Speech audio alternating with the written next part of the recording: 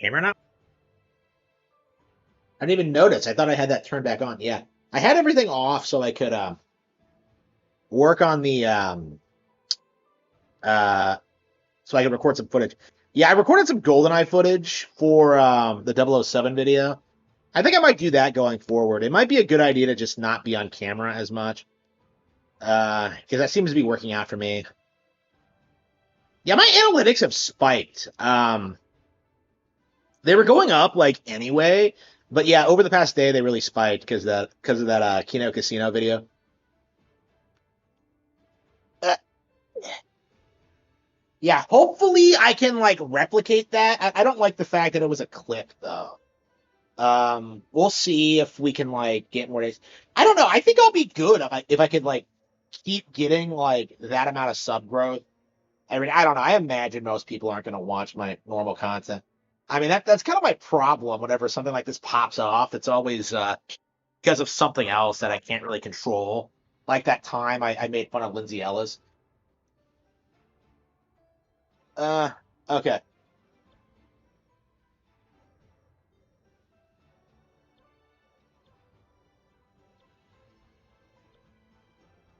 Uh,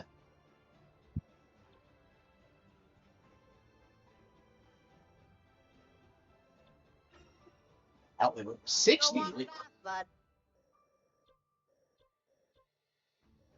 It's crazy how high they expect the levels to be. One can never be too prepared for battle. What even are my levels? 50. Yeah, I think the highest I have is like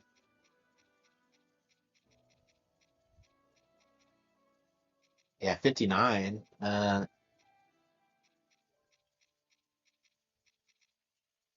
Queen of the Zora, ready for battle. None can ever hope to defeat us. We will not fail if we fight as one. I'm sure this will do it. I feel like this game, its structure doesn't really benefit like having a large cast, honestly. Like I feel like I would have rather had like a smaller cast that you got to know a lot. I don't know. They just throw like random fucking characters at you. It's weird. Like you keep getting all these NPC characters like that you've never heard of before. It's weird.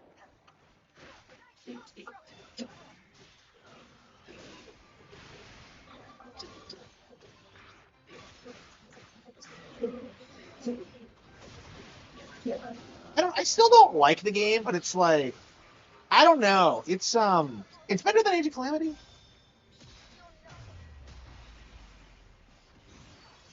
I feel like a lot of these like modern Warriors games, they're just way too grindy. Like I didn't really. I guess they've always been like that, but it's just like it just feels kind of unnecessary. You know what I mean? Like I would rather like them just make good action games. They're just so unwilling to do that.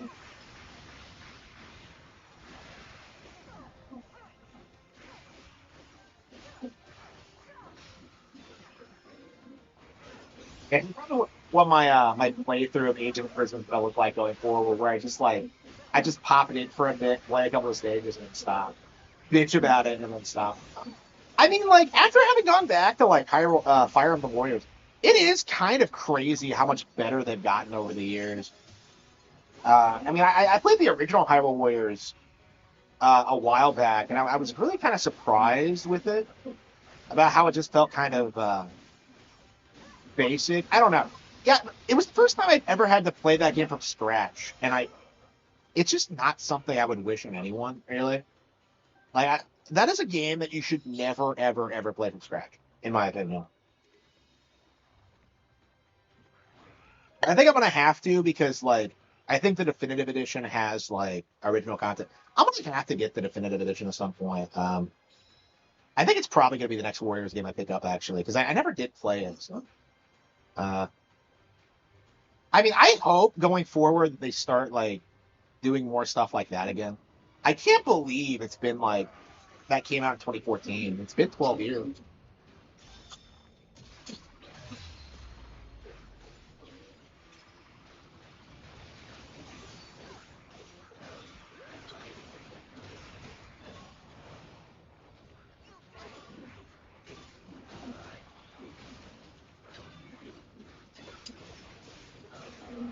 Yeah, I haven't left the house in the past 2 days. I've been sitting at home like video editing. I haven't even like done a lot of book work. I mean, I've done a little bit, but like I don't know. Right now, I think I've been thinking about it, and I feel like the priority right now is the channel because like the more viewers I have, the more subs I have, the more books I'll sell. So it's just like because I already have the books, right? Like the problem now is that they're just not selling enough, and if I just keep expanding that, I should be good. And honestly, I think I would just be fine with just making like what I made today. Honestly, like on YouTube, I think that was enough. So yeah, if I just keep it up and keep like making more and more money off of ads, I should be able to.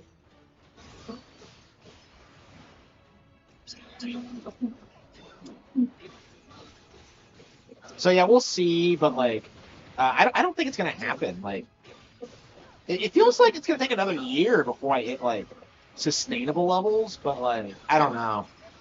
We'll see. I mean, I'm working a job right now, so.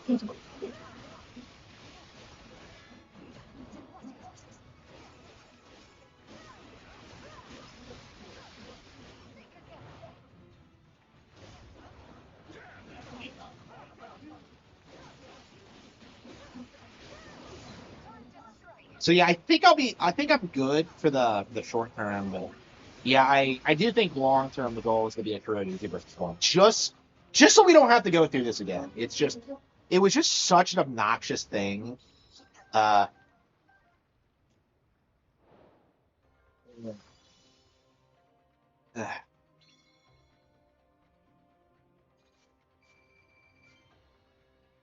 yeah, I don't know. I don't think I'll ever really get over that. That was just like that was completely pointless. I am just so upset that I got fucked up. Like I'll never get over that. It's like the worst thing that's happened to me. Like I think in like 5 years. Like that was legit the worst possible scenario, and yet like I still made it through. It's like it's crazy. It's crazy to me that that happened after everything I did to stop it. It was just talk about embarrassing. Okay, yeah, embarrassing for them. There's battle to prepare for. I'm sure this will do it. Yeah, they're struggling to replace me. Apparently, they can't find anybody to do what I did. Like I don't feel bad for them at all.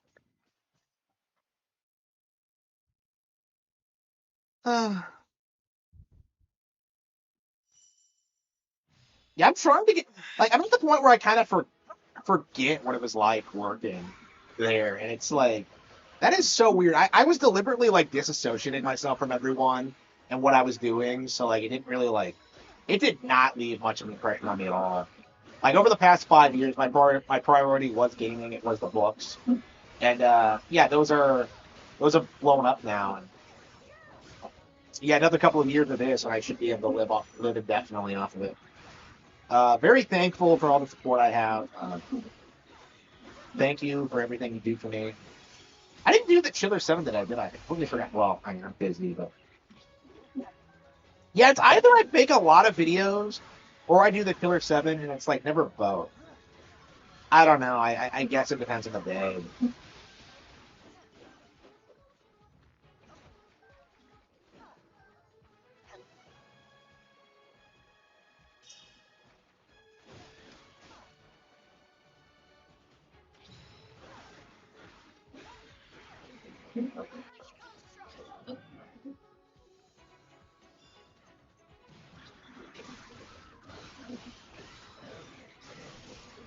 Yeah, I don't know.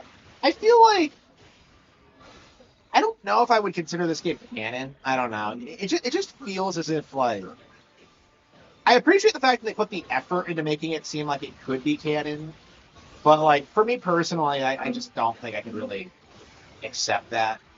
I'm not a big fan of the idea of Zelda having overarching flaws. RTU said the Steam Deck was going to kill the Switch 2. I know, right? What happened? He did not once utter like the Switch 2's name in that entire video. I was just like, I was like shook by it. I was really surprised. Lag boss. Wait a minute. Lag. Wait a minute. Am I discriminating against the minority? Is this game a racist?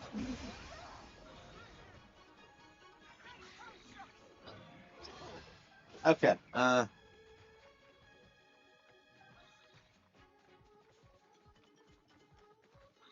Yeah, I don't know. Like, all the Steam Deck channels are pretty much dead. So there's not really anybody else I can make fun of. Like, RTU is legit the only person I can think of that even tried like shilling the Steam Deck when it came out. And like he's maintained it's like this amazing thing, but like he never uses it. Like I don't get it. Like he's making videos about how he regrets buying a Switch 2, and yet like he has dozens of like useless like pieces of tech lying around his house. Like he was saying today, he doesn't even know how to pronounce like this thing he has. It's like what are you talking about? Like I don't get his mentality of like owning all this technology and like playing nothing on it and like buying a lot of the same games over and over again on different hardware. It's like what are you doing? And 10 is the only person. Yeah, I think, I think, yeah, I think that's true for me too. Yeah, yeah, for Tenga shit on it, review tech, tweet out about. Like, I mean, the thing that got me about Nintendo is that like he tried telling people that the price hike wouldn't bother PC gamers at all, but they're very clearly bothered. They don't like this at all. So we'll have to see how that goes.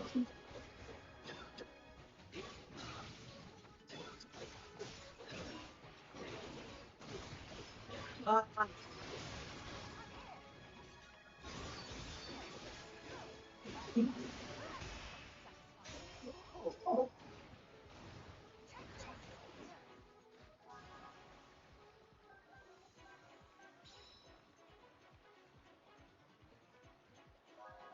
what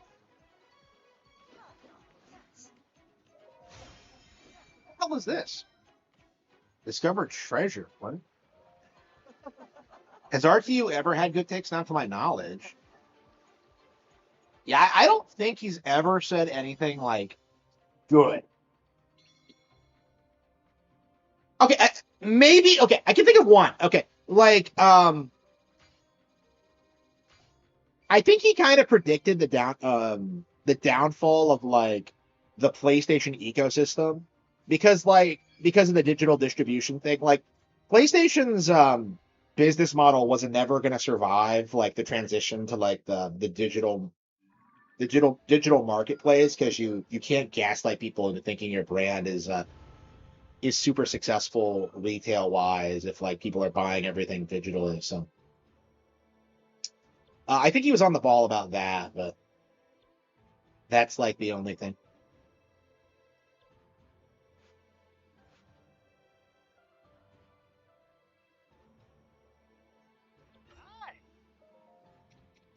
Go butter. Do we have any missions? Throw one time bomb into a Frox's mouth.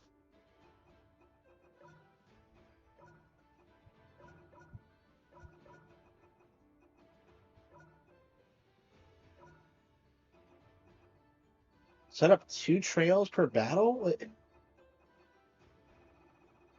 Are you ever gonna like do any of this?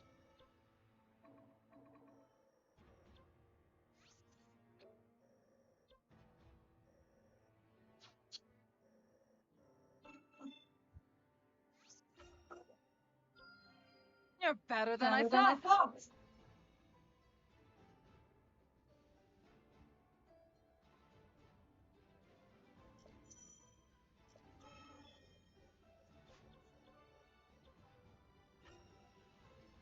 King Roger.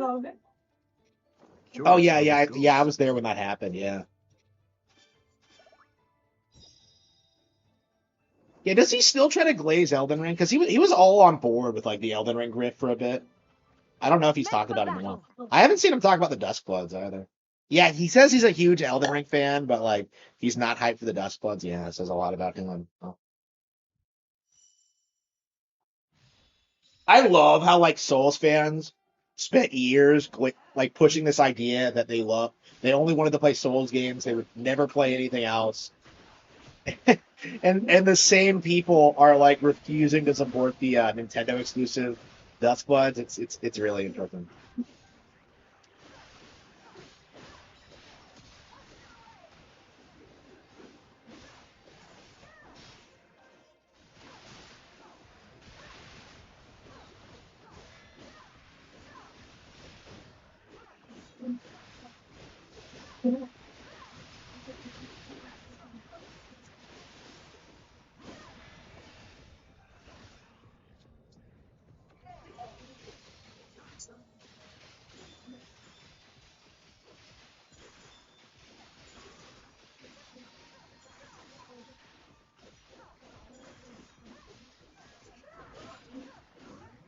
Yeah, it's crazy. Yeah.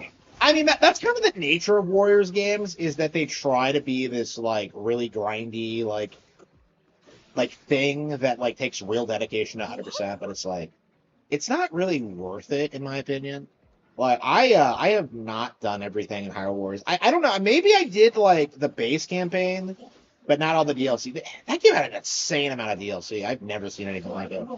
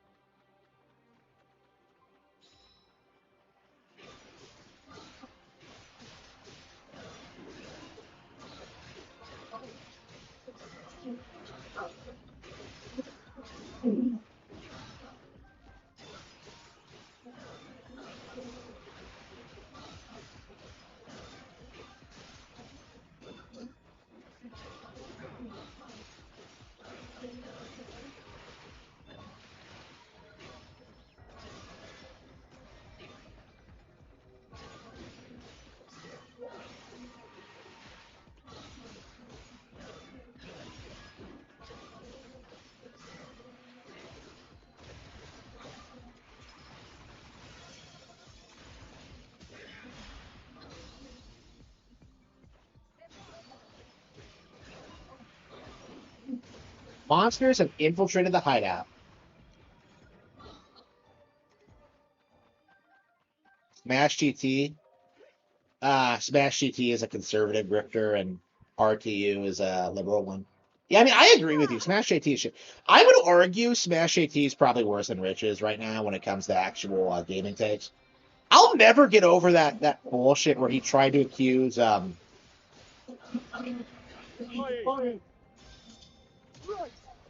Pikmin 4 movie. The Pikmin movie is being woke because of the pink and blue color scheme. It was just dumb, and I didn't respect it.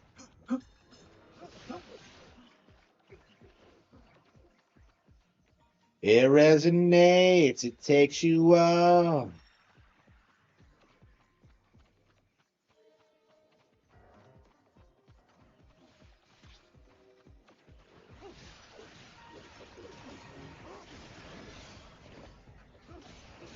I was thinking about doing a reaction to like Scott the Wozin's Wii U retrospective, just to like debunk it, because you just know it's like full of all this misinformation and things that didn't happen.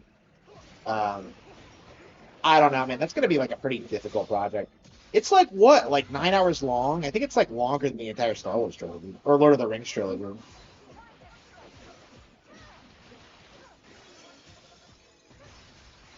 Like I was wondering what he was doing all year, because like he hadn't uploaded anything. Yeah, apparently that was it. I don't know. People really underestimate how Scott's star like revolves around the Wii U. This is probably like just the last time he's ever going to be able to milk it. So I guess he wanted to do the Wii U video, but I don't know. This has the same energy to it that like the completionist eShop video had, where it's just something you look at it and you're just like you just kind of laugh at the idea that anybody bothered to make it. You know what I mean? Because I remember that's kind of when like people started clowning on the completionist when like he did that video buying every single game on the eShop.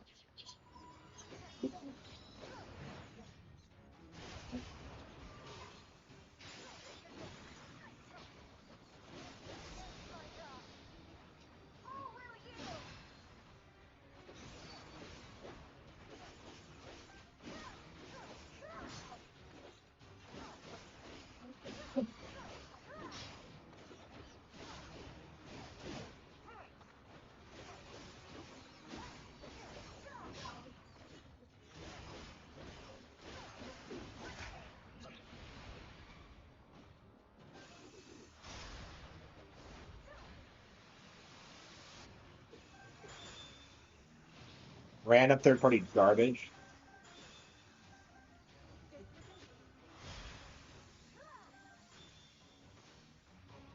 Yeah, I am very tired of how shitty the eShop is. Like these days, I just kind of like I pre-order everything in advance and then just kind of like don't go on there. Like back in the day, I would go on there and like find all sorts of cool shit. But now it's like I don't even want to bother. I mean, part of that is because I'm so strapped for time and can't like find like the time to play. I have so many good games. I'm not interested in like low budget slop anymore. Like Mina the Hollower just came out, and I don't give a fuck about it. Should we play the demo again? Because last time I rage quit, I I'm seeing Arlo like glazing it right now, and I'm just kind of like, yeah, it's a lot of the Dark Souls people glazing it, honestly. So I imagine it's slop. If it felt more like Dark Souls and Link's Awakening to me, a fact that I did not appreciate. Yeah, but like most people are really glazing that game right now. I'm curious if it's like going to do well because it feels like it's not. But I guess we could check the eShop real quick. Yeah, how well is it doing? The Hollower for you. Deals. Bestsellers. Yeah, it's number one.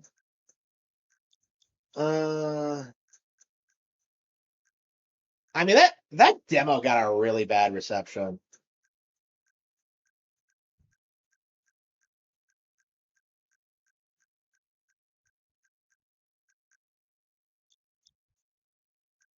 Yeah, what is even coming out? Yeah, June.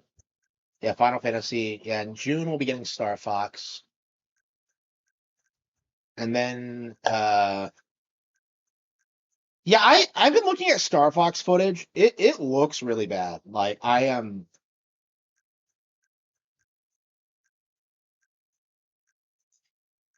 it does not look good. Uh yeah, Elliot's coming out, not getting that. What's this? It's a visual novel. And I love the artwork for visual novels, but I don't read a lot of good ones. Yeah, Grand Blue we're getting. Yeah, July is fucking stacked. We're getting like yeah, Grand Blue. We're getting what the hell is this? Take Me to the Dungeon? What the hell is that? Okay. Wait, what? The Splatoon Raiders not on here yet? Yeah, Rhythm Heaven is. Grand Blue is, but no Raiders? Oh, there it is. Okay, yeah. Yeah, so it's Grand Blue, Rhythm Heaven, and Raiders. Yeah, all that's keynote, yeah. And then August, MGS4. I am not looking forward to that. Yeah, I'm at the point now where I just oh yes, definitely getting that. I was like aching to go back to that one, but I'll have to give away my old copy. Uh yeah, that actually looked interesting. Hey, what did these guys make for Ryu? It looks familiar. I don't know if they've done anything else I've done. Yeah, I have that. I'm gonna get that. Orbitals? No. I hate the whole Phoneme shit. Man, have you noticed the new Phoneme look? Where they're doing the Tumblr art style, but like trying to make it anime. It's just like, why are they so obsessed with that fucking art style? Like, I see like Tumblr shit, and I just leave. Yeah, for Ryu. What the hell is it? It sounds familiar. What did they do? Few.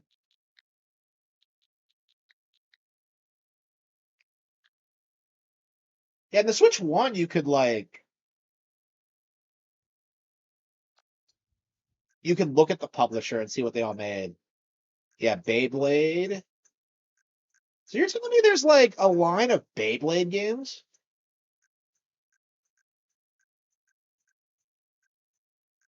Animella. It's not based on on a manga, is it?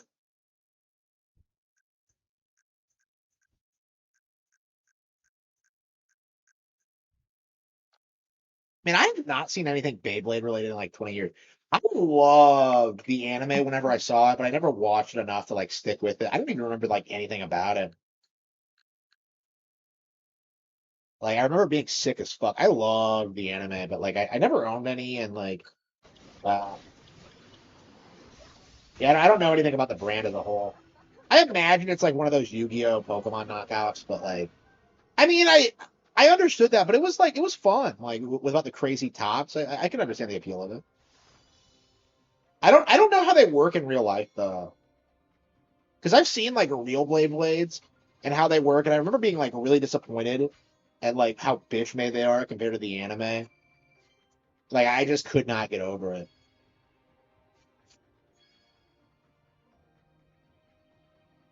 Steam Machine leaks. Oh. Yeah, I wonder if Animilith is going to be good. I've been aching for some like good horror, so we'll see.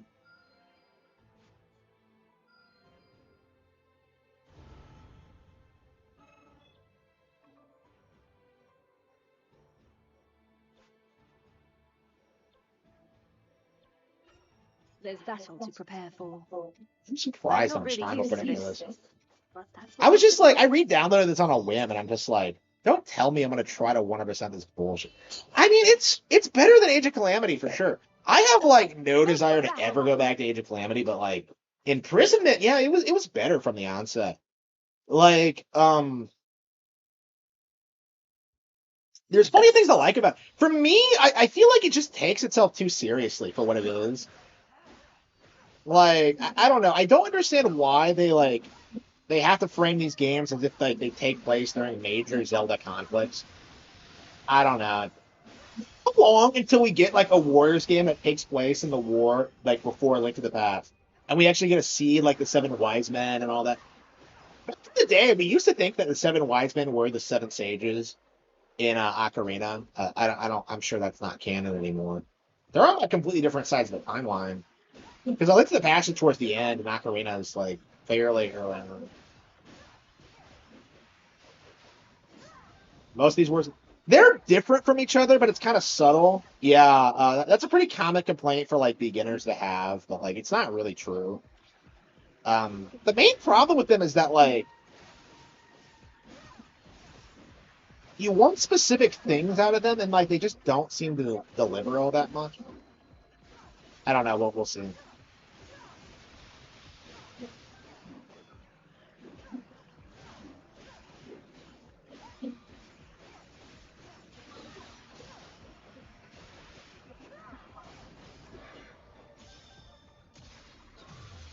I'm a Harry fan.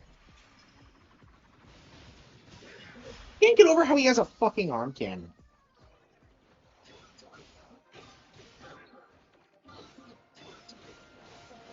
Yeah, I played that one again recently, and it's like I really liked it when it came out, but I can kind of see it now that it's kind of a weaker one because the content's really weird. Like the story is like weirdly structured. I don't understand why there are so few characters in it. I can understand prioritizing like the Awakening and Face Cast, but like if it's coming at the detriment to like fan favorite characters, then yeah, maybe you should rethink that. I don't know. They really needed like to do a little bit more with that one. And then Three Hopes is like nothing like it, which is just yeah. Fire Emblem Warriors feels more like the original Hyrule Warriors than anything you got. And then Three Hopes is kind of like this. I don't know if they.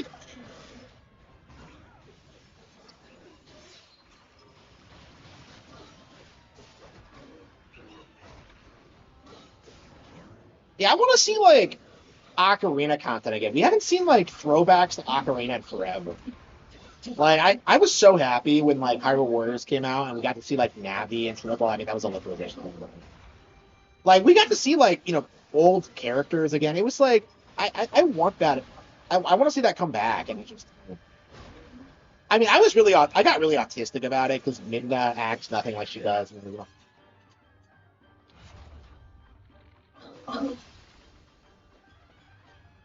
Yeah, Three Hopes is better than Three Houses in a lot of ways. It's crazy how good Three Hopes is. That's a game I really need to go back to, but like I just haven't gotten around to it. And it's crazy how much fun I'm having with this.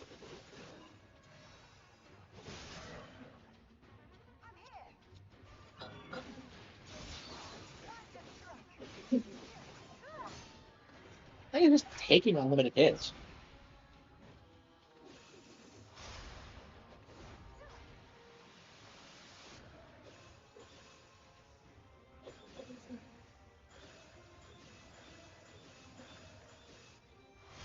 What was this? That was like the lamest fucking attack I've ever seen in my life. What the hell was that? Well, he froze over, but bitch.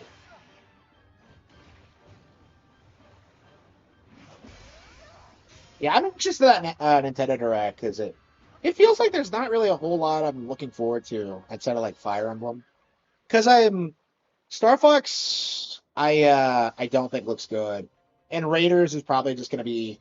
It's probably gonna have the same problems that a lot of Splatoon single player games have. I could see it being really short. I don't know. I still think the only good, like really good Splatoon single player we've ever gotten was Octopath Expansion, which is the single best DLC I've ever played in my life. It's so good, and yet like we've never gotten anything like it. So I was so disappointed There's battle to prepare for. with Side Order. I really really thought they would that they would kill it with that expansion, but it's like it's the worst thing Splatoon's ever done in a lot of ways. I don't know if like most people agree with me on that or if that's a hot take, but We like make for battle. I still have never beaten Side Order. Actually, I've been talking about a lot about Splatoon. We really should be playing it again. I don't know if I got it off the shelf, but yeah, I'll be glad when like I actually have like the next Splatoon game I get will be digital, so I don't have to like pop it in.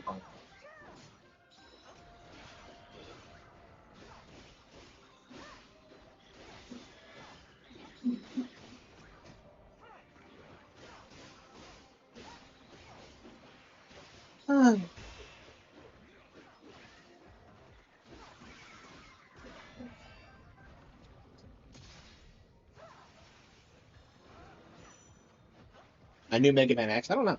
Probably never, honestly. I don't see Mega Man ever making a comeback. Like, honestly, I feel this way very strongly. Mega Man's an IP for boomers, okay? Like, I'm just so tired of hearing about it. Like, it was old and played out in, like, the 2000s. It's done. Like, stop it. Like, Nintendo's better. I don't understand the obsession with it.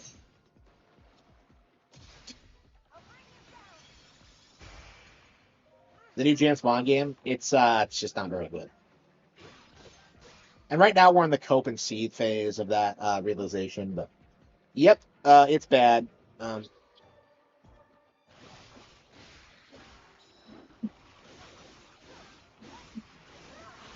yeah, it seems like most people didn't even turn out for it. It hasn't sold that well. So they're trying to do damage control right now to salvage it, but it looks like most people are avoiding it like the plague, as they should. They did not do enough to reassure people that it wouldn't be woke. So yeah, yeah, that's kind of my mindset on it. Like, it's not enough to not be woke. Like, you have to tell people that, like, no, we don't subscribe to that bullshit. Like, if you're not doing that, like, I'm not even gonna bother like checking out your games.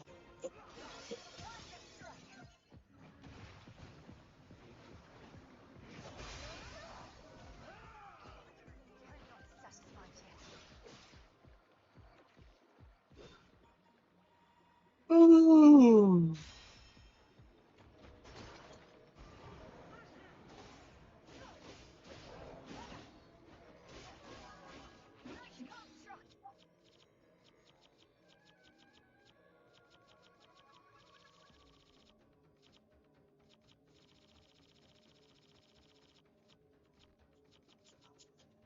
How do you throw bombs in this? I'm glad you trust me.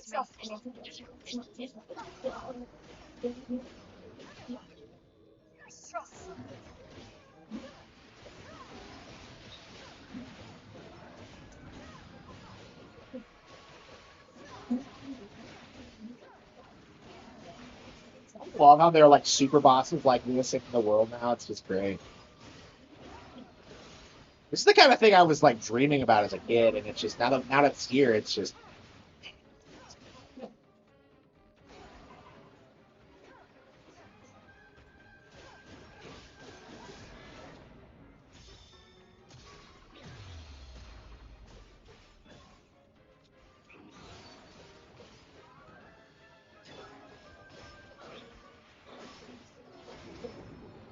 I want to see somebody. Okay, what's gonna be a next game?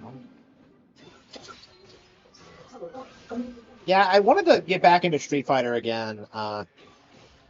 Yeah, I keep uninstalling it and then like going back right back to it afterward. I thought I needed a break from it, but no, I keep playing it. I don't know. I don't think I'll stop for good until like I've mastered Jury at least, and even then I'll probably switch to Alex or like Ingrid or something.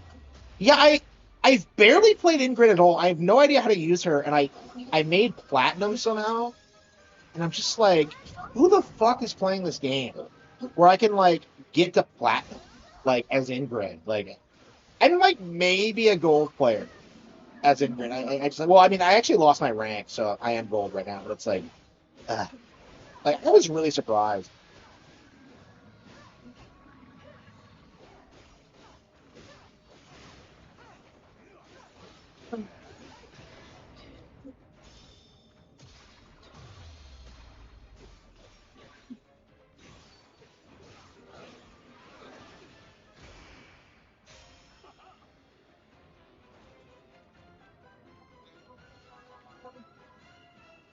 I think a lot of treasure lately.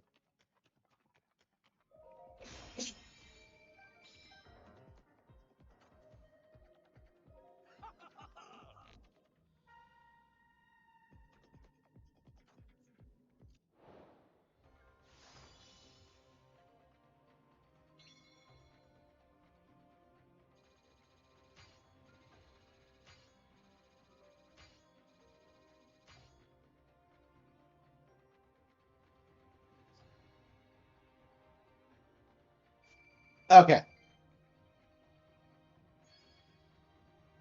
Hmm. Ooh.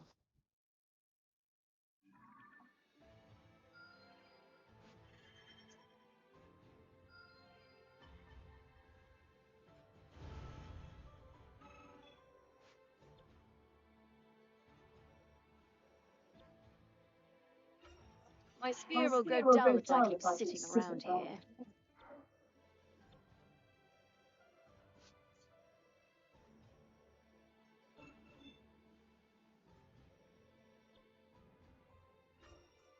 We should ready ourselves before we depart.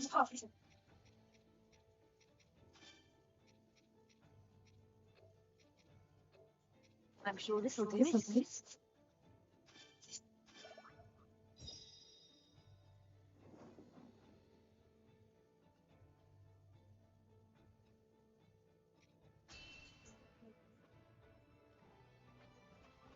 Let's go.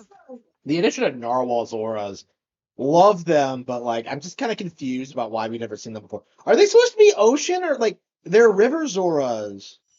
No, no, they are ocean Zoras. Are those? Are they ocean Zoras? And come to think of it, it's not obvious whether these are river Zoras or ocean Zoras.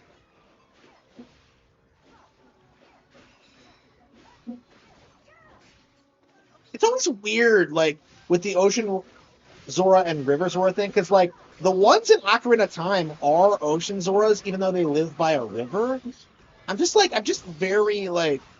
very confused about how this works.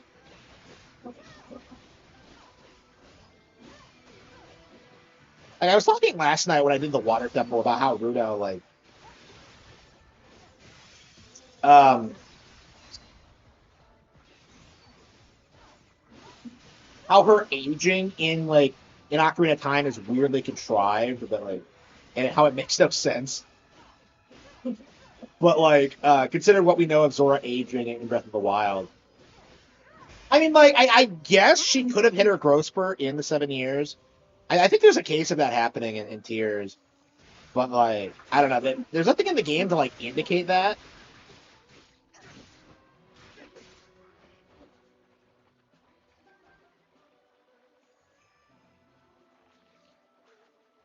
Yeah, I've been doing a lot of Star Fox videos lately. It's time to do some Zelda lore videos because there's a lot of stuff about Ocarina that people like that I don't think a lot of people know. Like I was talking about the Composer Brothers and something like that. But yeah, doing the Naruto video might be fun.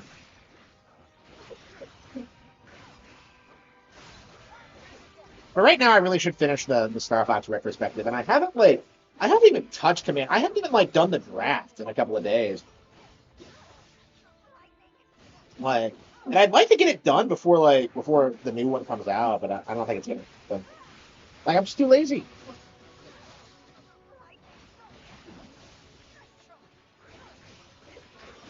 I guess we can play it. I guess we can play it tonight. Yeah, I think as long as we play the game again, I can just whip out the script whenever, and then just get like footage recorded for it. I mean, like getting footage for that game is a nightmare because of the multiple routes and like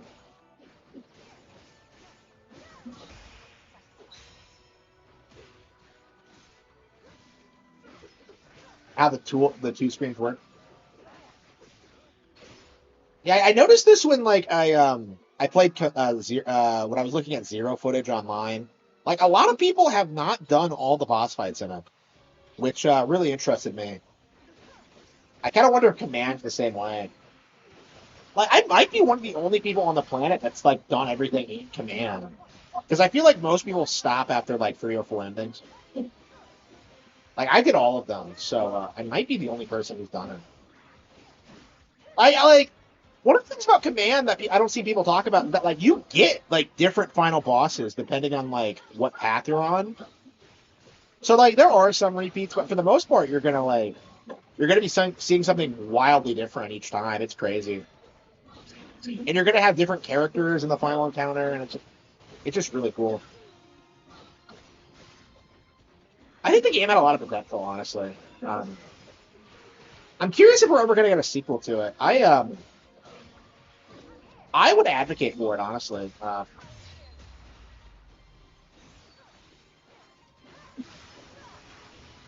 Like I think real time strategy is a really interesting direction for the IP to go in.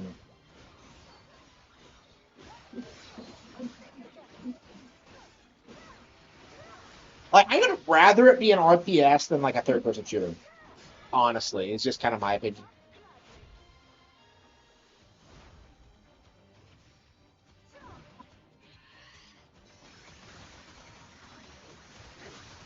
I love how Gyro is so natural.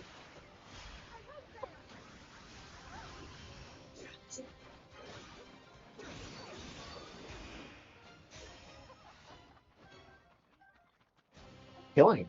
Yeah, the game said we were at too low of a level to win, and yet like it wasn't that hard. Like what the hell was that? Who does the?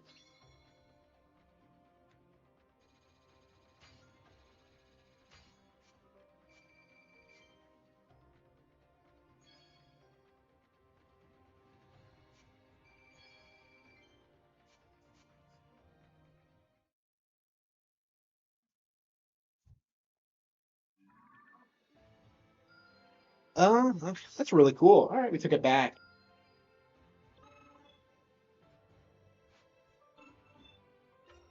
We should ready ourselves before we. I hope this proves helpful. I love how we've beaten Ganon now, and we're still like fighting his evil forces.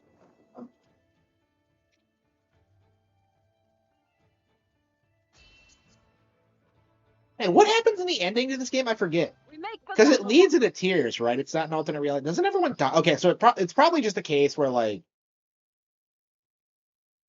the game ends when you beat the final boss, but you have like a bunch of other stuff to do.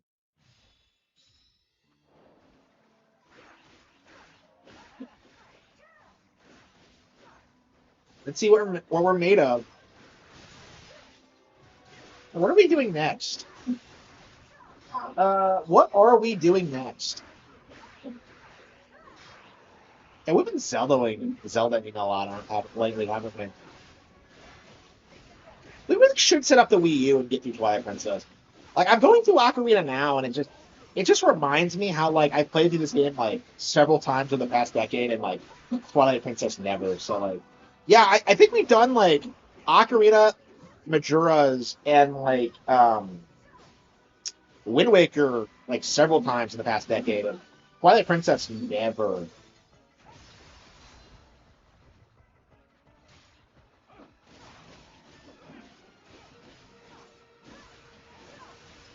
Yeah, I was legit talking about like going back to Majora's, but like today, and I'm just kind of like, I really want to do that before Twilight Princess. Yeah, I don't want this to be another Donkey Kong 64. I want to beat Twilight Princess HD again before they release it on NSO. So yeah, I can't believe, man, I really wanted to beat DK64 like on console again before they re-released it, but now seems like it's not gonna happen. I mean, I guess I can go back to it anytime, but I don't know when that's gonna happen. And honestly, it just feels like the original hardware just, I don't know, it doesn't have a purpose anymore. And like, I'll always love it, but it's like, I don't know, it definitely feels weird. I go these long periods of time without playing my N64 these days, and it's just, I don't know, it's just kind of sad. And it's always been fun. I mean, it's like it has the most prominent spot on my in my setup, but like again, I'm endlessly playing like Switch games. I mean, I still play N64 games, but yeah, it's definitely kind of frustrating. I mean, there are definitely some games that I'd like to play through that aren't going to get re-released anytime soon, like Rogue Squadron. So that'll probably be the next one I get through. But yeah, we're gonna have to get another thingy rig so we can stream it. I don't know. We'll see. Yeah, honestly, I think we might do the DK64 retrospective as well. I'd like to get the Command one done, and then like do the DK64 one. Uh, but we'll see. We'll see. It feels like it's been a while since we've gotten a substantial NSO update. This is like the first really good one I think we've gotten in forever. And like a lot of people have come out like seething about DK64, and I really think this might be the end of the narrative that like DK64 is a bad game because people are going to be playing it for the first time and they're going to be baffled at how good it is. I feel like, especially kids. I was really surprised with how that game's just kind of aged over the years.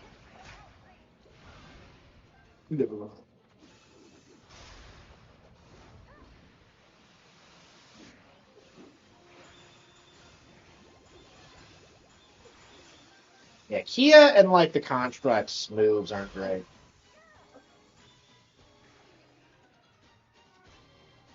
I don't believe I've spent this much time playing the game.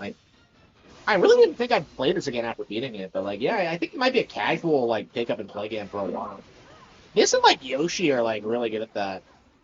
Yeah, these are both games that I think most people like slept on Switch 2, but like they're both like doing pretty well for themselves. Like this was my least favorite Switch 2 game last year, I think. And here I am still playing it. Well, I mean, I gave it another shot, but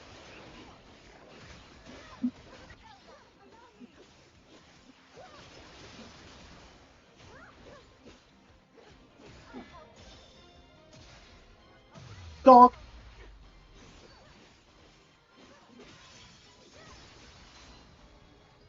Yeah, I want to see the DK.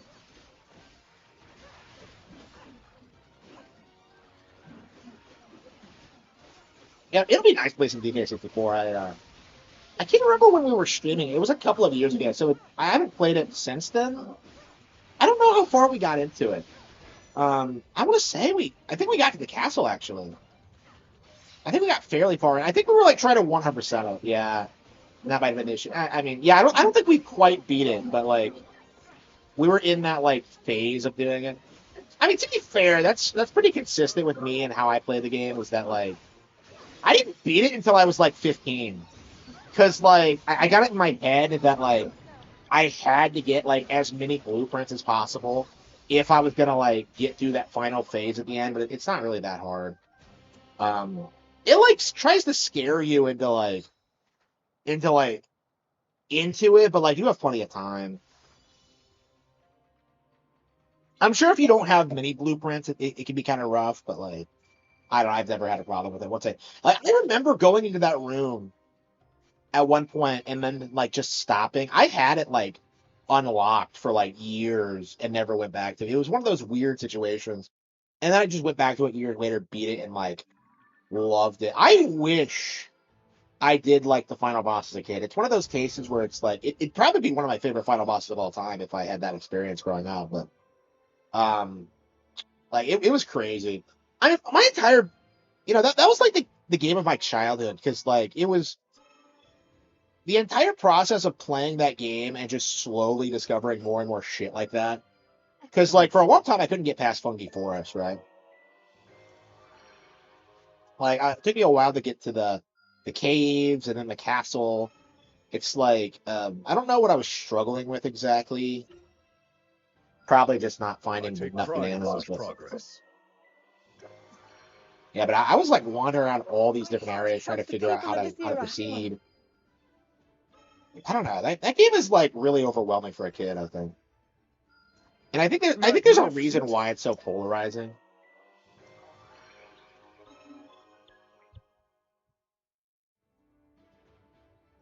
Complete this challenge to liberate the territory. Can't go taking this for granted.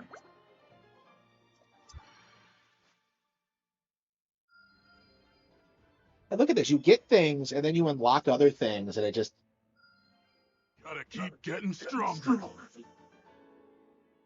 what?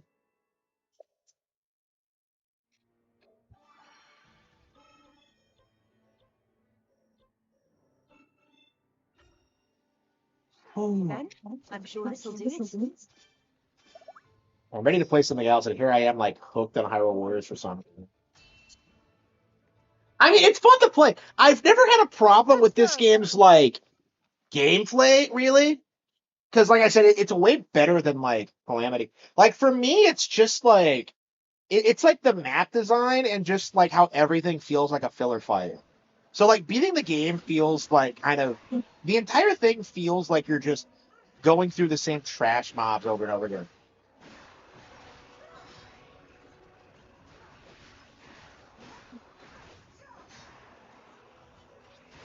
It ain't me. It ain't me.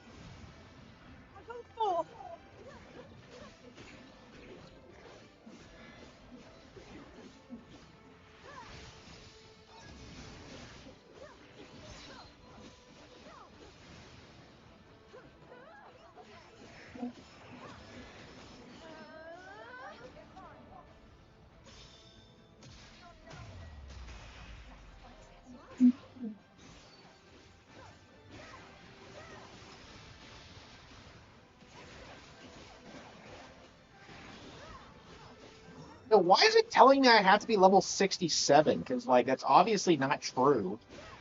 Like I'm so confused about why it thinks I need to be level 67 to win these matches. They're not that hard.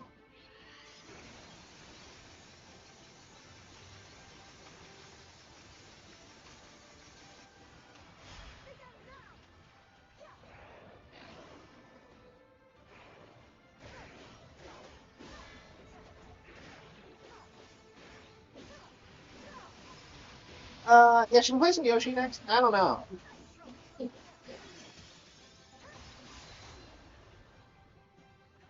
Yeah, we have plenty of games to play for the foreseeable future. Yeah, I really got to get that Star Fox Command video done. Uh,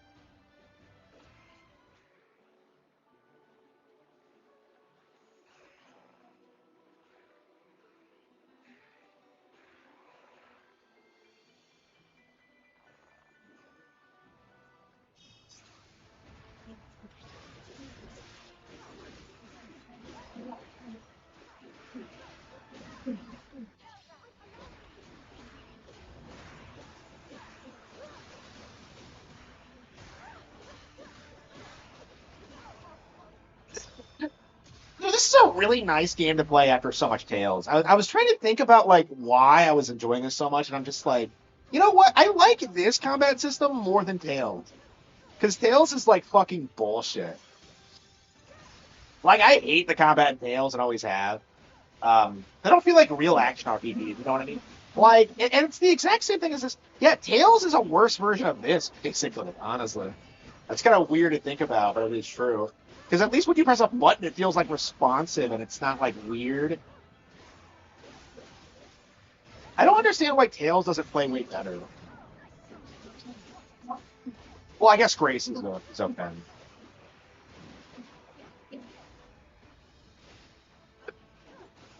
And we really got to get like, man, I can't believe I haven't like bought Tales of Arise yet. Oh man, that's another game I need to get. Shit, when am I gonna get Tales of Arise, huh? Yeah, like there's not a ton of games coming out lately. I mean, the Hollower that. Like, I'm still playing Yoshi, the famous Harman Smith. Yeah, yeah, yeah. The legendary Casino Clipper himself. I'm not known for anything else. So.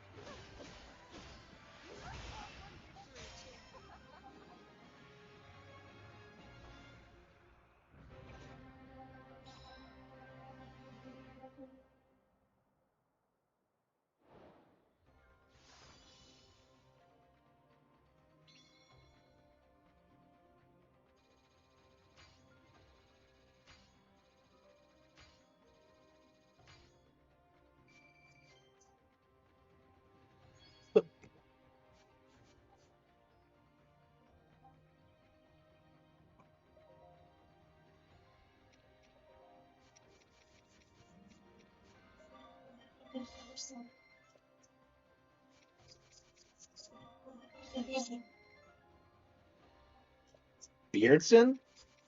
I don't think so. I don't know who that is. Look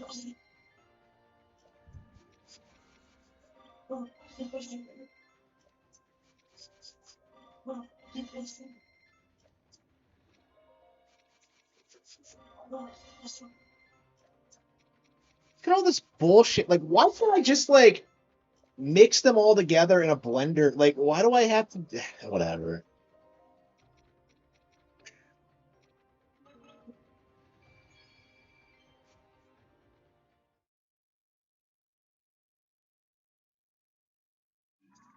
Okay.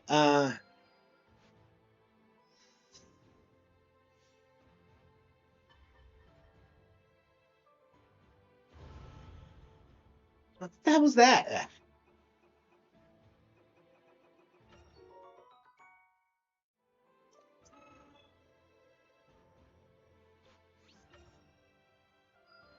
Yeah, I think I'm done with Better this. than I expected. And we've been playing this for an hour, man. It's crazy. It's very surprising.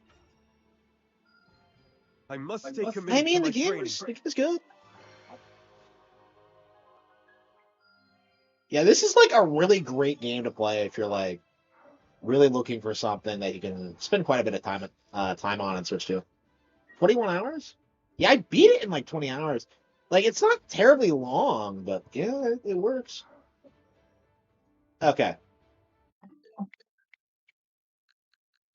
I should go ahead and uninstall it. Yeah, we probably should. Yeah, we'll just casually play through it again at sporadic junctures. Is that good enough? Can't download data. Damn. Yeah, fucking Cyberpunk is eating up all this.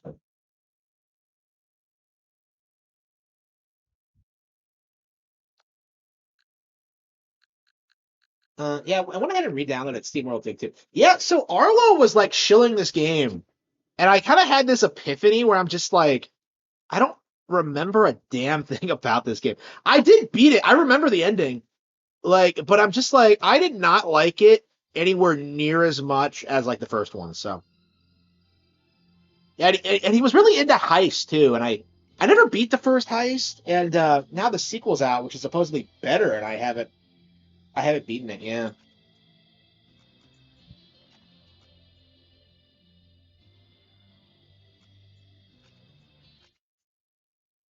Yeah, I was it's been a while since I played this. So. Was he friends with the devs? I doubt it. They're Swedish, I think. Or Finnish? I don't know, it's some European country. Rusty.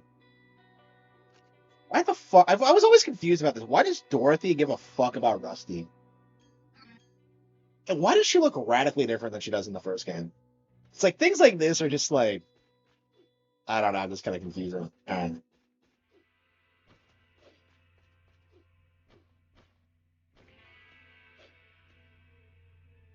But yeah, for a while there, I was really into these games. I felt like they were some of the best indie games we were getting. They were like branching out into all these different genres, and they were just doing all this cool stuff. And it just like I just kind of stopped playing them after SteamWorld Build came out, which is like their Sim City clone. I thought it was great. It was just one of those things where I just could not get into it. And then, like, they did SteamWorld Heist 2, which I also didn't play. I played enough of SteamWorld Heist 2 to know it was, like, great. Like, better than the original. And, like, I just didn't put any time into it.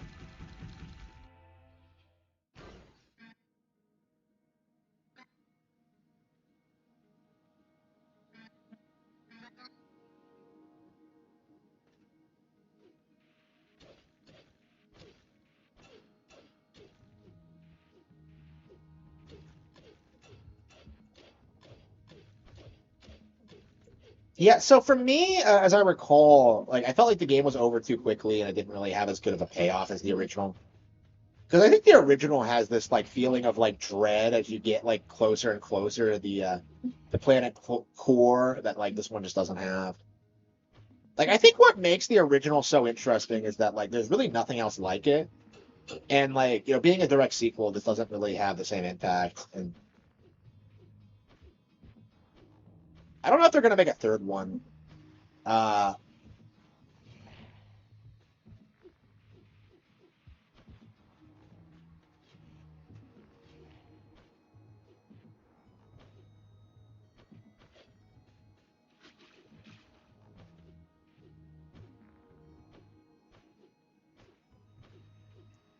and the game definitely wasn't bad, but I was kind of disappointed by it, as I recall. But yeah, I mean, this is why we're playing it again, so we can see if there's something more to this.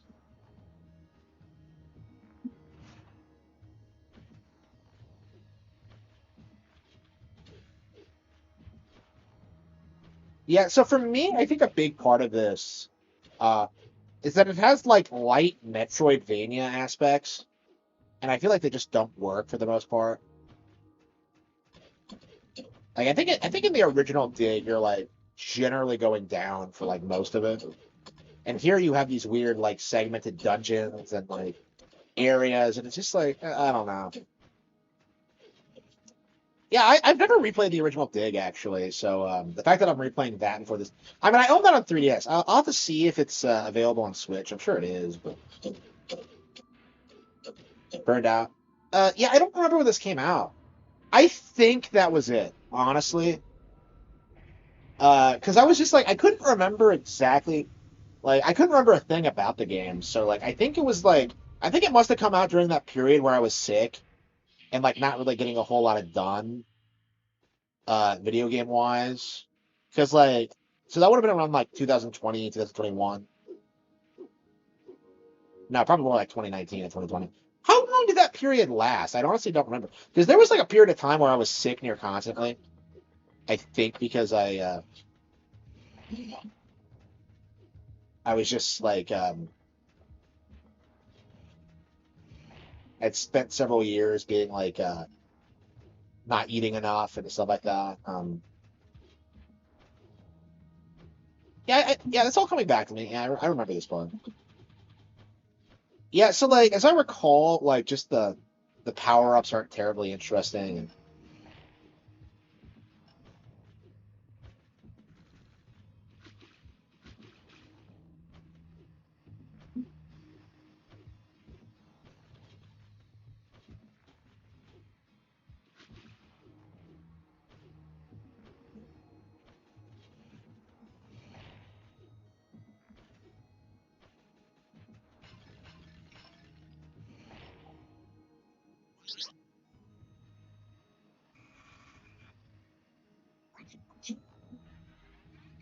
Rapture awaits.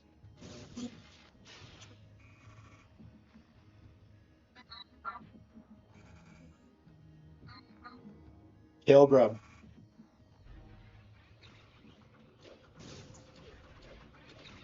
Yeah, so these games are like they have really interesting world building and like a pretty fun setup.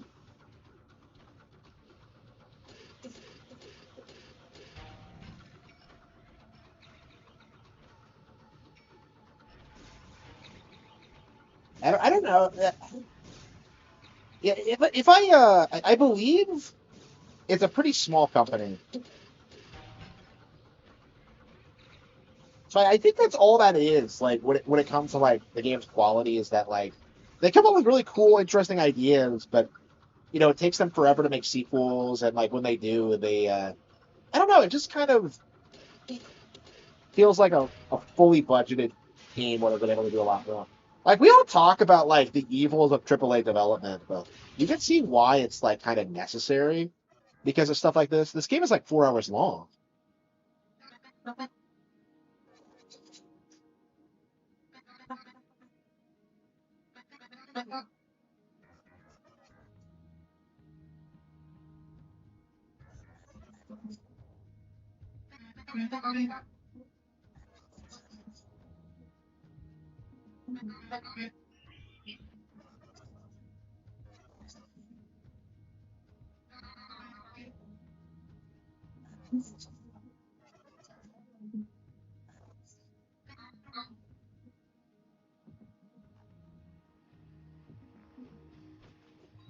Yeah, I didn't like it either.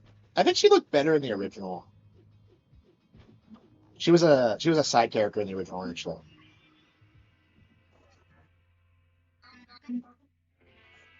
I don't understand the concept of male and female robots.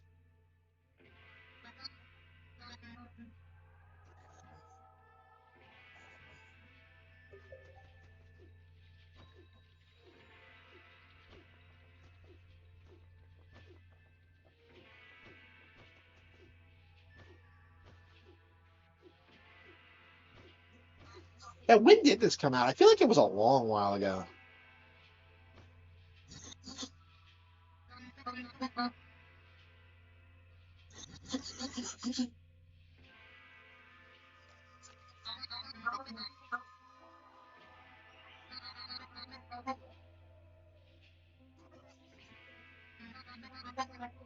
Yeah, this is all what happened in the first game.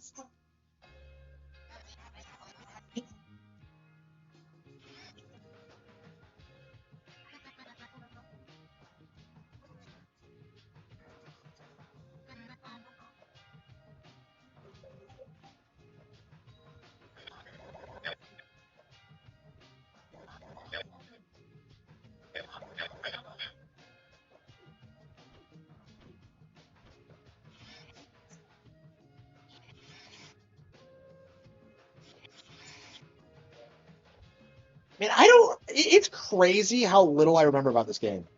Like, I remember the mayor, but that's about it.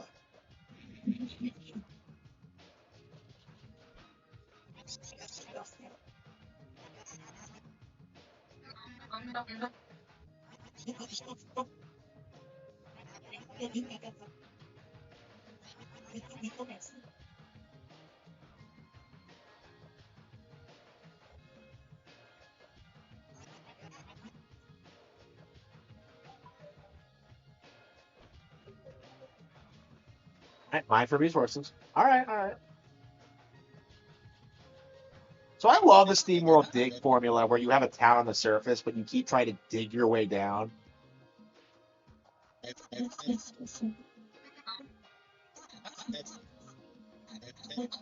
Yeah, if they make a third one, I hope they make it at least 10 hours long. But I don't know if that's doable. Yeah, the original is like, what? Like maybe a couple of hours? Like this is quite a bit more expansive than that, and I think that like actually hurt the experience if I remember correctly.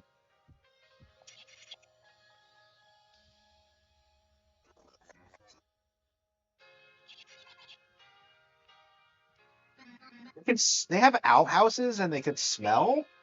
I don't understand like how the robots work.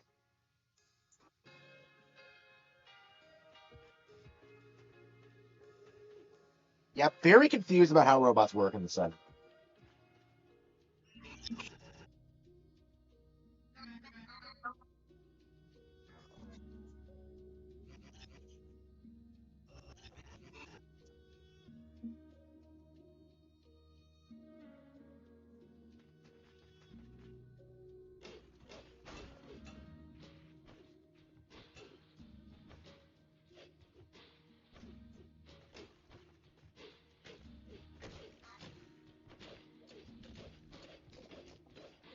No one else digging these mines? I'm so confused about like why there's still plenty of ore here. Like, is there ever going to be a point where we just run out of ore in real life? I don't know how that works. I imagine like it's easily synthesized. I think diamonds are, but I don't know about general ore. But you actually have to pay attention to where you're digging because like you can't really dig up. So you got to do this weird thing where you like make pathways down and just try to get all the resources.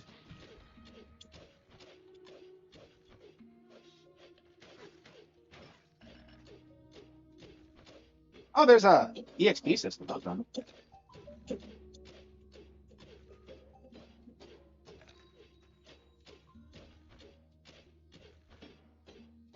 So the game's a lot of fun. It's addicting, but like as I recall, it's just kind of like it's kind of short and like I don't think it really innovates over the original much, other than like looking way better.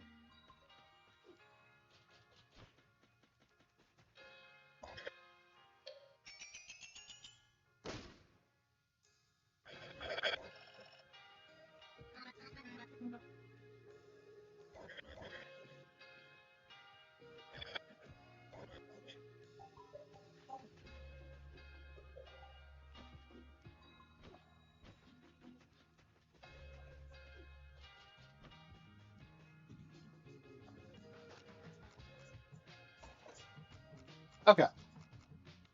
Yeah, upgrades, COD mods.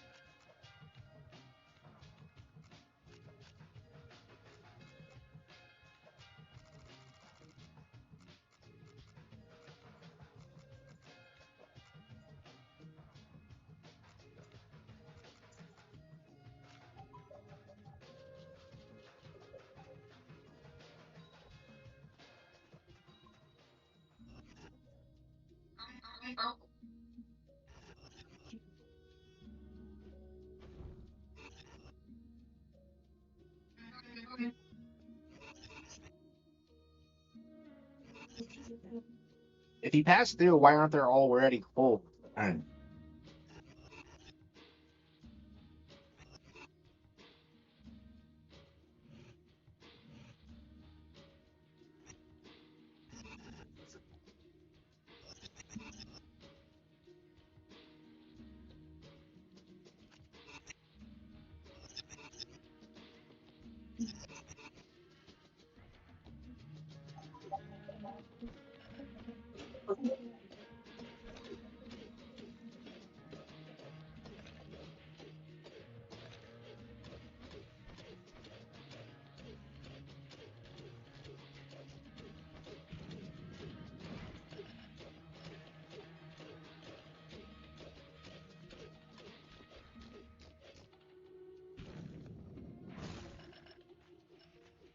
Yeah, so you have like EXP.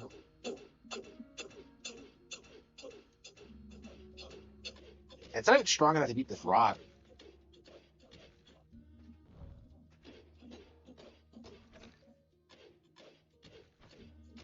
So you have standard EXP, and then you also have the ore, which you can get used for upgrades.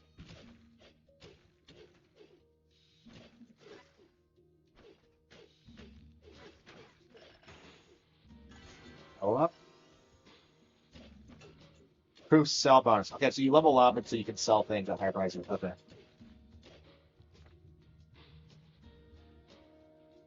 YouTube has this new jewel system where they randomly give viewers a certain amount of jewels to give to streamers. Yeah, yeah, I've had that happen to me. I've been bitching about it because people just give me jewels because like, well, they have to get rid of them, and I'm just kind of like, I don't know what purpose it serves. I'm just like, I'm just confused by it. No, it's like this game isn't bad, but it's like I don't know. I feel like there's just so many other better games on the console. Yeah, we'll see if we beat it again. I think we will. It's not that long, but I can kind of see why I don't remember it much because it's just 90% going through these tunnels, and then like occasionally you get into a dungeon where you get a new item or something, and it's just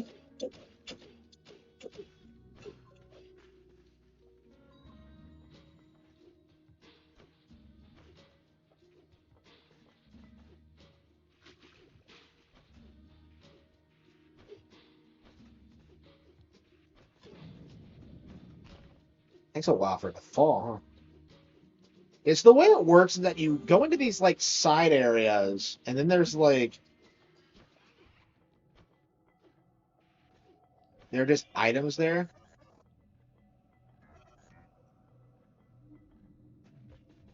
Go up to town and replenish your lamp. Okay. Well, you have to backtrack every now and again.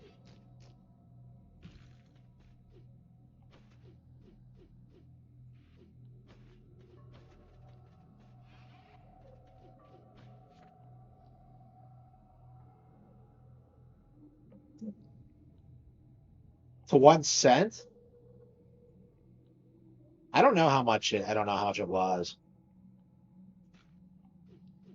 Yeah, I vaguely remember that. Yeah. I mean, it's not a big deal.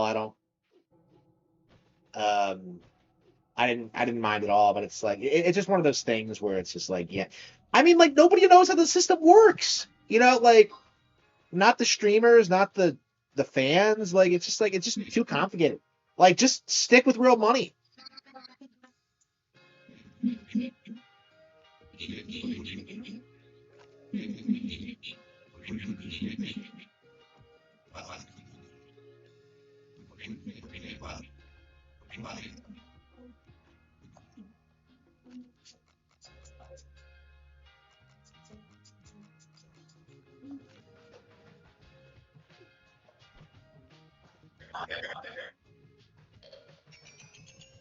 Oh, for some moolah. Okay.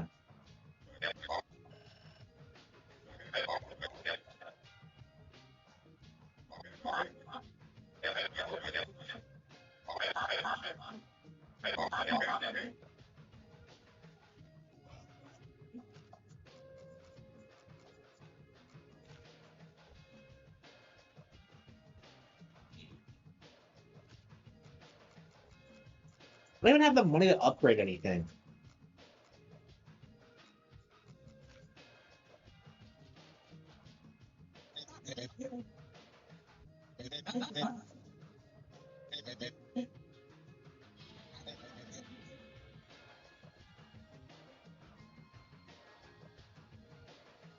Wait, does it automatically reload when you? Okay, I guess when you get to the surface, you just automatically reload the. Okay.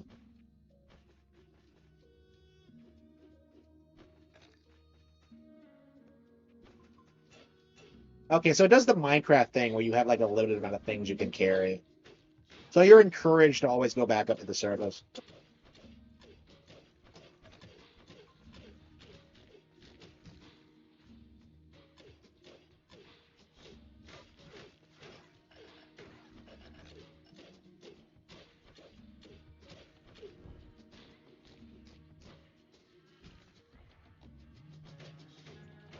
I love.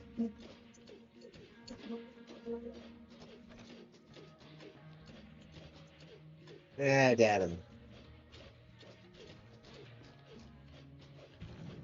Yeah, I don't. Yeah, ever since the jewel thing comes out, like the people who give me jewels are just as confused as I am about how they work.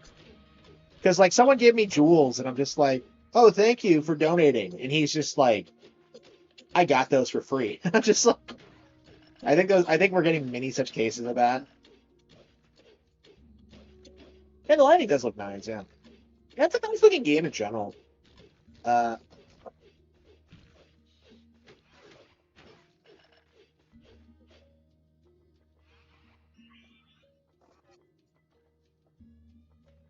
oh, you can only carry it. Okay, you can only carry enough. Okay. So yeah, the game is just 4 hours of this of just going down, and it is fun. But like I think when I played it, it wasn't that long after I played the original, and I think maybe that was why I felt kind of down on it, that it felt too similar, but like I wasn't quite ready for a sequel yet.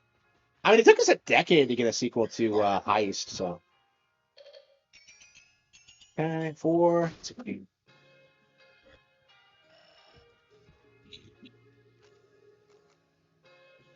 Okay, Hunter.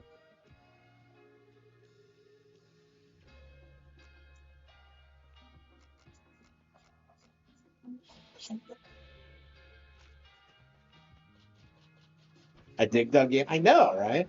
Yeah, this does remind me of Dig Dug. And it's crazy how Dig Dug was like used to be this iconic thing, and I imagine most people today don't even know what it is.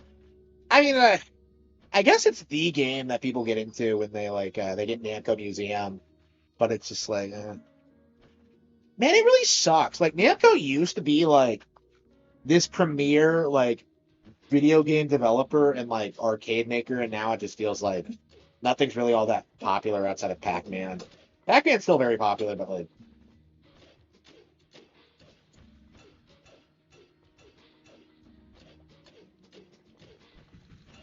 I don't know. There's just so much shit like that that's just kind of obscure now.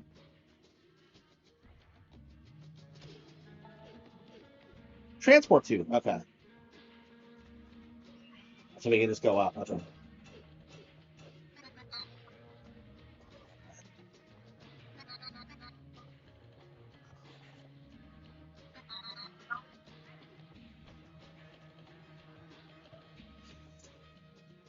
You're telling me Rusty never even went up the.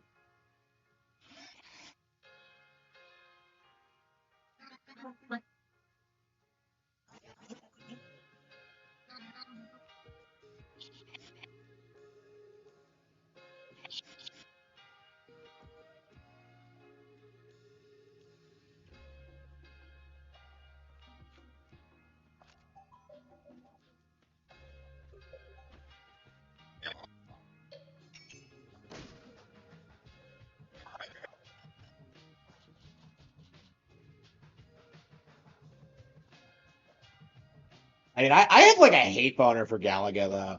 Like I actually fucked up my hands because I tried to get the high score. Well, actually, I did get the high score at my local arcade on it, and it just like it completely fucked up my hands for like weeks. Like I was just like I was baffled. I have never felt that before. Because like I don't really play that many video games, right? And like, if I get stressed out, I'll just take a break. Like Galaga forced me to kind of sit there for like forever and just like grind, grind, grind, grind, grind. It's an obnoxious game to like the high score. So like I managed it, but it really fucked up my hands. And I don't know. I really don't want to play that game again. Pac-Man I've been going back to quite a lot, but like that one was rough. I don't think they have anything else. They have Space Invaders, but like it's a weird version of it. Um, I don't know. Yeah, we definitely need more like retro games at arcades. Like, I don't understand how hard it is to like just set up a cabinet of like classic shit and just have people like fuck around with like Mortal Kombat or like Tekken or like whatever. I don't know. Like it's weird seeing what arcades are like now, and like I don't know, thinking about how cool they were back in the 2000s. I don't know. I mean, they're better than they were back in the 2010s for sure. Oh, what the fuck?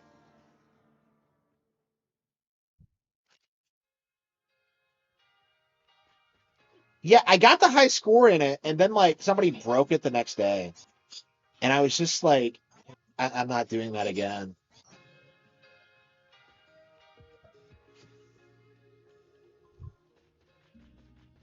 And I don't know if I still have the Pac-Man score. The Pac-Man score was high enough where like it wasn't really beatable. But like, yeah, I only really care about the Pac-Man score honestly. I had like the high score in all three of the Pac-Man, Galaga, and Space Invaders at one point, but I'm not sure if I do anymore. I haven't gone back since I got fired. Actually, no, I went back a while ago to. to play a little bit, but it's like, yeah, I just don't. I don't want to go to the arcade right now. It's just, bro, I'm working. Like, it's just like, I got a book to write. The food there is stupidly overpriced. I like eating at the restaurant there, but it's like so stupidly overpriced. I would like never justify it outside of like, just random event. And I'm just like, I don't like I don't like the service there. It's like the food itself is great, but like the people they hire are just like usually shit. There's one girl there that's really nice, but like for the most part, yeah, it's been bad. I don't know. What if she's still there? She was still there when like I last went. Uh,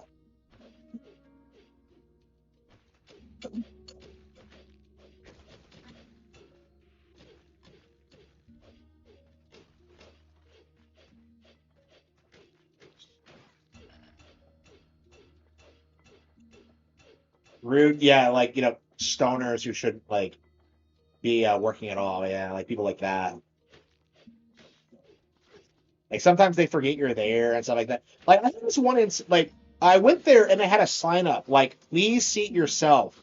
So I try to do it and then they come over and get mad at me because I did what the sign told me to do. It's like I was furious. I had never been like that offended at a restaurant.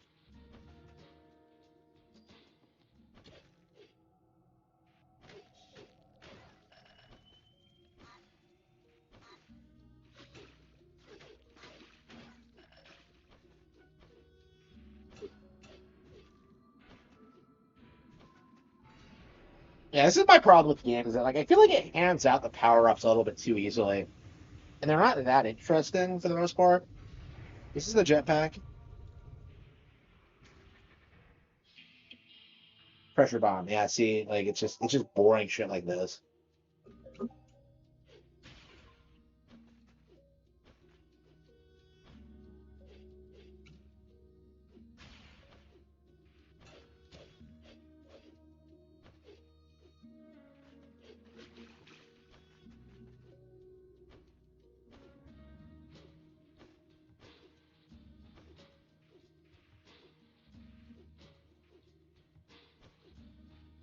Yeah, I was thinking of Oh, that's right. Yeah. Okay, so you actually fuel your weapons with water in this game, and I completely forgot. Okay, I forgot how that worked. I don't think they explained it properly. Okay. Uh, yeah, I gotta go to the card game shop because they actually relocated, and like I told myself I would never ever go back to that old location, because like they didn't have any Pokemon cards. So I guess since they moved, I guess I can justify going back and like seeing if they have Pokemon cards now. I don't know. We'll see. I wonder why they relocated. Because like I don't know. Maybe it was like too small of premises or something. I don't know. I They've relocated a couple of times. I don't know what it is. I mean, I think the problem is that like nobody shops retail anymore. Like I feel like unless you're like near a restaurant, like nobody's ever gonna go near nepotism. Yeah, I don't get it. It's like it's weird because like he's obviously not competent, and I don't trust him, and I don't trust them, and it's like, why are you even here? I just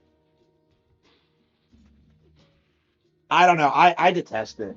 I mean, I'm not in a position where like I need to work a restaurant job again, but it's like the fact that I couldn't go out and get one because like they hire people like that, it's embarrassing. It is embarrassing.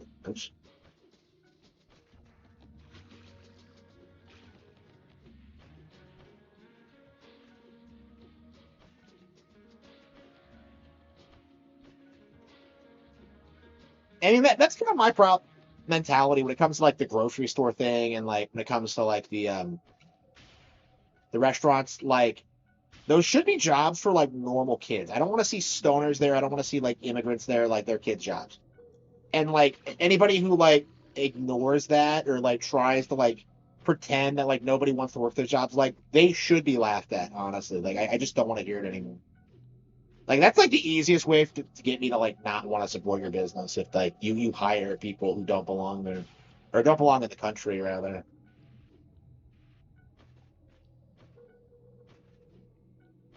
Yeah, I was thinking about that like when I went to Wendy's the last time I went, is that like it was all just like white people there, and I was just kind of like, how uncommon is this really?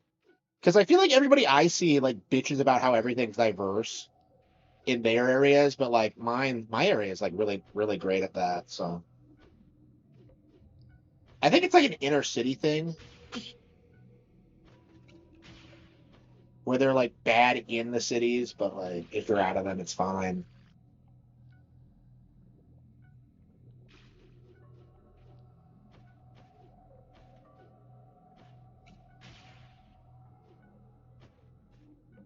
What the hell? How do I get it? Is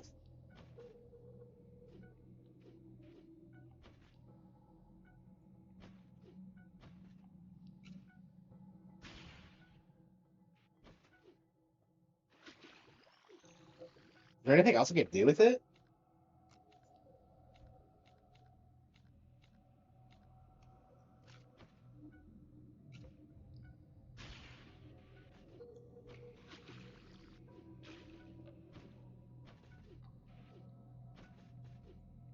But yeah, I imagine at a certain point you're just gonna see people like see certain individuals behind the counter and just leave.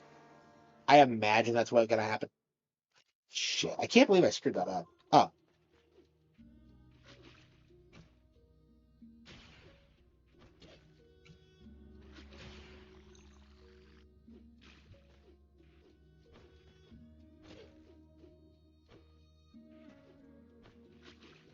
Hmm.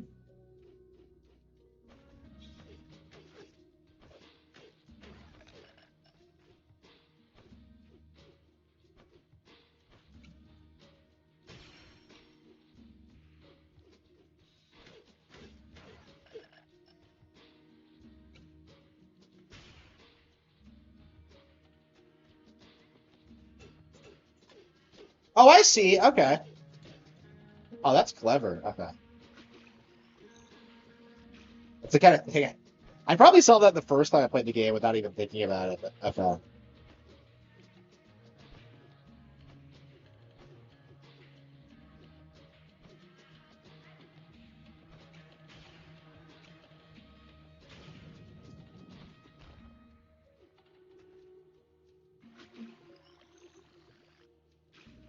Yeah, so this is how the game goes. You get a power up, and then you have to use the power up to escape the room, so you can go back to like the digging downward. It's just like I don't know.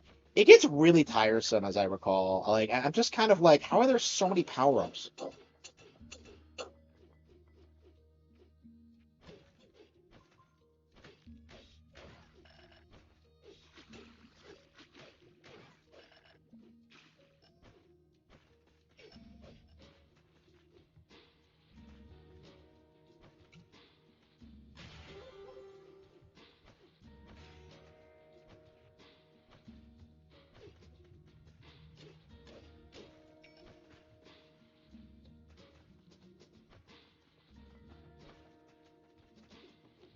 I'm not focused.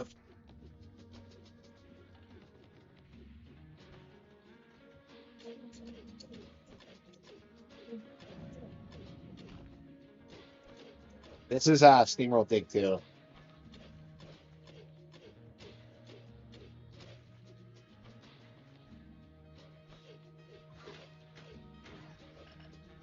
Obviously, it'd probably be easier to just go up this way.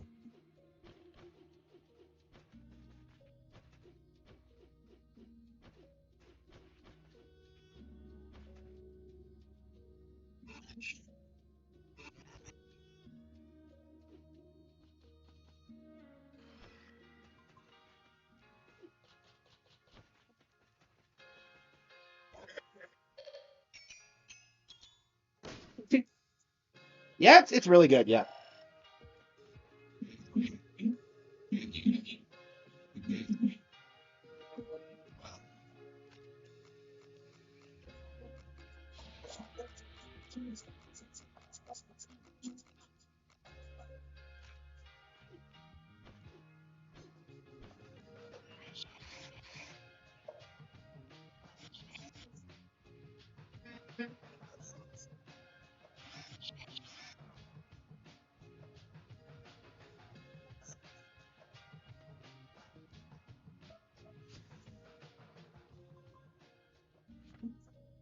Iron Lung. Yeah, yeah, I saw it. Yeah.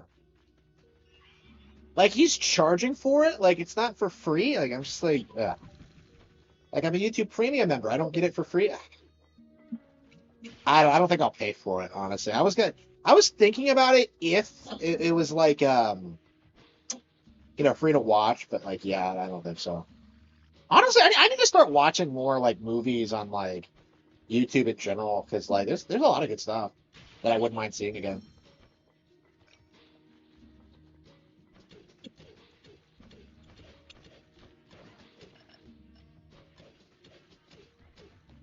Yeah, you get spoiled by subscription services. You don't want to pay for this shit.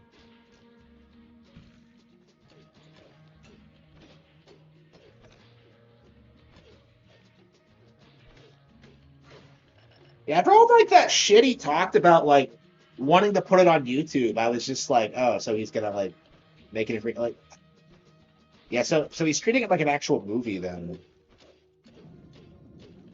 Do we all just agree that like premiering in a movie theater doesn't get mean shit? Because like anybody could do it. James Rolfe did it. Like fucking The Boys did it with like the finale. Like it's not a big deal to have your like YouTube video premiere in a theater.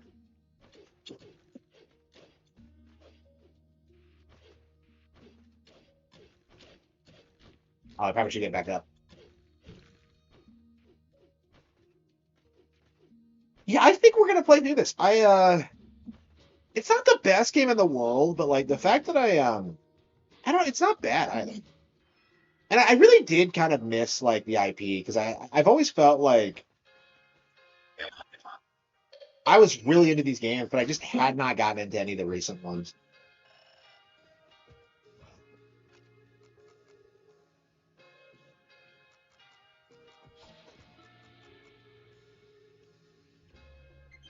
Sony is doing it too for what?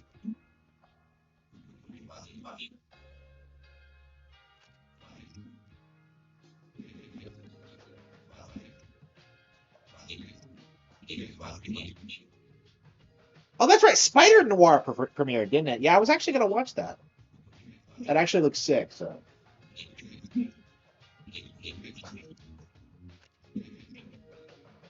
Nick Cage is Superman and Spider Man. What?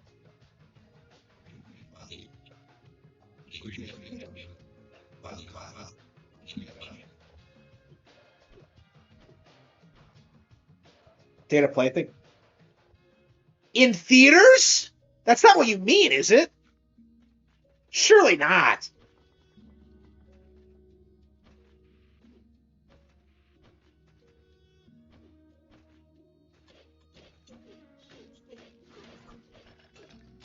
Yeah, I need to see what's playing in my theater.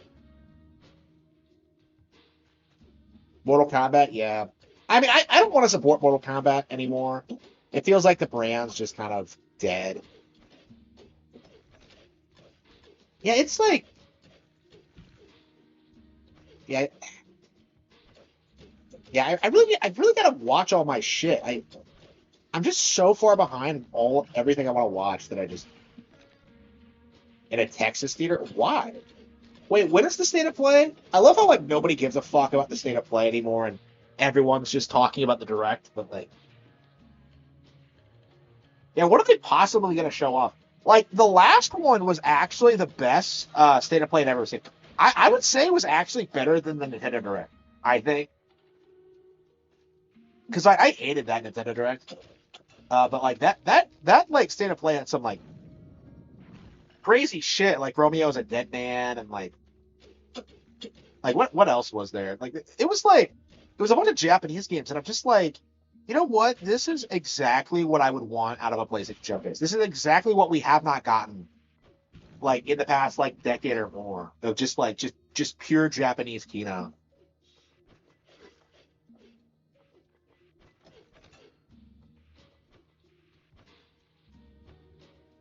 Which Nintendo Direct? I don't remember. I think it might have been like the third party one or like yeah, it wasn't a main direct. It might have been an indie showcase or a third party direct or something like that.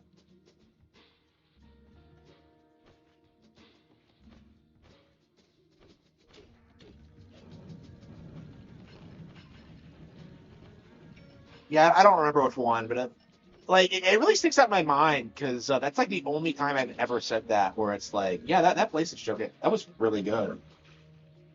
I was like seriously talking about getting a PlayStation at one point because of that with a partner direct. I don't think so. They could, like, they're doing really well. Like, they don't really need to announce new stuff right now. They could legit probably get away with like not having one until September. I can't believe it's almost June. Holy shit! Like, I've only just now started working again, so it's like it's weird that like I spent a year at home like doing nothing, and it was great. It was scary at the time, but like now I'm looking back on it, I'm just like I want to go back, bro. I mean, one of these days, but like I'm just like I mean, we definitely got like the ball rolling because like the my numbers are way up. I think I doubled my sub count. Yeah, my analytics are way up. I'm like I'm on the verge of becoming like a pretty popular gaming YouTuber, so it's like um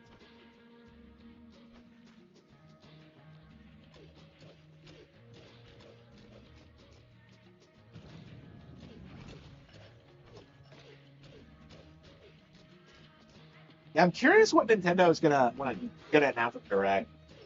I think they're gonna have to give like a some kind of Fire Emblem announcement. Oops.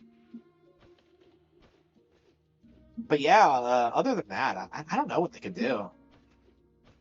Like I was trying to think of like what other IPs they could bring back. Yeah, I think F-Zero is kind of a given. That'll be like the third fucking racing game we've gotten on Switch too, which is gonna be crazy. Yeah, F-Zero is a given.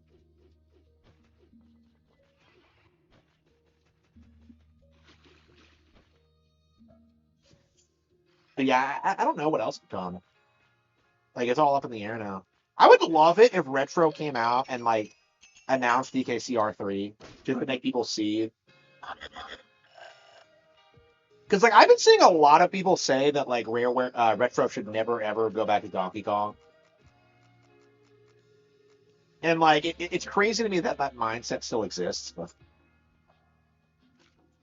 oh yeah, Luigi's Mansion 4 is on top of it. Yeah, we really when they announce the direct, I think I'll probably make a wish list video. Yeah, I think it will be Luigi's Mansion 4. I think it'll be F-Zero. Let's see, what else? Yeah, I think it's too early for Mario Golf. I think Mario Golf will be next year.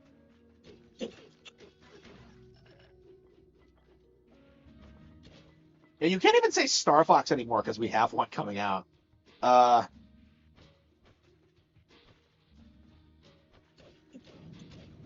yeah, I think the game is good. Yeah, it's yeah, I do think the game is like kind of flawed. I think something like this should be like a bit brisker paced because that's kind of my opinion on the original is that like it's very well paced, and this one kind of drags on a little bit. It doesn't really have a payoff, as I recall.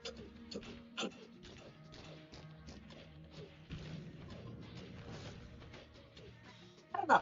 I'm excited for Luigi's Mansion 4, but like honestly, like I would rather next level games like also make something else, and I'm sure it's coming.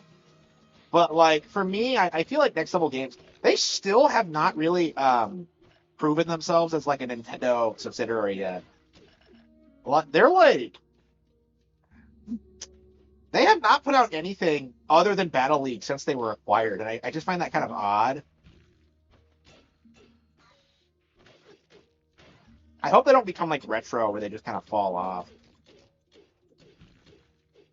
Because I was like so happy when like Nintendo acquired them. Next level games is way better than Retro, by the way. But like, I just felt like we were due for some keynote from them, and they just never delivered. Odama? That's not Nintendo IP, is it? I don't believe it is. Yeah, I own Odama, but yeah, I just don't understand it. Like I don't know why they made something so autistic.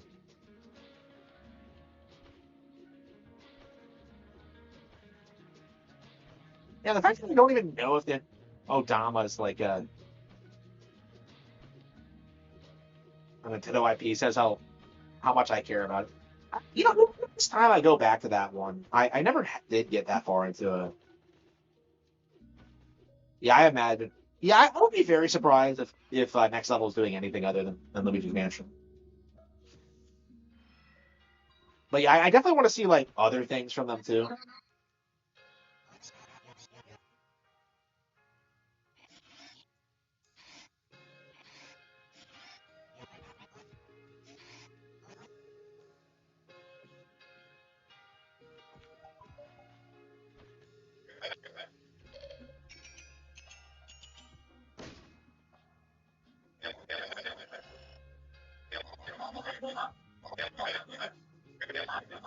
Yeah, I don't know enough about its history.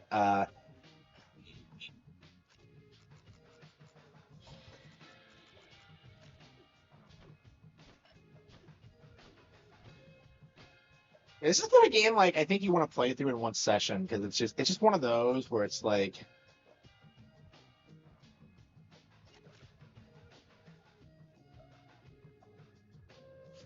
it's just one of those that's like yeah,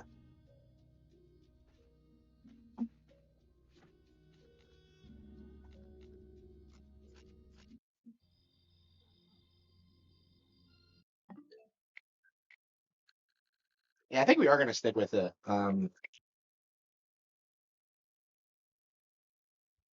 Yeah, I re-downloaded Master Duel because I remembered I hadn't played it in forever. So Unicorn Overlord, ZA, Cyberpunk.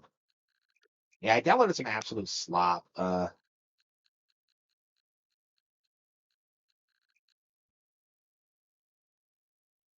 new online co-op. Yeah, that would not be a bad thing. Yeah, I think that'd be Kino.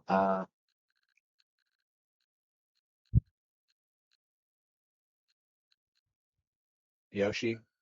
Yeah, we haven't played Yoshi yet today.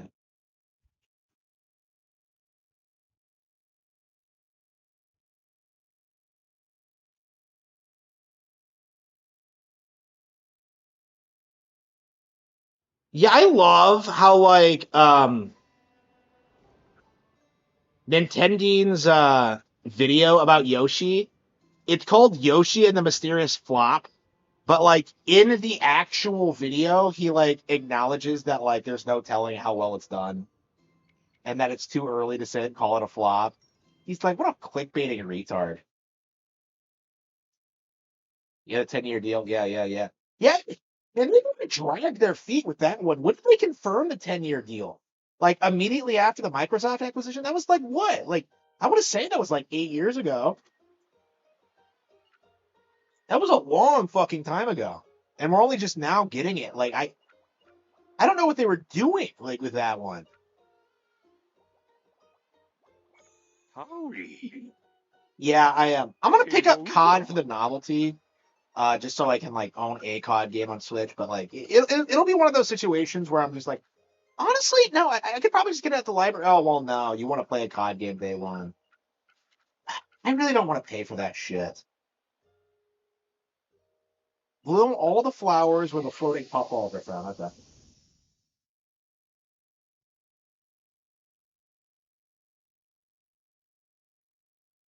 Ah.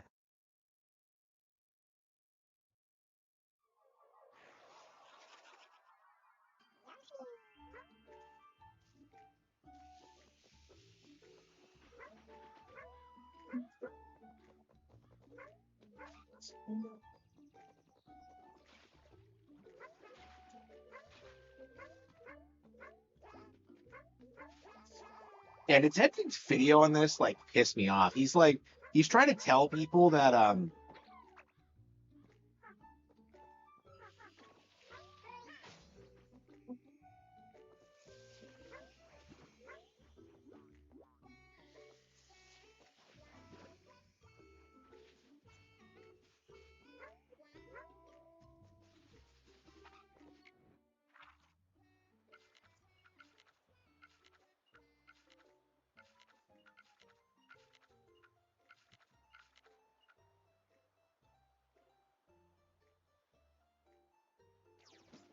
bloom all the flowers. Oh, I see. Maybe you use a crazy daisy and like have it bloom like Yeah, I misunderstood what it meant by bloom. I thought it meant like plant the flowers, but I think it means like blooming all the other flowers. I think.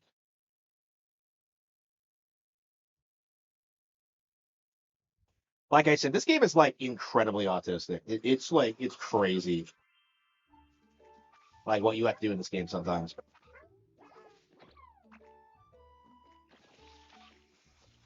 Yeah, so the more we play this game, the more I like it.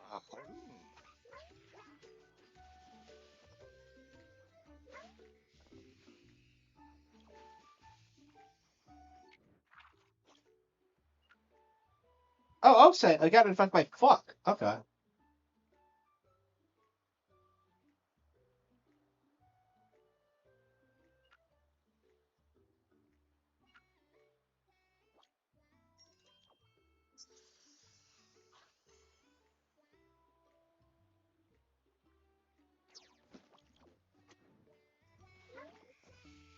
So I can get infested by the fluff.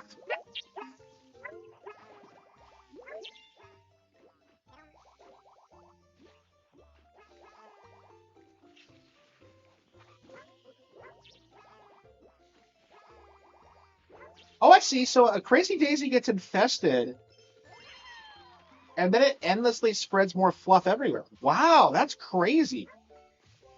That is crazy. Yeah, I agree. Yeah. I mean, it's not really that much like story either.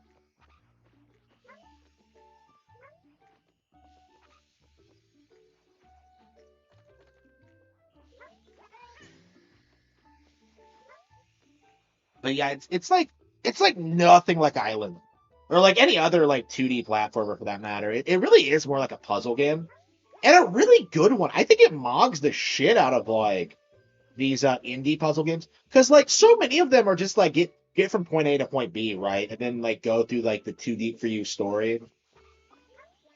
This actually has like a unique appeal, a unique design. It's like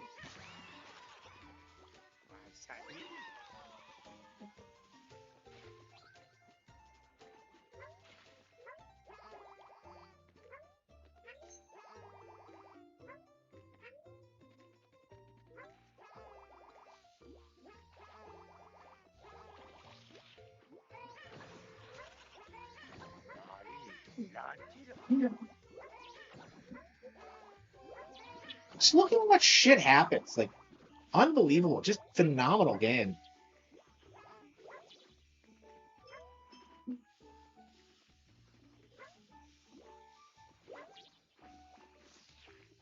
Yeah, I really feel like the game doesn't pick up until you beat it, and you like,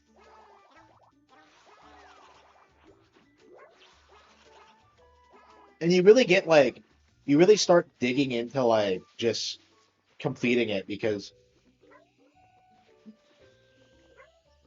that's where the value is, and just discovering all these crazy things about the world. Yeah, I mean that was actually my problem with Crafted World was that like it was way too similar to Woolly World. And I love Woolly World and I like Crafted World, but like it really felt like they were running out of ideas, they didn't know how to innovate. I mean, Crafted World did come out like shockingly quickly after Woolly World. Like I don't know if we've ever seen like a turnaround time that quick, like for a Nintendo game like this. Like I have no idea how they managed it.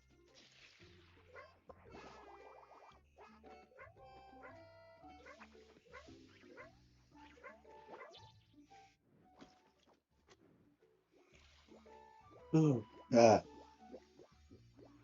yeah, I think this is a case where like people demonize Crafted World so much that like they ended up underestimating Mysterious Book, and now it's become like a sleeper hit on the console, and like the haters are on full damage control. Like I think it's so strange that this is the game that broke like the 7 out of 10 scale, and like the Nintendo Co.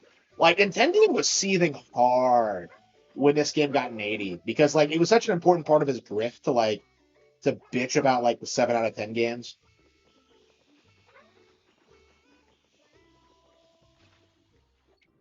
Hmm. Look at this. Look at all these achievements. That's crazy. Yeah, I feel weirdly hungry. I think we're gonna have some yogurt. Try and cram. Try to kill the pain. Like this is my problem when it comes to like my hunger is that like I just get like just ravenously hungry.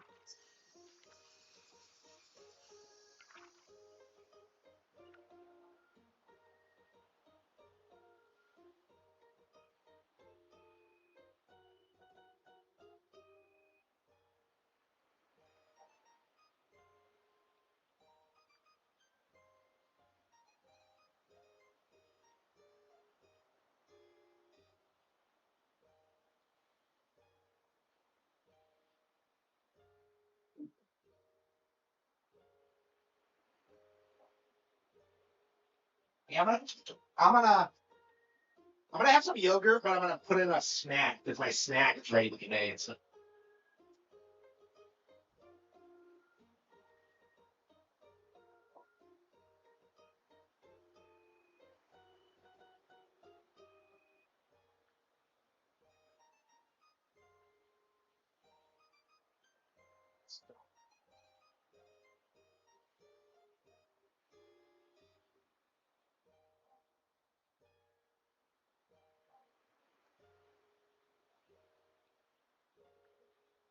look,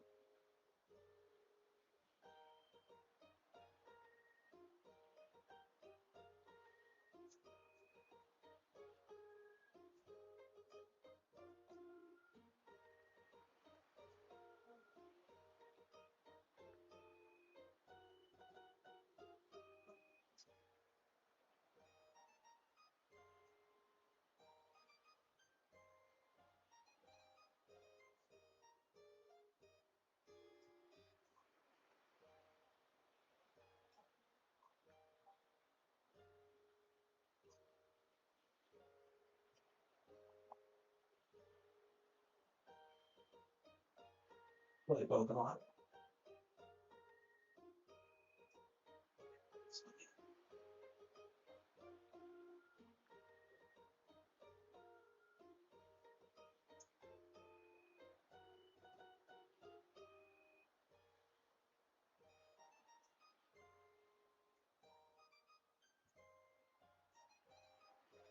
Tea, yeah, I've been having tea all day. Yeah, yeah, tea is really good at that, but like, yeah, I think I need real food.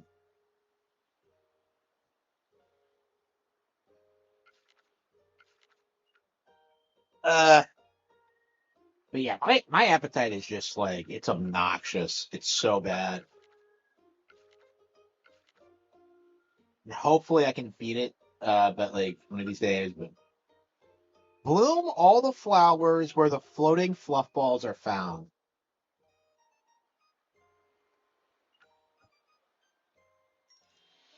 Yeah, I think they're supposed to take the crazy daisies somewhere.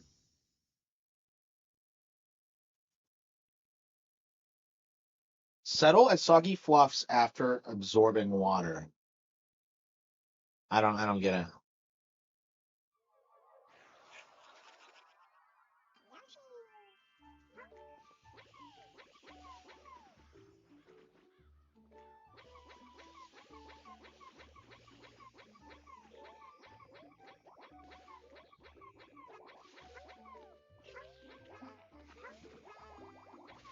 Yeah, the Yoshi game's awesome.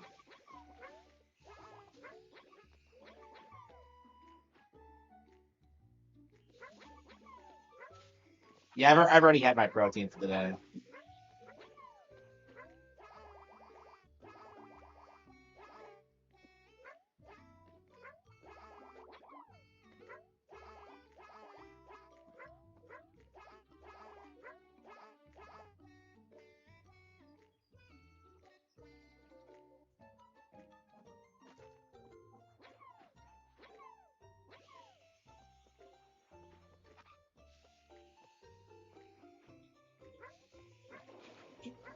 Oh wow, okay. Wow, that is crazy. Look at that. Keep in mind we're still at chapter one. Man, we're gonna see some crazy shit by the end, aren't we? Wow. Yeah, this is the kind of game you can come back to for years and like discover new shit in it. Yeah, this is gonna be a favorite for I think a lot of people.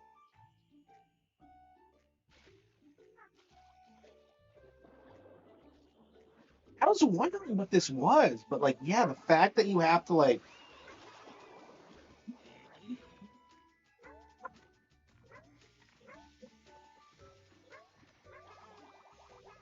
that is crazy. I thought it was weird how that was there, but like, wow.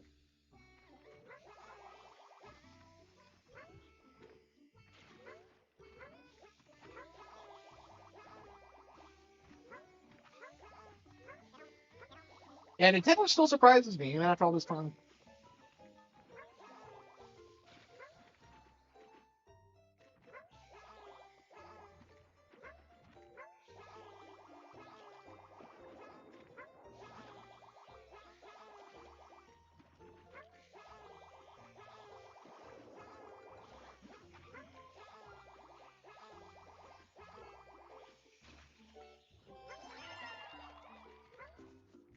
3. That's another thing we don't need to worry about is the flower. We don't have a lot of the flowers for some reason.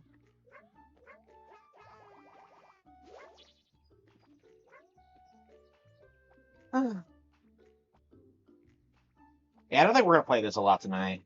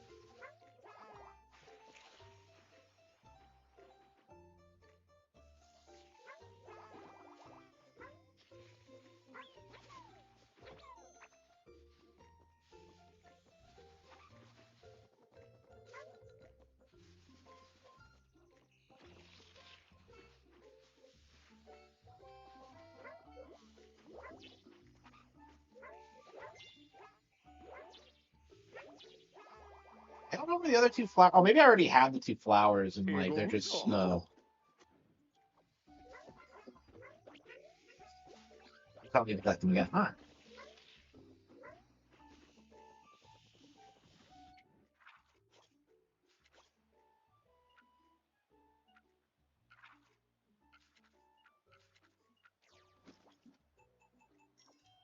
That's crazy. I wonder how much what you have to do to like. I wonder how long it's gonna take to do everything in this game. I don't know.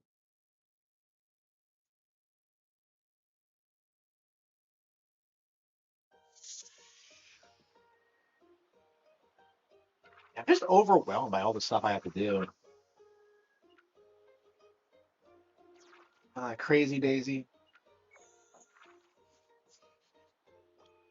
이놈, 타오리비, 메타타라슈, 요시. Wow, really? Wow. So things like that appear. There's all this hidden content.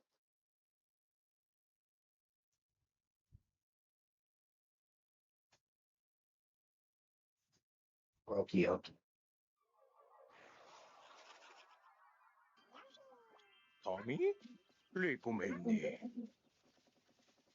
The things can change. 대시,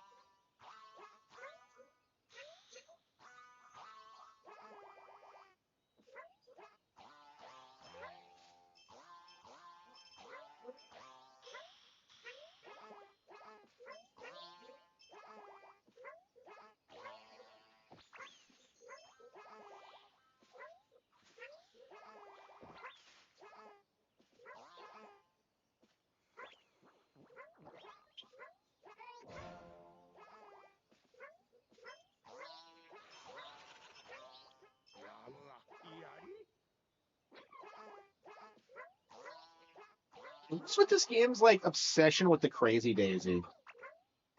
I don't get it. They're like the main antagonists of this game. They're almost like the mascot.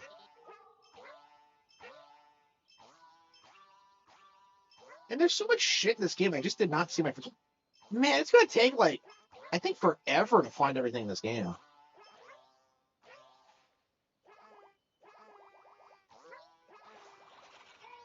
Say,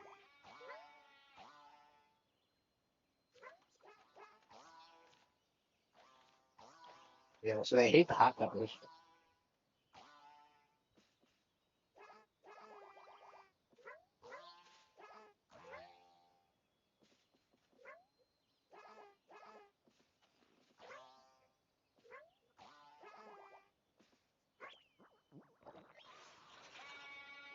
어디더니?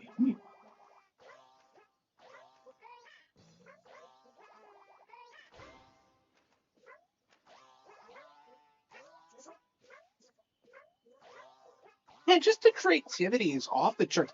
Goodfield killed it with this game. I don't think there's any denying that this is like one of the best games they've ever put out. Wario and Shake It's definitely like more traditional, and I really do feel like Showtime has a lot going for it with its variety, but this is something else entirely. It's like a completely new genre, I would almost argue. Like I'm not sure this can be classified as anything else that exists. I guess it's a puzzle platformer.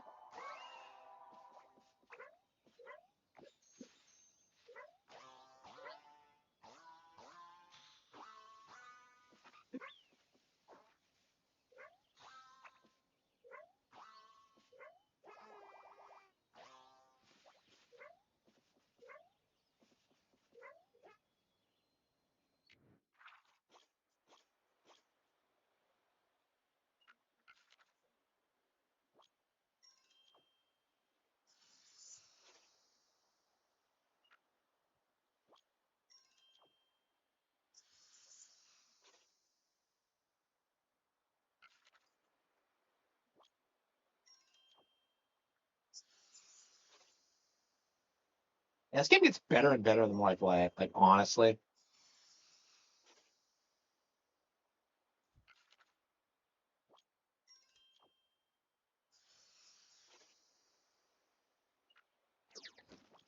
Man, Star Fox is gonna be such a disappointment in comparison. I feel like people aren't prepared for like Star Fox to underperform. You know what? Like, is it just me or like are the only people excited for Star Fox like fucking 40-year-old boomers? Like, I honestly feel that way. Is that like I'm looking at the people who are really hyped about that game, and it's like 40-year-olds, and it's just like, bro, it's about like foxes in space shooting down wolves,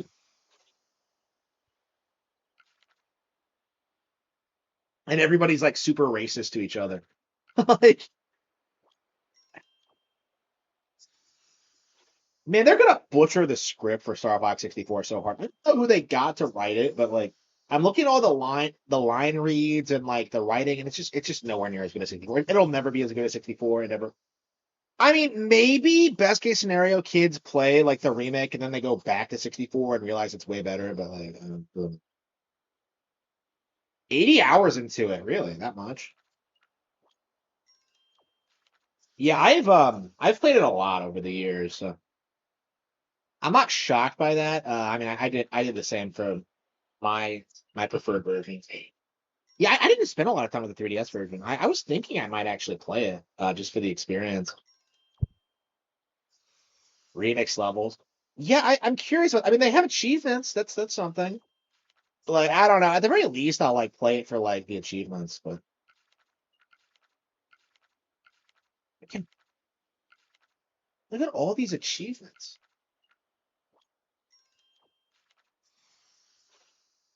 Uh, uh, uh.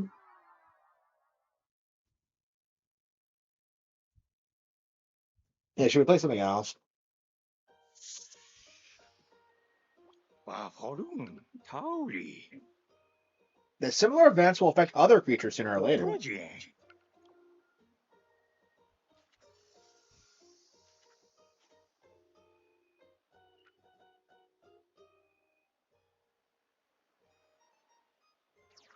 So there are some variations on these stages.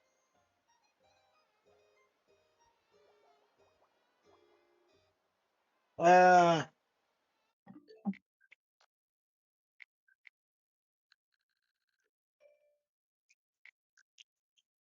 I legit, man, I keep trying to play Cyberpunk, but I keep dropping it because it's so cringe. Like, I hated this game when I played it, and I just like, yeah. So for a while there, this was like the only game we were allowed to say was like successful on Switch 2, and I really think that was just a desperate attempt to like push this idea that the game was popular. Like, I think the industry is still trying to glaze for CD Projekt Red.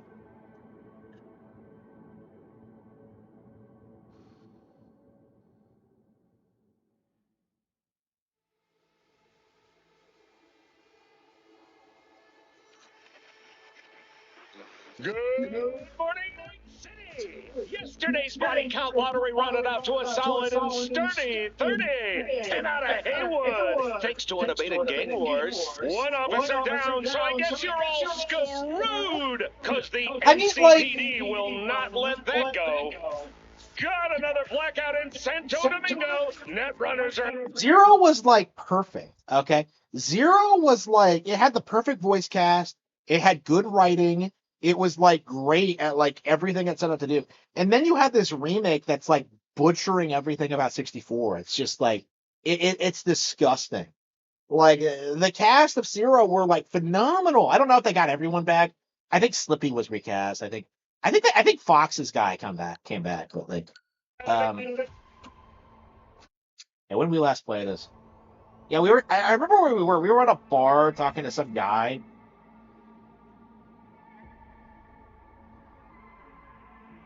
What in-game rewards? What?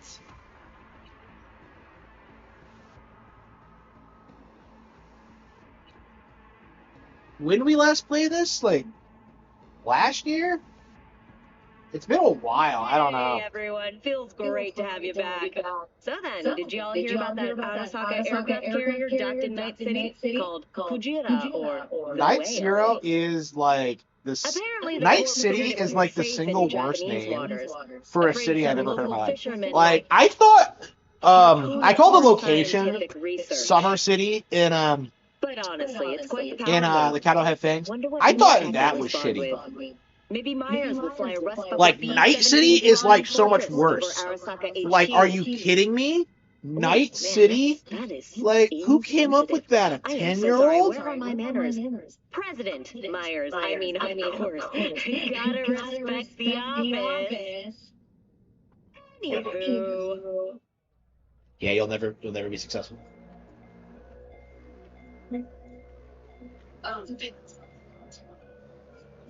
What were we even doing? Do I just...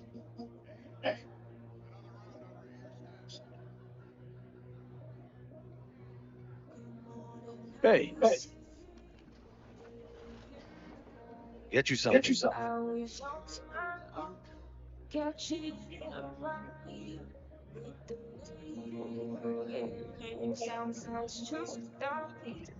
You gonna say something? What? I'm trying to decide, weirdo. He can't even look at my face.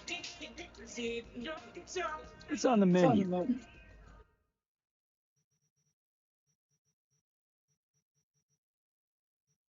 Yeah, it's so scringe. Yeah, it's so cringe. Like, I don't understand why so many people, like, try and glaze it. Looking for Evelyn Parker. You know she's here. Who's asking? Name's V. She and I have a...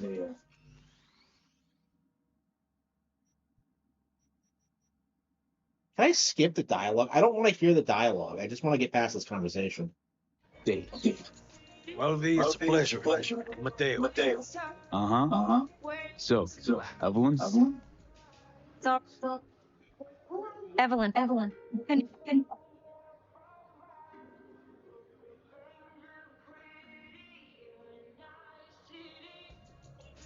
Why not? Mind if we talk? Oh, come on, come on.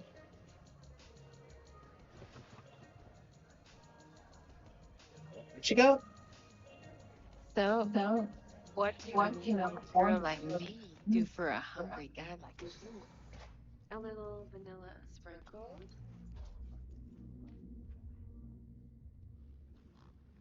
It was so cringe.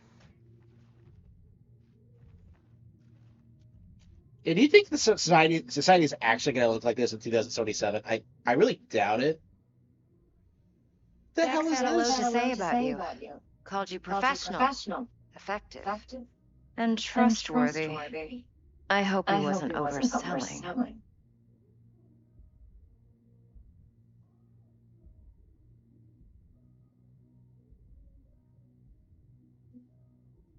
I'm waiting.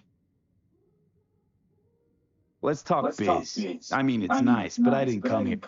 No, you're here to gain some knowledge. The life-changing kind. Well, now you got me all excited.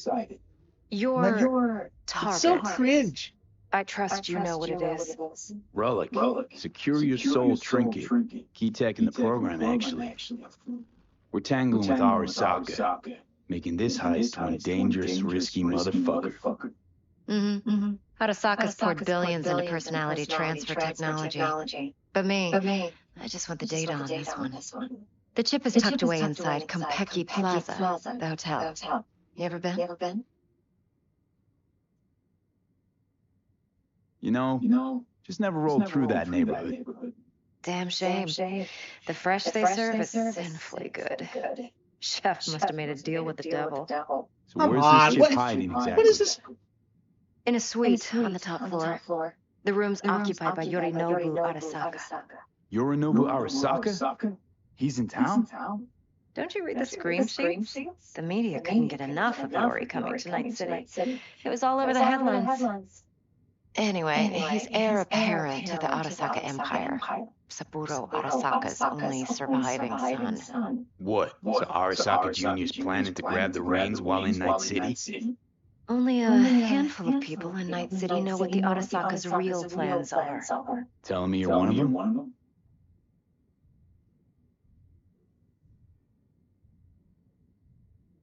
I'll try not to.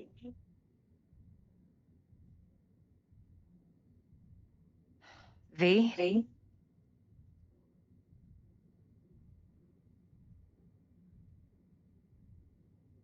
So they get impatient if you wait on the dialogue chain. Like, I don't get it. Like, why are we? Yeah, this is unbelievably cringe. Just unbelievably bad.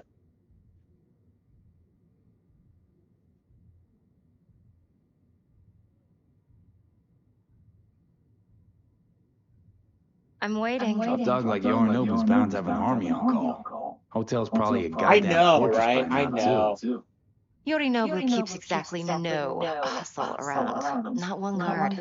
Got rid of them a long time ago. Huh. Why is that? Surely you know what they say about Arasaka intel. Sneeze in Night City, and a blossom drops from a cherry tree in Tokyo.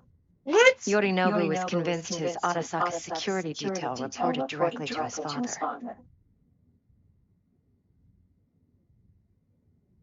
Look, if you've got any spare aces up your sleeve, now's the time to show them.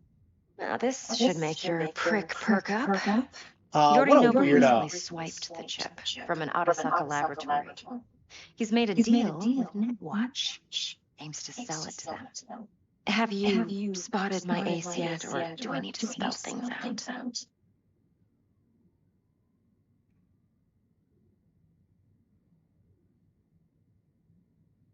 Fine. So no Arasaka security on the device because Yorinobu whisked it away in secret. Now, where's he hiding it? Well, likely in a specialized container. One that mimics an organic neural environment. On the outside, it looks like an ordinary briefcase. And the case is... You'll see for yourself. Will I get flagged by showing titties on Provided stream? we're not gossiping about the Arasakas.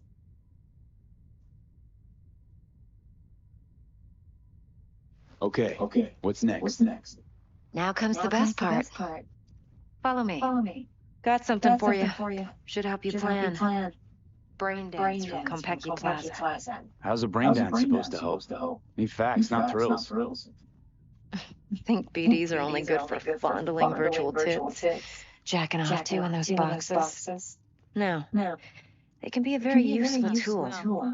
Good for What does she analyzing say if she's a details girl? human perception, If I'm even playing as a girl, boosted, like- doesn't grasp. Exactly what you need. So what's on the tape? Yorinobu Suite, the glorious interior. You'll need to locate the relic yourself. Hope I grabbed enough detail to make that possible. Hold up. Mean to say you recorded this? Mm-hmm. BD rec implant. Why, you object?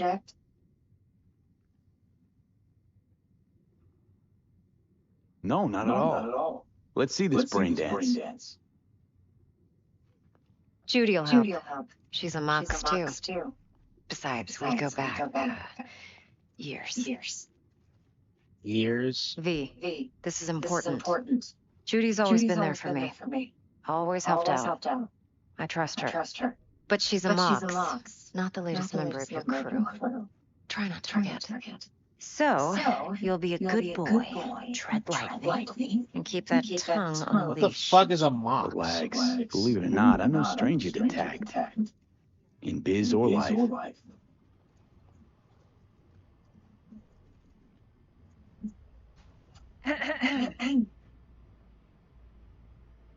Hey, there you are. This is V. He's here for that BD role. And V, this is Judy. Best brain dance editor I know. Enough already. Gonna make me barf. Hey, Judy.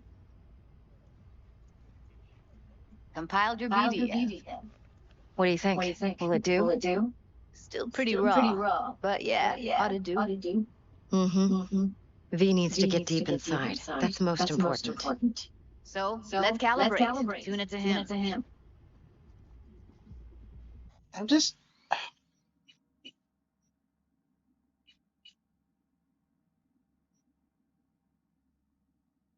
It's so shit. Like, I don't.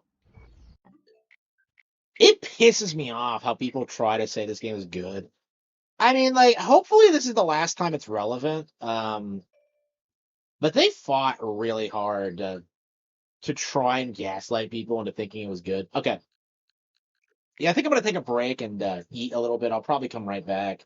Unless I like pass out afterward, we'll see. What are we gonna play after this? Pikmin? That might be cool, Pikmin.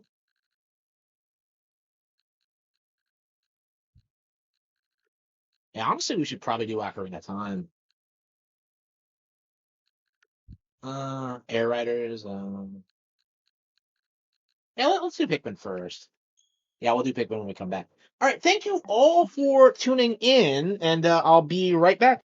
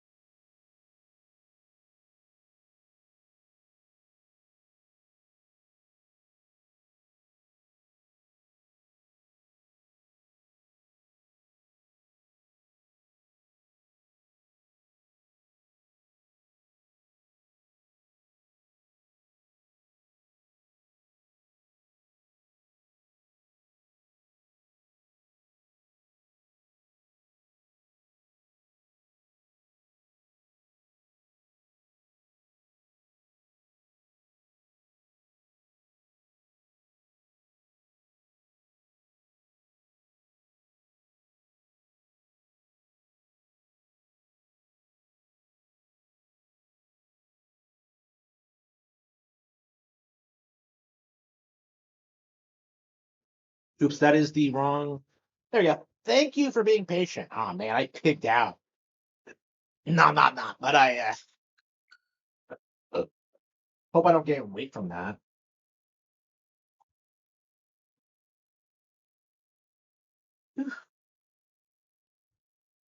Okay. We haven't played this at all since 2023. Fucking insane. Select rollover to begin the game again with an empty rescue database.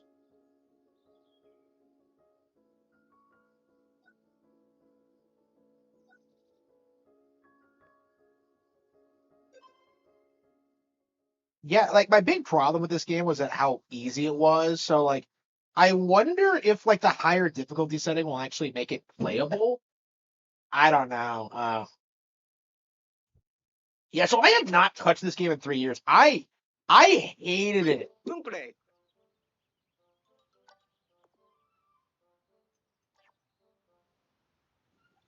They gave this a pretty sizable update.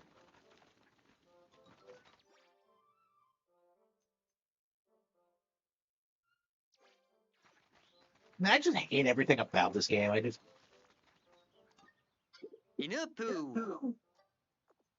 I don't remember if I did everything in the game. Yeah, honey.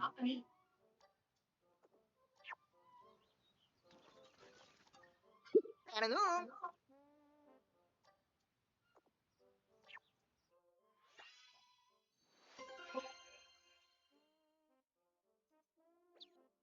Alone.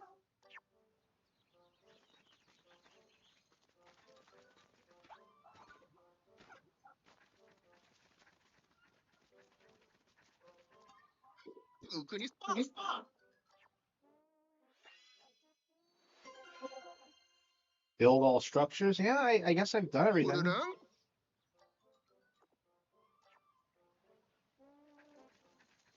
It's crazy how many like NPCs are in this game. Like, absolutely nuts.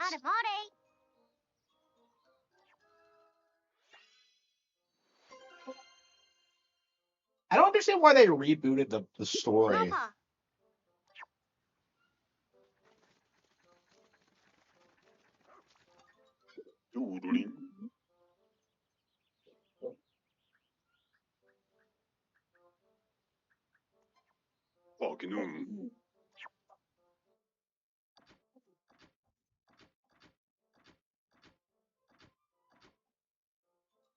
And I never actually I never actually beat Olimar's tail. Wow.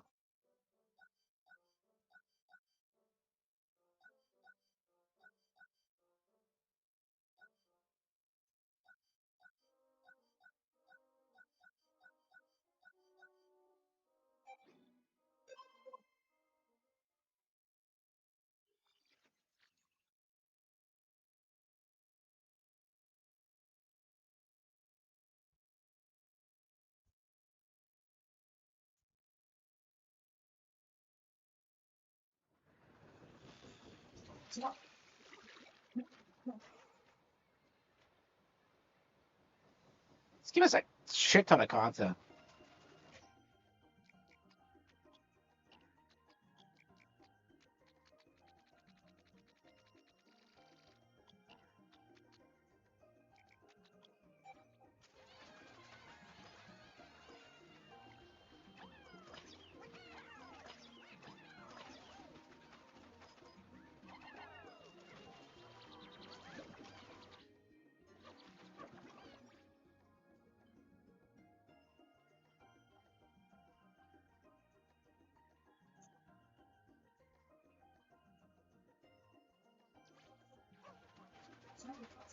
Yeah, so it's like the base game, but like it's structured more similarly to the original Pikmin, which is kind of interesting. But like the fact that it was locked behind some like NPC was just weird to me.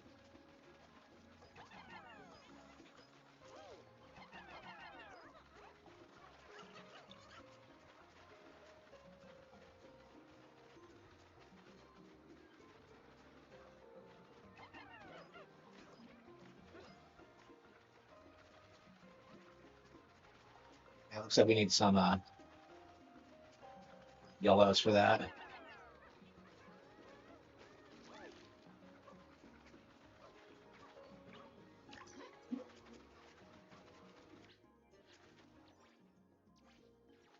I don't remember how this goes.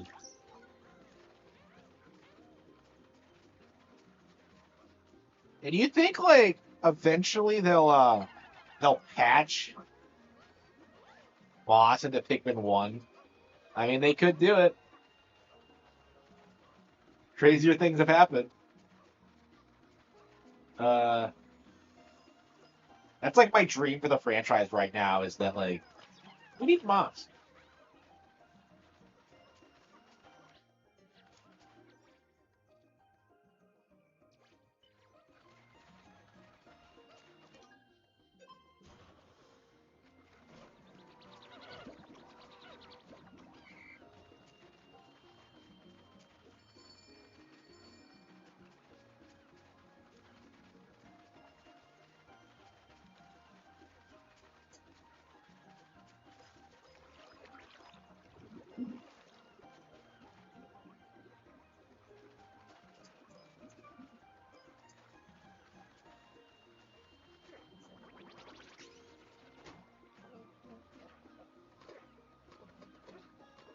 How do you lower these things?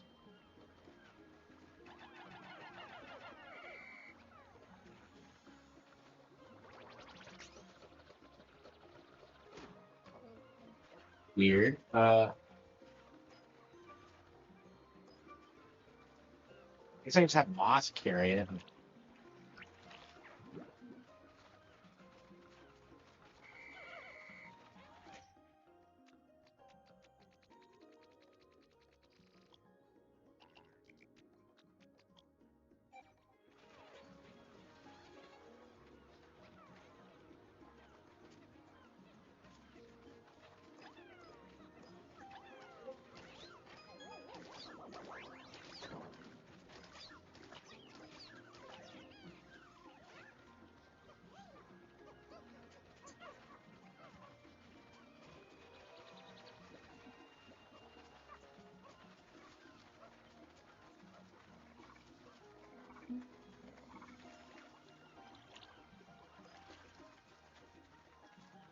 Oh, I see. Okay. Yeah, yellows. Okay. Yellows can do it. Okay.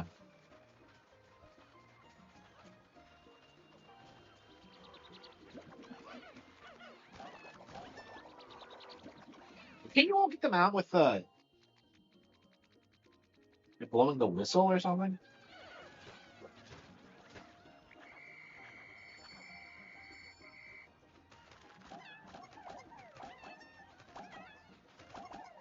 Maybe you could do that in this game. Maybe you don't have the power up yet in this mode. I thought that's how it worked. I thought you could do that. I don't know. This game's like quite a bit better than I remember it being.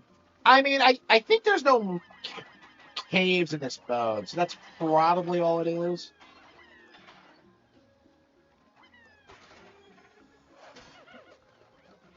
Telling me you can't go on the other side and do it, isn't that kind of weird?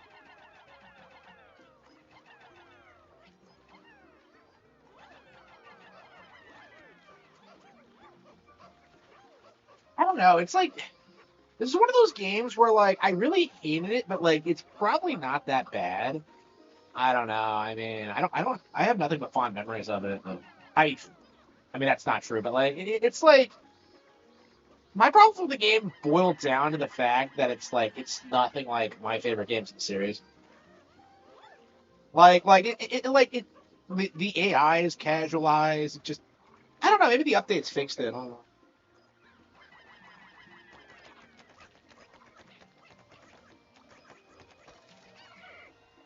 I don't know. Ochi kind of ruins it. Well, I mean, we're playing with Moss now.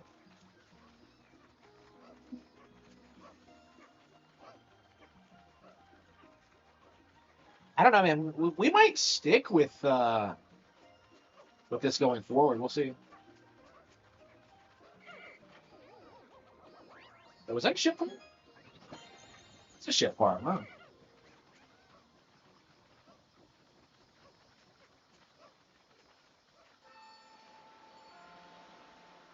Well, that's right. The beach dries up at noon. Yeah, there are so many things about this game that are neat, but like I don't know. I feel like it's just weirdly bogged down by it. Like I prefer the Pikmin 1 style of being compact. I don't know. Hopefully they fix these issues with Pikmin 5, but I don't know how likely that is.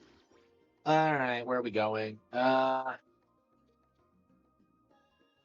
something up there? I think that's an onion, actually.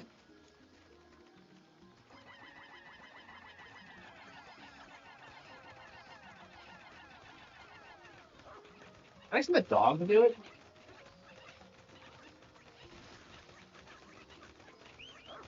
You can't. Okay.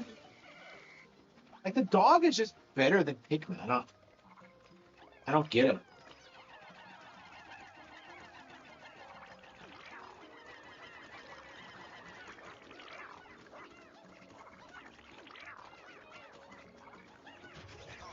Yeah, you get on the highest difficulty, it's too easy.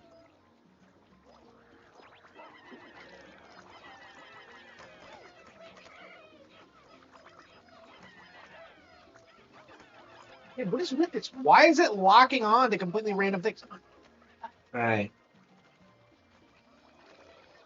All right, where are we going?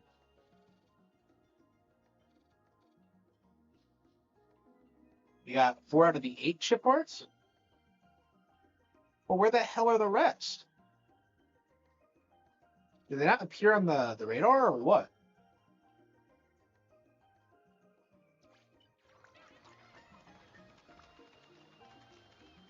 Yeah, maybe they're just randomly around.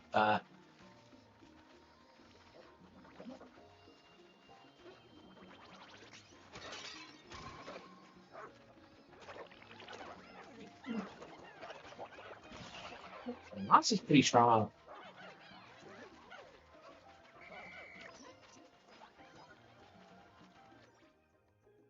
Uh-huh.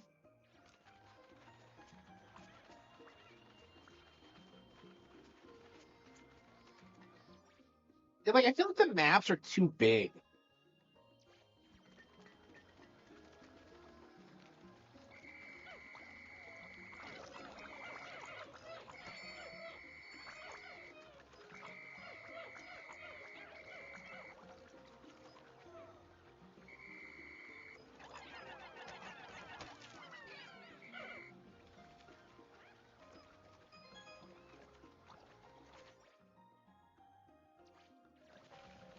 Uh,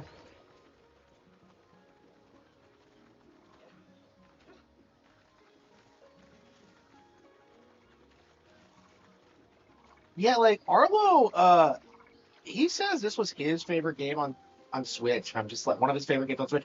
I think it was like number 3 or something, and I'm just like, fucking really? That's such a crazy, like, place to put it. I thought.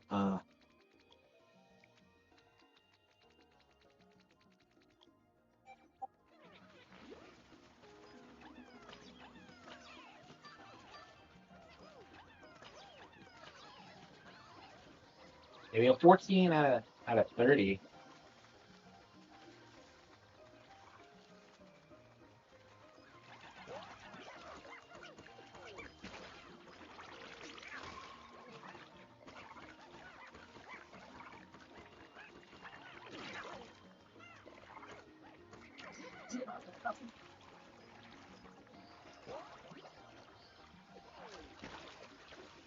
Yeah, the exploit is like what? Charge?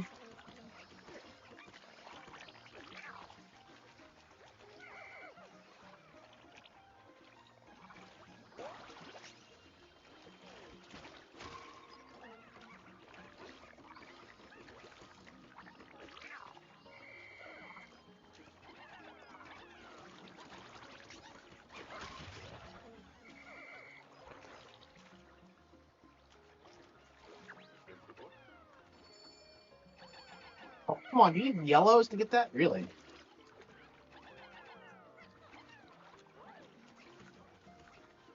That is just ridiculous. Uh,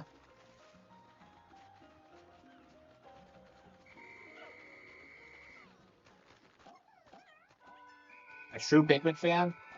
I mean, like, Pikmin's like the one thing he's known for. It's like he likes Pikmin and Paper Mario, and that's about it.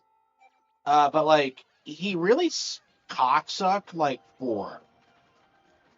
And like my thing with 4 is that like it's just not as good as all the Pikmin games that exist. Like it's better than 2 for sure, but like compared to 3, it's like a massive step down. And I'm just kind of I don't trust people who don't like acknowledge that because it just seems like people are just cocksucking it just because it's a new Pikmin game. Like I honestly think I like Pikmin 4, Hey Pikmin more than this. I love how we don't consider Hey Pikmin 4 like it technically is the 4th game, but like I was just very confused about this game and the direction they took it. Hopefully, when they do a 5, and yeah, honestly, like I think we're due for a 5. I think we could get one. This can't have been too expensive to make. I imagine we'll get a Pikmin 5 before Miyamoto retires.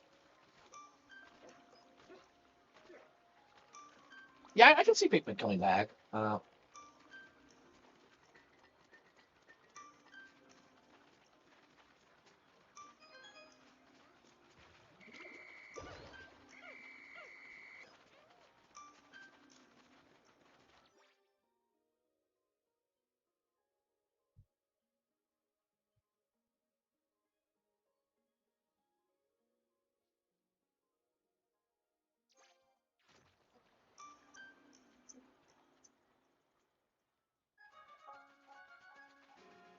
Man, that's the most I've played Pikmin 3, Pikmin 4 in like 3 years.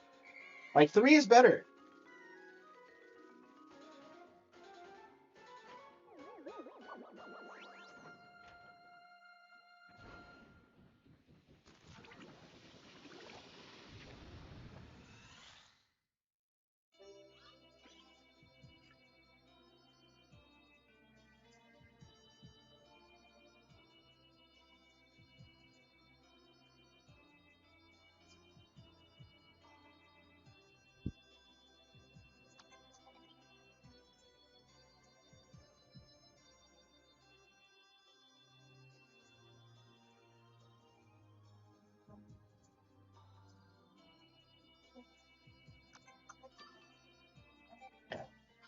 Ooh.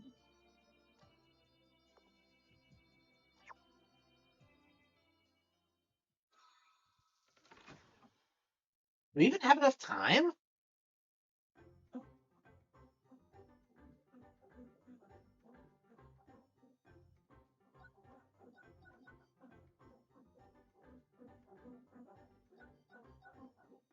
Yeah, we should. Yeah, there's only one part there. Yeah.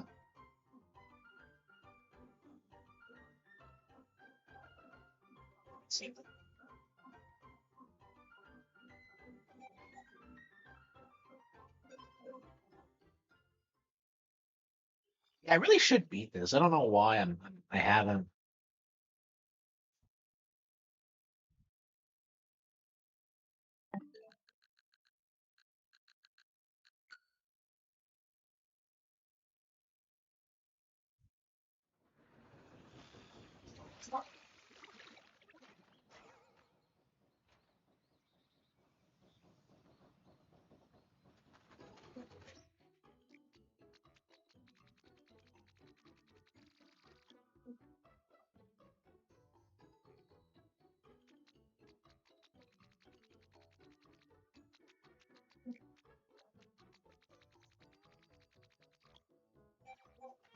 Yeah, so yeah, I am playing on Fierce mode, by the way. So even on Fierce, the game is like way too easy. Like it's just fundamentally like not fun to play. Like especially when it comes to combat.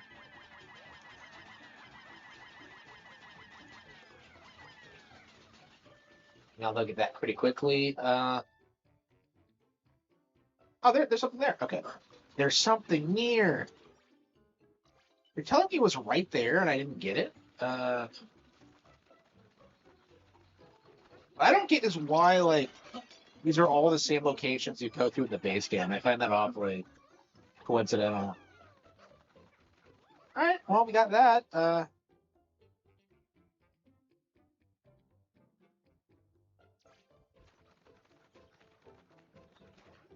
Yeah, they're probably in like the dark areas or something.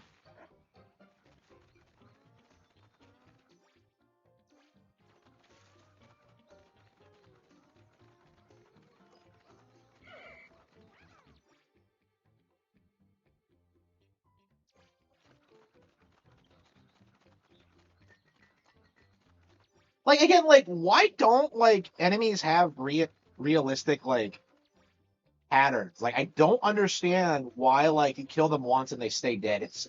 It's such a ridiculous thing. Like fucking Pikmin 1 on GameCube had like more realistic like wildlife behaviors than that. Like it's crazy the shit that they were able to do on that console.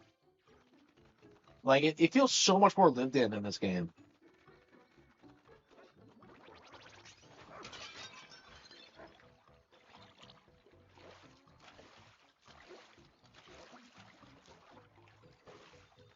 Ah shit, where the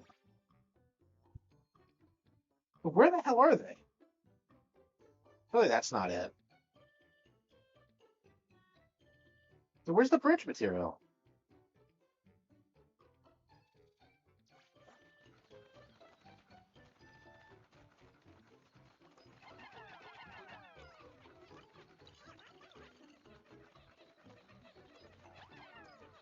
Yeah, Pikmin 3, they do this obnoxious thing where they just kind of go back, even though nothing's there.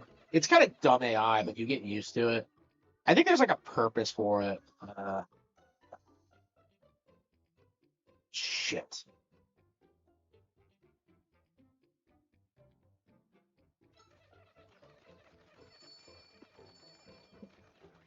You don't even have to walk around the map. You can just fast travel like a spur.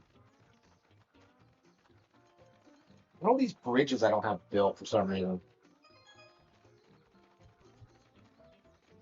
Oh, wait, doesn't it work differently in this game? Don't you, like, use the raw materials to bring... I believe that's how it works. Yeah, it works differently than it does in 3. I completely forgot. Okay, well, how do you trigger it, though?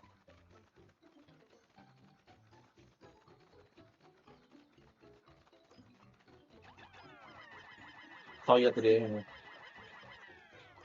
I had no idea. How did I like the idea, actually.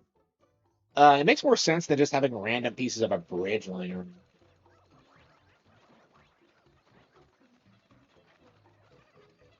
Okay. All right. Man, I can't believe I forgot how to do that. Like I said, it's been forever since I've been. Yeah, they made all these weird like changes to the game in this.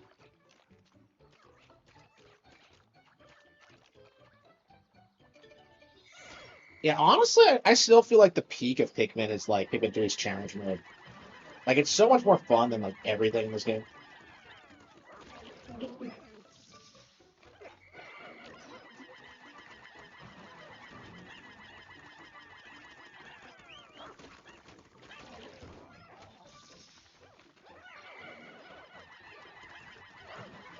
Like I said, the combat is just brain dead. I don't understand why. Like, there you go. Okay. Okay, so sometimes parts don't appear on the map. You have to like kill some enemies. All right, that is interesting.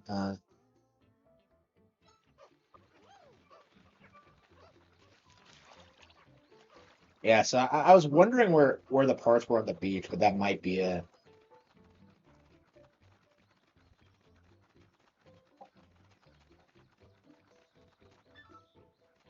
What? Oh, okay. I thought these were enemies, but no, they were. Okay.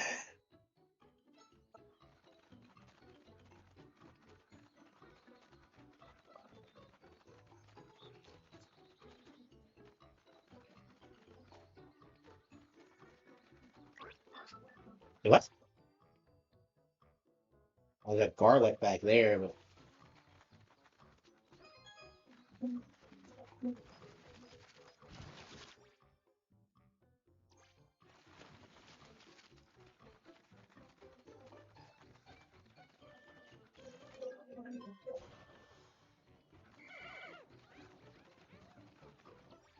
Oh, we hadn't unlocked that base yet. Okay. Who took this base out?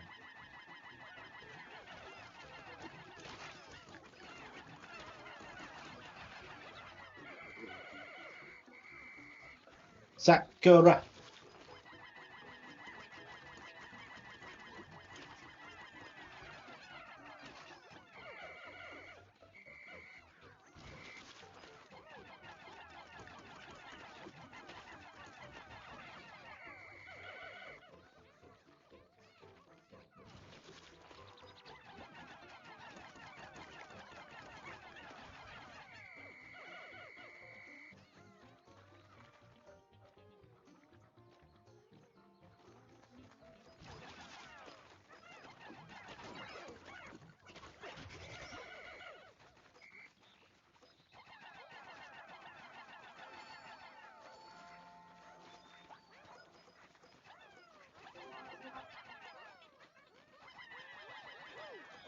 That heavy? Why is it that heavy?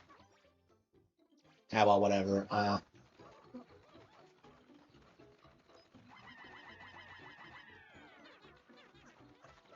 20.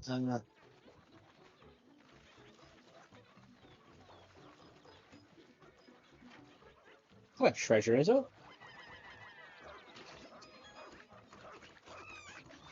Oh, that's an onion, not a garlic. Wait, we're playing on fear, so like the onions don't do anything. Because typically, like, onions give you more Pikmin, but no, not in this one. Yeah, so Fears just fucks up with the game balance.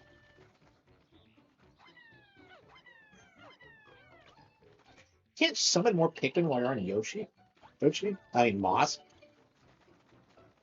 Okay. Yeah, I keep calling Moss Ochi because I'm an idiot.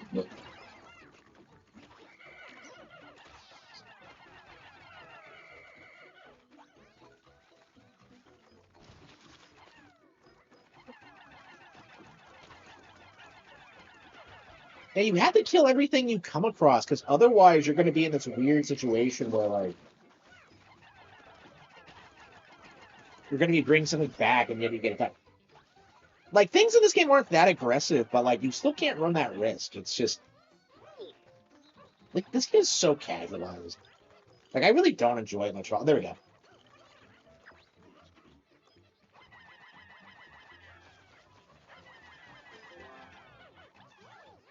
Got it? All right. So the main thing now is that we gotta... Okay.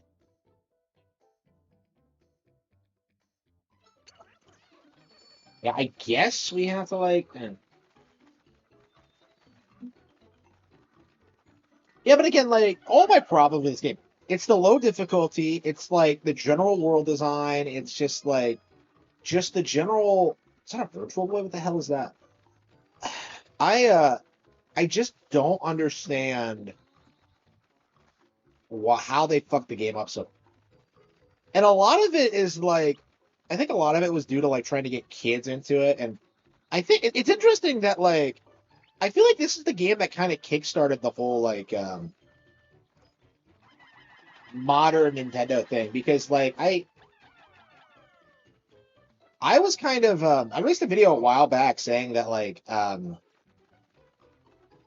Nintendo was modernizing a lot of their brands, you know, like Star Fox, you know, Zelda, uh, like Donkey Kong, but, like, I think a lot of that started with Pikmin, actually, which is really interesting, because I didn't think about it at the time.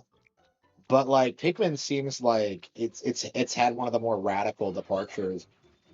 Because Pikmin was still, like, an ongoing series. And it hadn't been that long since Pikmin 3. Like, a decade. I don't know. This is more radically different for Pikmin than Star Fox was for Star Fox. Like, the big thing for Star Fox is that it's more story-focused now. I need to watch some Thunderbirds. Like, I really think that's what I want to do going into this release season. Is I want to watch some Thunderbirds.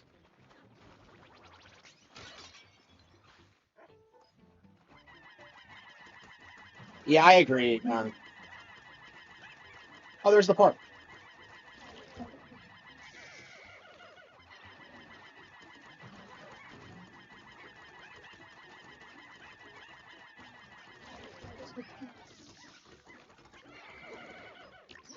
I mean, like, it worked, though, is the thing. Like, this is the best-selling Pikmin game ever. And I imagine it's going to be I will still say it's the one you should play if you want to get into the series. But, oops, what the hell? But how do I kill the... Oh, is it on the other... Oh, it's on the other side of the web. I was just like, what the hell's going on?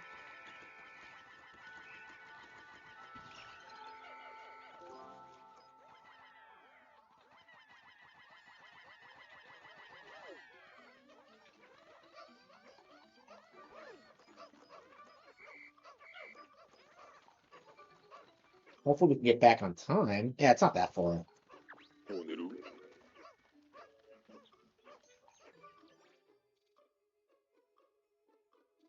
Well, like, where are the Pikmin? Oh, is it the one we're with?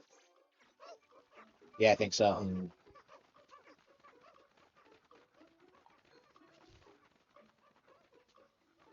Like, this is, to me, is just a game that just really disrespected the IP.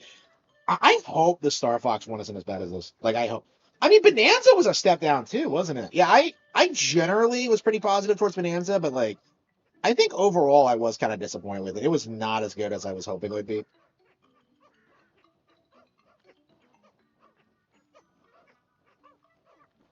There's so many people trashing one, really? One specifically? Yeah. Yeah, I don't know what it is, but 4chan seems to have this like idea that like two is the best one. Like I don't understand the appeal. Like two is like just complete slob. I have no patience for people like who like two.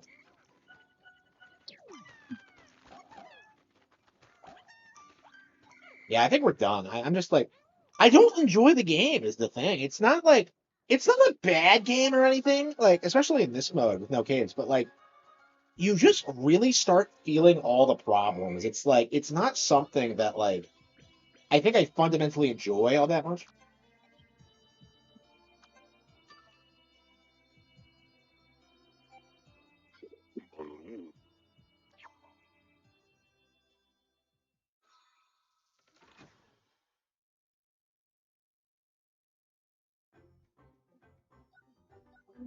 Yeah, we got all the parts. Okay.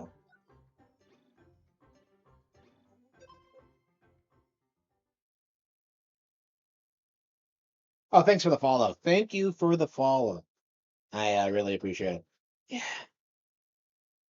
yeah, good boss. Yeah, yeah, I'll give you the good bosses thing. Pikmin 2 probably has like, yeah, I mean, definitely better than the original. I mean, that's not saying anything though. Like, uh,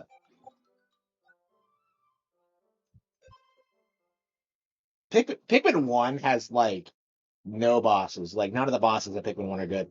Maybe like Emperor Bulblax, because I did struggle with that as a kid, but like for the most part, Pikmin 1 just doesn't have bosses.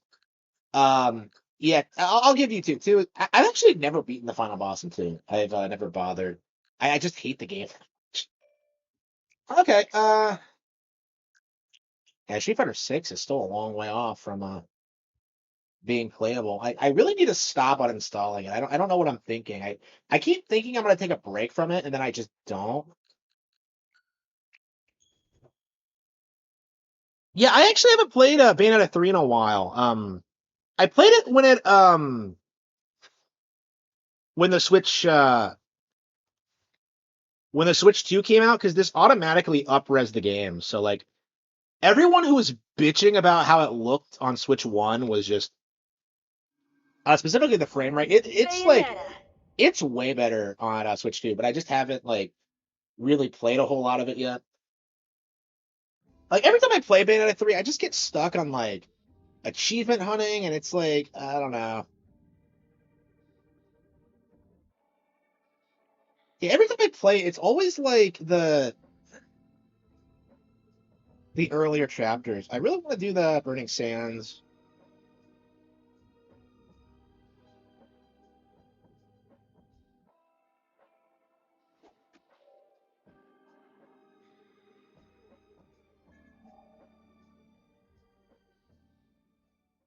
Yeah, so like I a lot of the later levels I haven't played at all. It's Viola.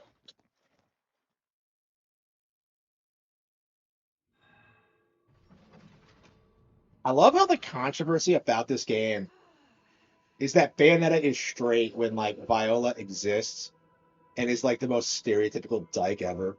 I just like I don't get it.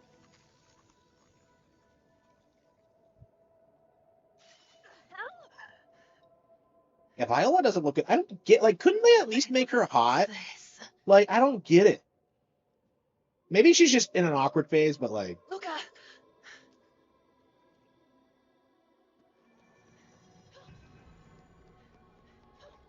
I don't know. I love how much of a loser she is, but like You got it. I don't know. The design just does not do it for me. It never has. Like honestly, I think it would have been more like interesting if Bayonetta had a son. Honestly, and they could have saved the daughter for later. I don't know. Maybe we'll get a son later. Oh, by the way, Viola's theme is fucking awesome. Big C. I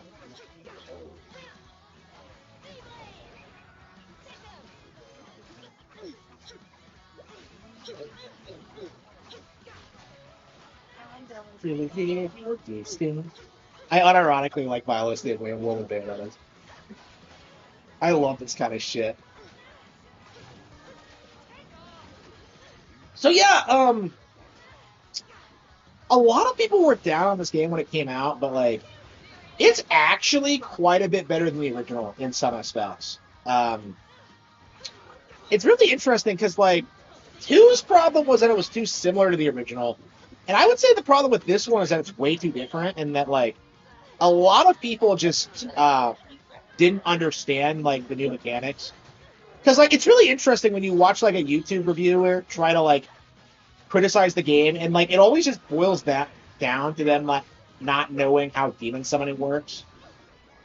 Because like they seem to have this idea that like you have to stop and like to have demons wail on people, but no, like the way it works is that you summon the demon, and then like you give it a command, and then it does that, and then you're free to do whatever you like. So like it's just another toolkit. It's a lot like Astral Chain actually. I don't know what was it Platinum and like wanting to have you play like two different characters at the same time. But like, yeah, I actually like this more than Astral Chain. Astral Chain was like, I certainly didn't dislike Astral Chain, but it wasn't as good as I was hoping. I feel like it's calling me. I hate it when like the female like avatar is like the hottest one in the game. I don't understand. Like she has like these cute like booty shorts, like great fucking legs, but like she's supposed to be her sister. I'm just like, no. Like, how could they do this to me? That's like Fire Emblem like Fates tier bullshit. Like, why is the best looking chick the Fem MC? I don't get it. Like, I don't get it.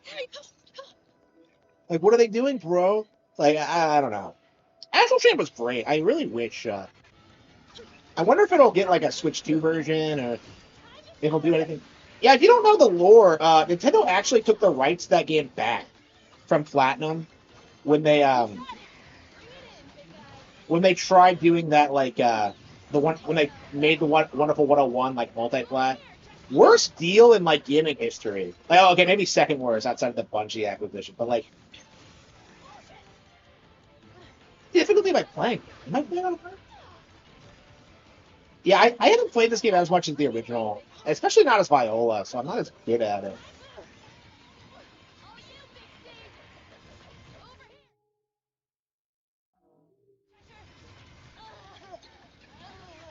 Ingrid? Which Ingrid? Are we talking about Fire Emblem Three Houses or? Ingrid's a cute name in general. I really should name a protagonist a character after her. Yeah, Street Fighter 6. Yeah, yeah, I love Ingrid. I'm like, I'm very surprised how much I like her actually because I remember in Project X 2 she was kind of just another character.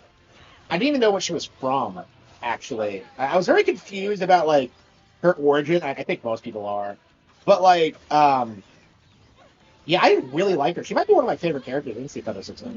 We'll see.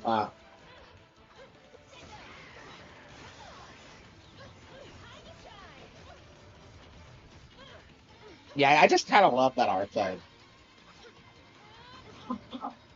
So they, so it freezes itself over. Well, how am I supposed to kill it?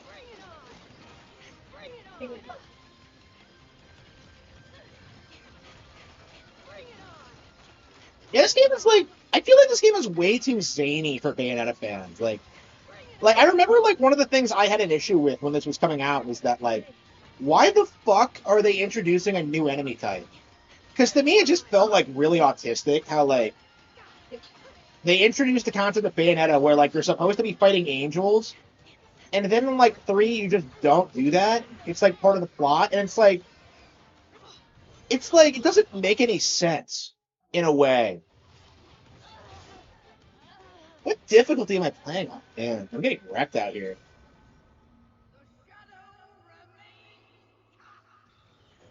Did they still use that same voice? Oh, fun fact, that's actually supposed to be Jean's mom, actually, if you don't know your lore.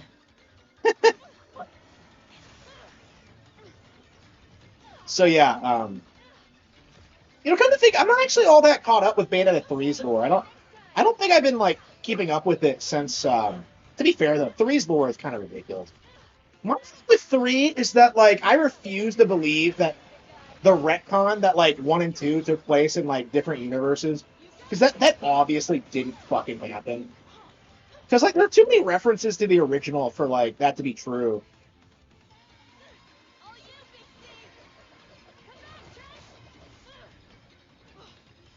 Yeah, I mean, Viola just isn't as fun to play as Bayonetta. She's like weaker, struggles with enemies that Bayonetta would like wreck. They really wanted to give across this vibe that she just wasn't as good. And like it's. And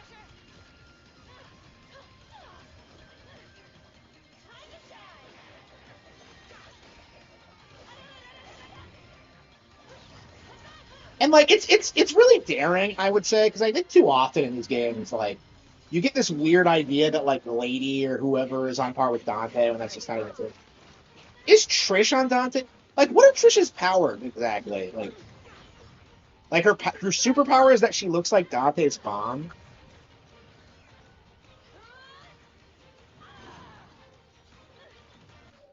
Difficulty we're playing on. Total time 24 hours. I have not played. I have not spent a lot of time playing this game. Um, yeah, I mean it's just not a very replayable action game, I would say.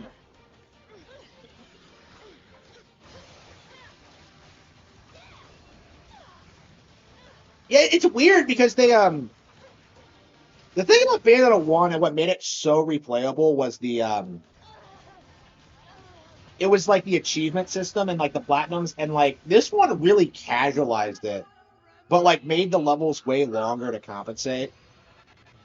So like it's actually never been easier to get platinums in this game, but like the levels are so long that it kind of just wears you out. You can actually like cut through levels if you want and just skip the sequences you like, which is actually kind of interesting. I don't know.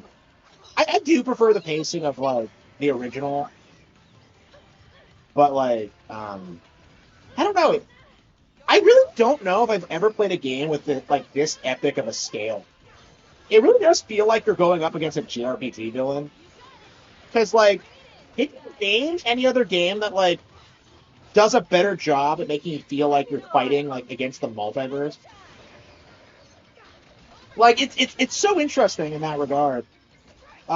It's like it's so far beyond like what any other action game has done that like it's really frustrating that like more people don't. Yeah, man, I must have completely forgotten how to play Viola. Yeah, the last several times I've played this game, I've exclusively played Bayonetta stages. So yeah, I've completely forgotten how to play Viola.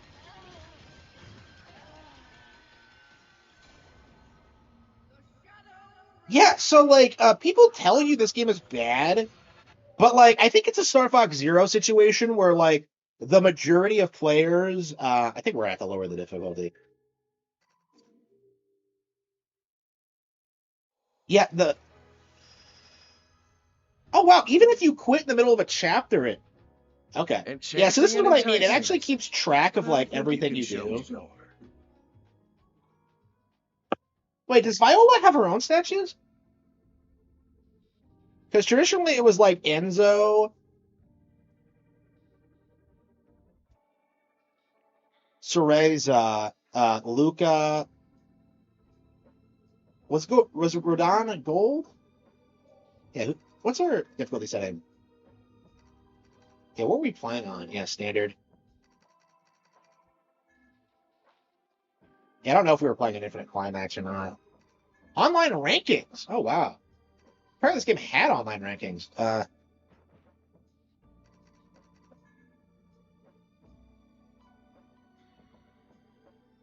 that's crazy. Wait, what? Wait, so it has the scores but not the actual names?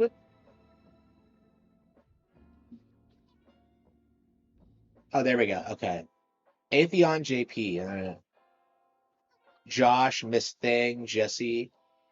That has to be a train. John. Yeah. Yeah, I'm not on here. Yeah, the game has like plenty of players. I I don't understand its like reputation. Because like whenever you see people like talk about it, they try to say the game is like really bad. Yeah, play history. Let's see. Okay, standard. Oh, I've never played it on Infinite Climax. Okay. So I have beaten it on Expert, but I've never did I think I played on Expert my first playthrough, and then yeah, look at this. Yeah, because I skipped all the Jean spy stuff, which by the way, I fucking hate. Who came up with the Jean spy idea? I hate you. Okay. So I've never actually played on Infinite Climax. Yeah. I have a long way to go before I beat this game. I mean, I'm not in a hurry for Bayo 4 to come out because I really haven't felt like I've really delved into this game much. This came out what? 2022? It's been a while. Yeah, I think I'm about ready to come back to it, honestly. The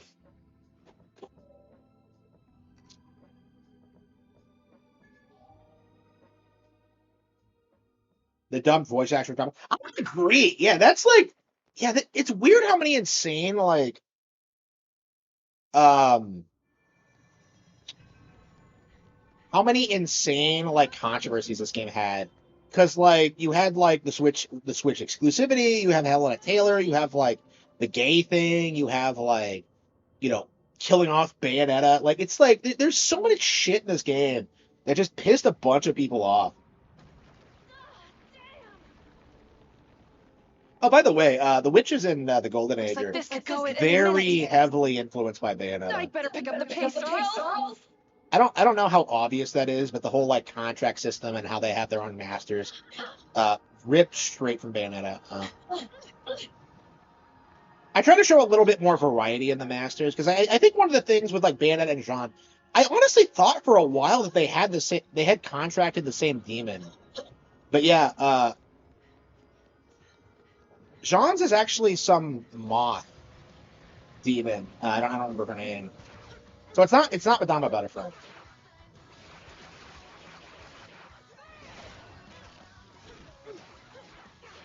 Man, I am ready to play this game. This is so sick. Yeah, it's so cool.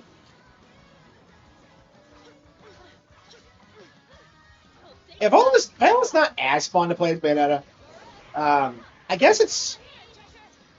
I don't know. I feel like I could see what they were going for with her, but like, I don't know. I'm never really that excited to play her. I mean, I say that, but like, I think Bayonetta is just more fun to play as in general. Like Viola plays like she's some like I don't know side character without her fleshed out moveset. You know what I mean?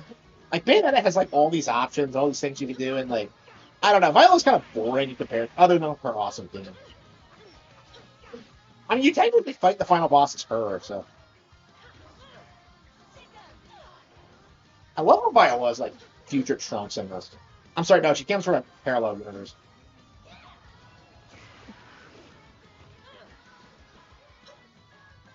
I love this song. Oh, it is playing, right?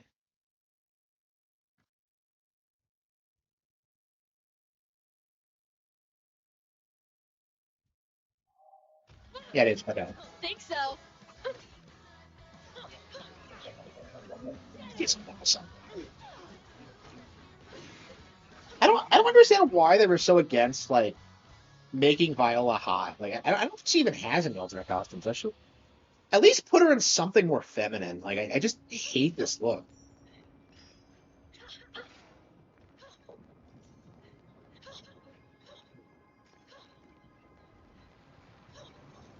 Can she not run?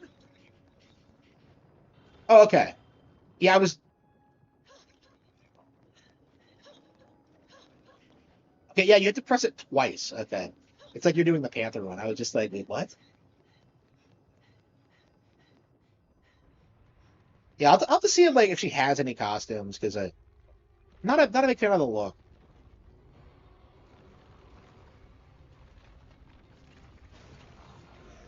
I don't know. Like the angle they're going with is that they're making her like Bayonetta's daughter into a dork, which I kind of like. But like I remember when I first saw her, and I was like pretty confidently saying that like it was obviously some woke propaganda, and thankfully that wasn't actually the case. But like, wouldn't it have killed them to make her more pretty? Like I just don't like honestly, I have way more of a problem with that than anything else.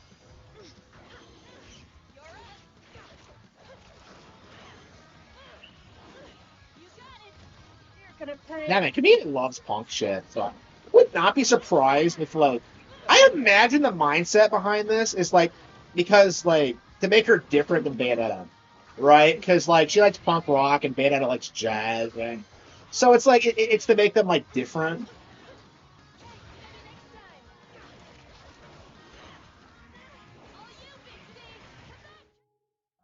I mean, like you know she's not woke because she actually loves her dad. I mean, that's actually what makes it like anti woke. Actually, weirdly enough, like I can bitch about the general design all I want, but like what actually happens is like unfathomably big.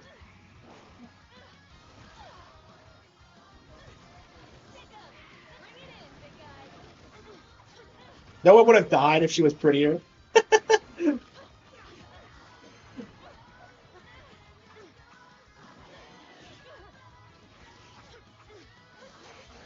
And what is Helena Taylor doing now? Does anyone know? And I feel so bad because I loved her voice. Like man, I wish she was in this game because like this is the this is the like character wise, this is like by far the best Bayonetta. Like she's so fucking cool in this, and they don't have like one. Not that like who was it? Who replaced her? It was like some famous voice actor. Well, they got a professional to do it, and she does an okay job, but she kind of makes it more feminine. She's like doing an impression, and she can't really do the voice. She's like American.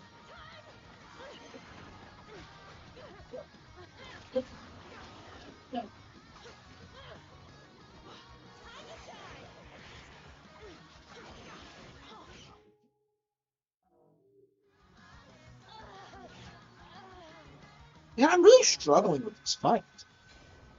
I must be like forgetting like Viola's mechanics because I haven't played as Viola forever.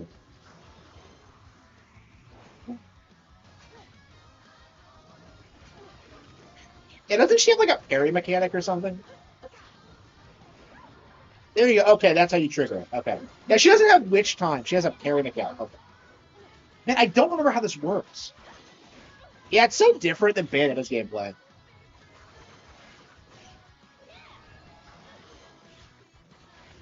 Yeah, like, wasn't there a big controversy early on because like the timing for parrying was so brutal? There it is. Okay. Okay. I got it. All right. But yeah, she's plenty strong. It's just that like she's going up against multiversal threats, and she's just not that good yet.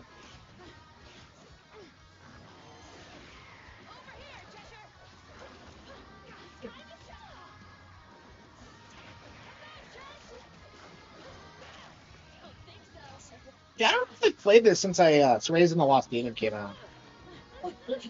Man, damn, 2022 was a great time to be a Bayonetta fan. Yeah, I am ready to come back to this game. I think I am ready to like really get into it. This is so much fun. Yeah, best action game ever. Way better than DMC5. Come to think of it, DMC5 is coming to Switch too. See, it doesn't. Got her.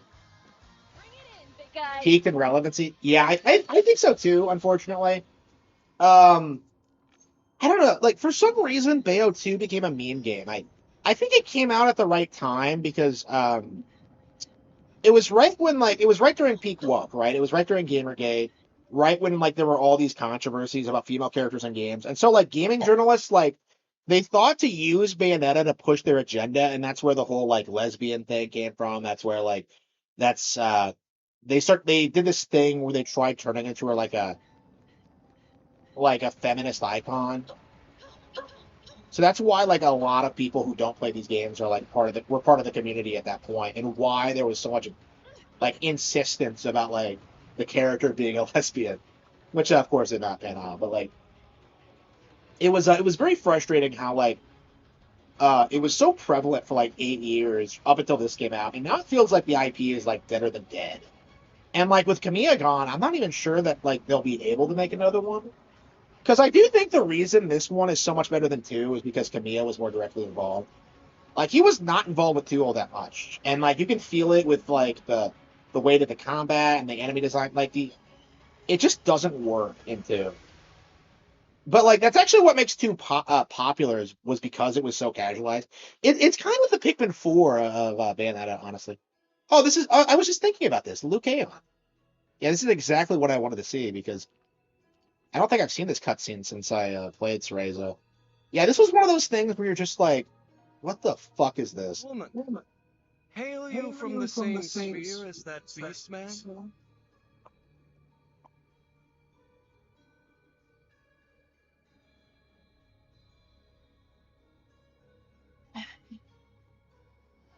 Luca.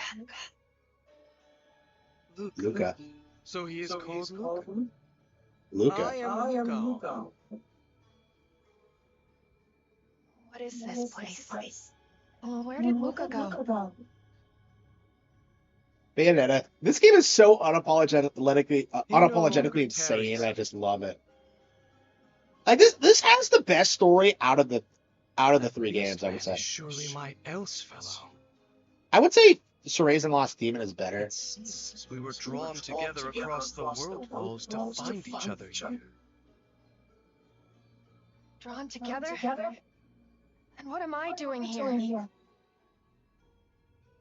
How do I change our costumes? Though you also share a bond most deep with us. A bond of blood, perhaps? Brother and sister, or something more? Aw. Woman, oh no. I know you. Oh no. The voice calls to me.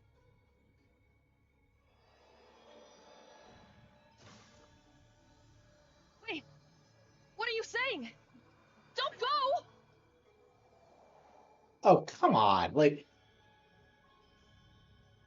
I said, this game just does not fuck around.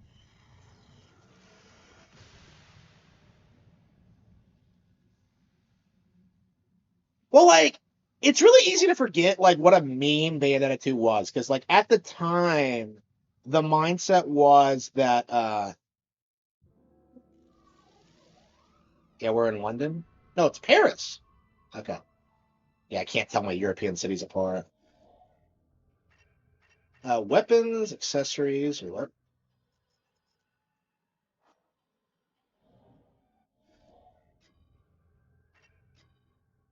Yeah, imagine being a teenage girl and getting mogged by your mom. Okay, there we go.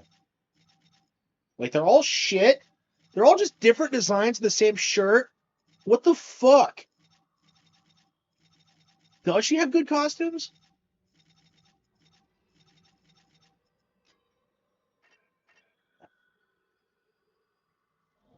Is Luca here too? Why is she calling him by his name? It's like they were... That's so weird because, I don't know. It's just to keep the surprise going, but it's the same.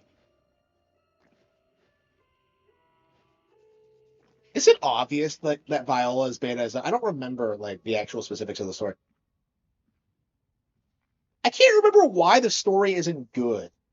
Because like I think I remember having some vague like some serious issues with the story. It's not as bad as 2 or 1 though, for sure.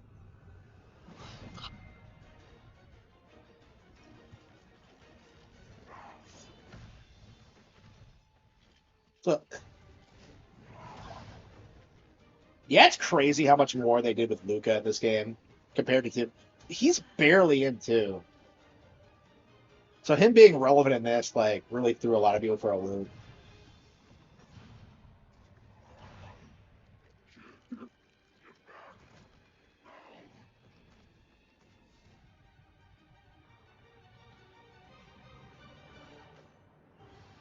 So I guess Bayonetta is Team Jacob.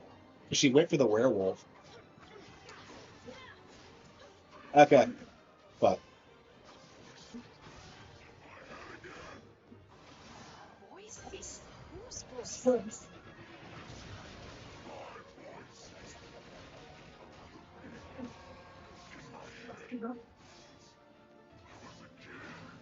it didn't happen. What is he talking about?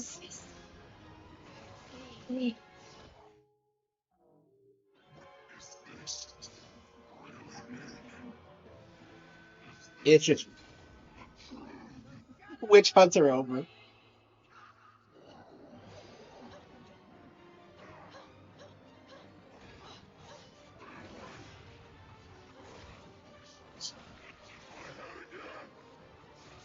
Voices? Whose Yeah, I think the voices? issue is that I'm playing her like she's Bayonetta when you should be like countering. Yeah, okay. Yeah, see, okay. So when you counter, yeah, you trigger witch time and then you can kick his ass. Okay. Your voices? So yeah, she triggers witch time differently than Bayonetta does.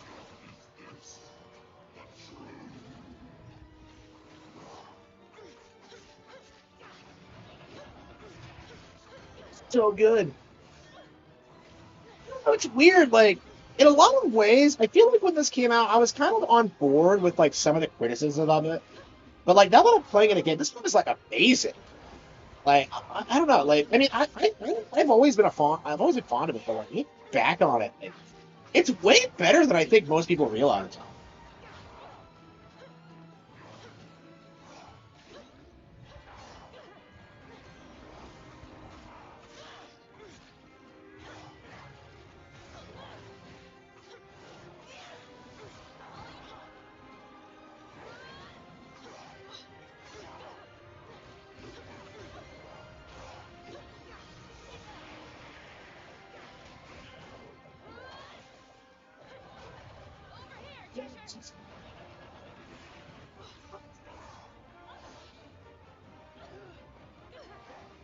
Like how can you not love this like these fights? Yeah, Bayonetta. If I was playing this Bayonetta, I'd be smacking him around, but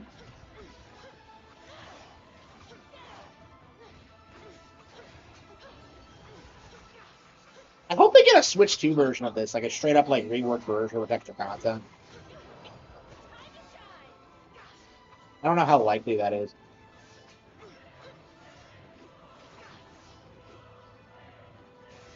I remember Arlo, like I remember when he did that like stupid video about like Nintendo Switch games that bomb, and like the very bottom of his list, like the absolute biggest bomb, according to him, was like Sarazen the Lost Demon, and I'm just like, wow.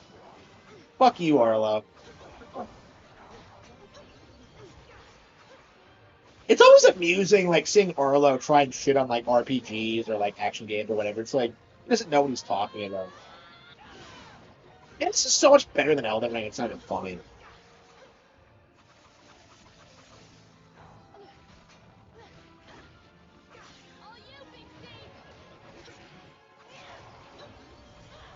They had a trilogy. I don't know.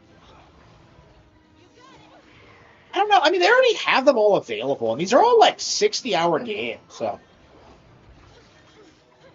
actually, I don't know how long this is. I know Bayonetta 2 is about that long. No, I think I did Bayonetta 2 at 40. Yeah, I 100% did Bayonetta 2. I've almost done Bayonetta 1. But yeah, I'm not even close to doing this. Yeah, we really need to get back to it. Whoops. What the hell was that? What? Oh.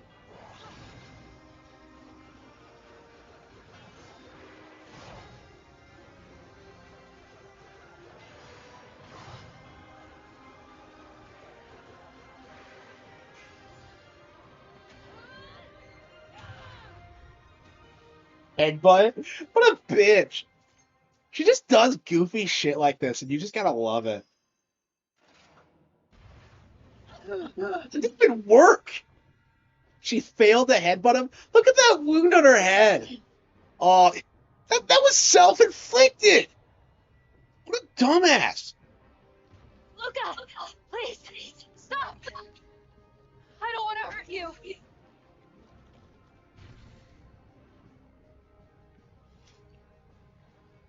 Come on, We she might be lost from the fight. different worlds. I know you feel it. It's me. I'm your. Why is she not, like, admitting it? Like,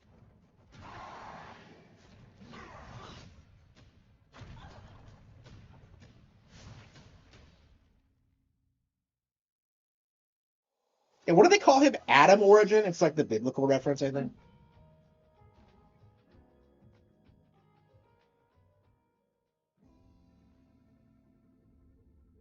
I don't get why Bayonetta doesn't have, like, her own, like...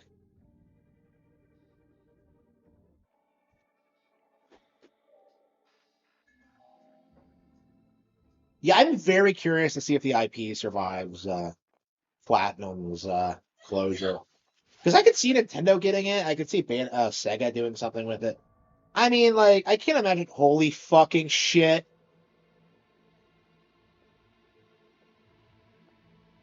Yeah, most of the outfits in this are. Oh, she's checking out the outfits? Yeah, this is why they made Viola the way she is. What? Oh, oops. Yeah, this outfit's like the hottest thing I've ever seen. Actually, it's very similar to that. It's very similar to that. Ingrid outfit in Street Fighter 6. Look at this.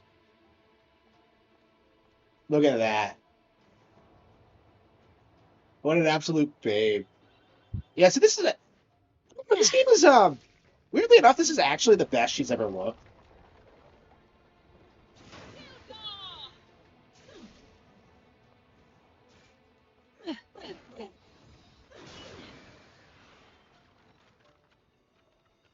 What cousins does she have? There's some good ones, right? I think this is by far the best one. Let's see. 3. Oh yeah, I don't got them all yet. Oh. Yeah, so 3. Yeah, that's the original. Yeah, best look she's ever had for sure. She looks like way younger and like cute in this. Like in 1 and 2, she looked like I don't know some mom. Here she looks like just great. Yeah, this is the Japanese one. I like it a lot more than I remember liking it. Oh, this is the stupid like the Chinese one.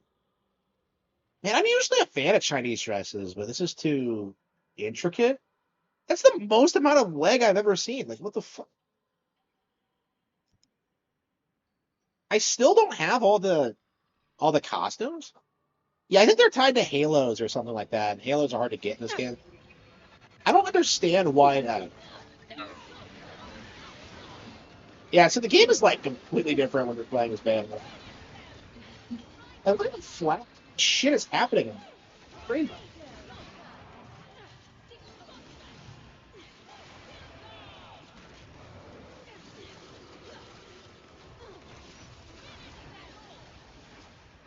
Yeah, I get it. In a lot of cases, it feels like there's too much shit happening at once. It's like it's too overwhelming, I think, for most people. Like, I think this is one of those games that's just too hard for normies. Like, it's such a huge difficulty spike from 2. I feel like a lot of 2 fans were just put off by it.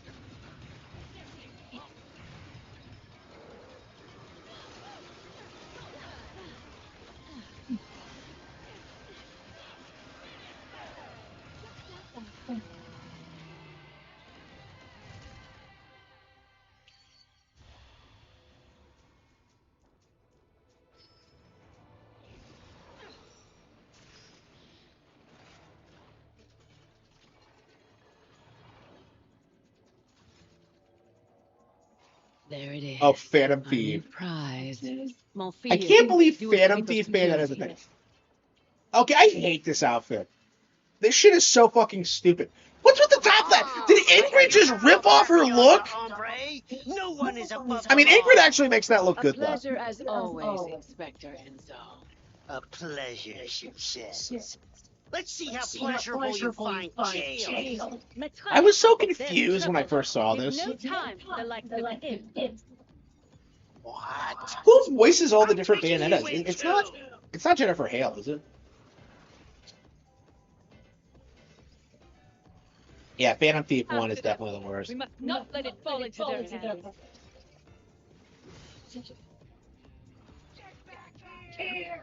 Like, I wish you got to play as, like, the other Bayonettas more. You gotta play as the Japanese one, I remember.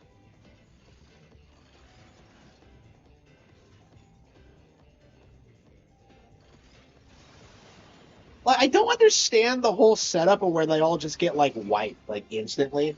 They don't even, like, you don't even meet them a lot of the times. Like, these games are really weird because, like, they really don't give a fuck about casualties at all. Like, it's kind of crazy if you think about it. But realistically, Bayonetta is probably just killing, like, thousands of people just by being around her. Mummy. Mummy.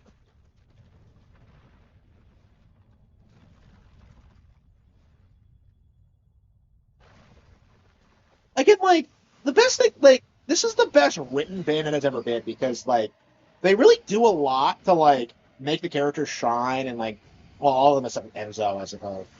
Nobody really cared about him.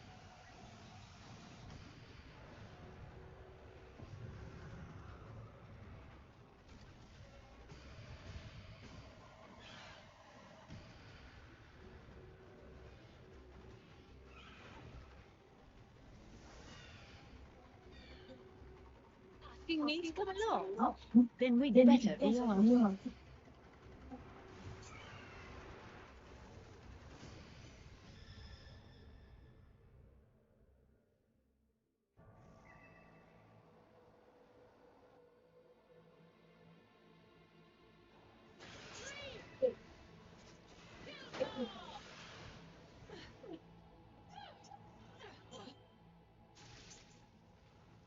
Um,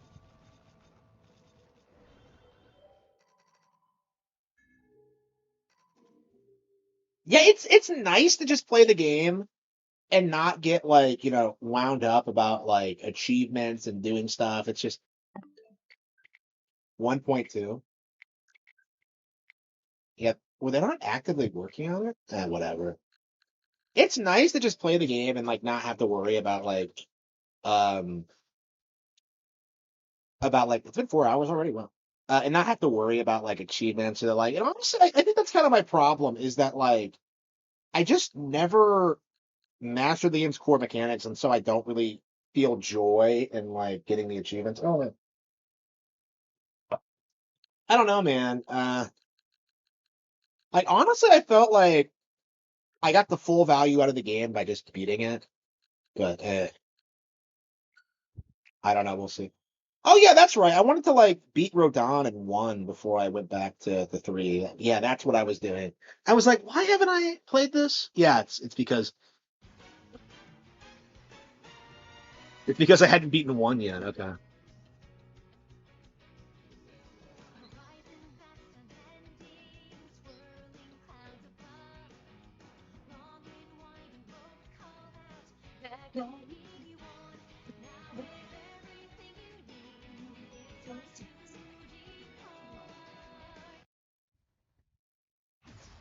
Ba ba ba ba.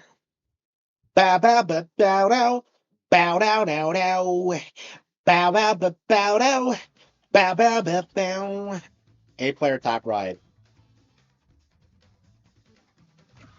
I've never actually done an event race before. I mean, maybe I did on day 1, but I don't. DBD. Wagon Stone.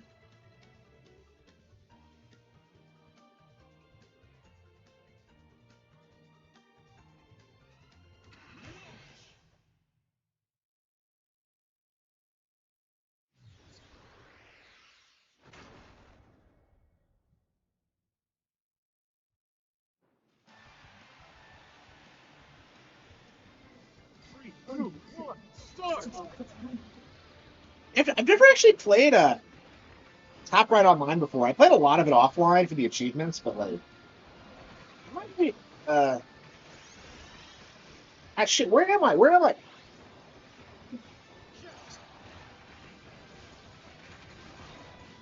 Man, look at this. Look at like.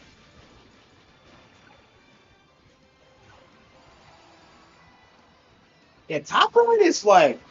It was legit actually my favorite mode for a bit. Because it's so hectic. It's way different than Air Ride, honestly.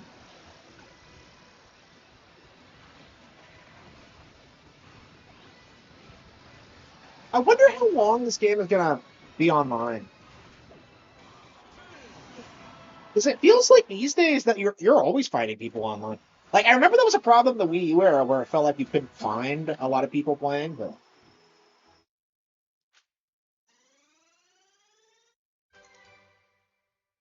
micromanager. And it's yeah, so you get like okay, so you get unique decals by playing these. Okay, that's I mean, what happens when you get duplicates? What the hell is this? Crazy. Crazy, crazy, crazy.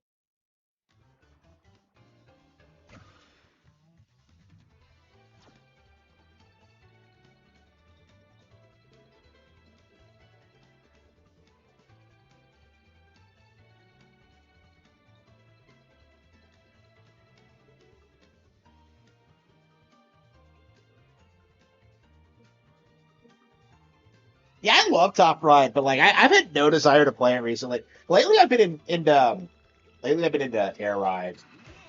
Oops. Oh, come on, I was on my way out. Oh, okay. One more race. I mean, it is an event. It is an event, so I do kind of have to take the time to do it. But yeah, Top Ride's a lot of fun. Like this is a great game. I've seen so many people say it's not very good. But... Oh, there's another DVD too. Huh? The Air Raiders is awesome.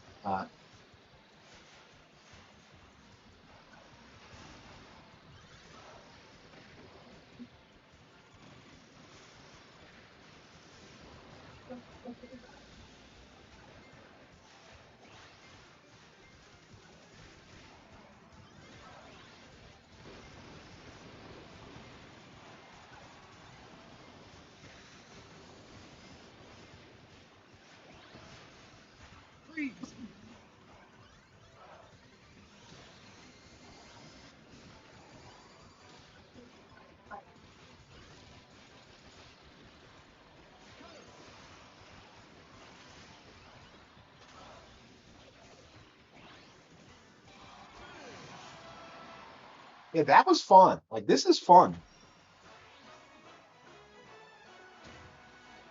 Should I put in the Caribbean Air Raiders now? Yeah, 35 hours.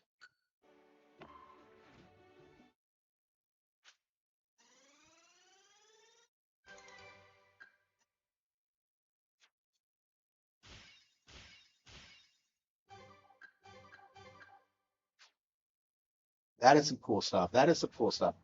All right.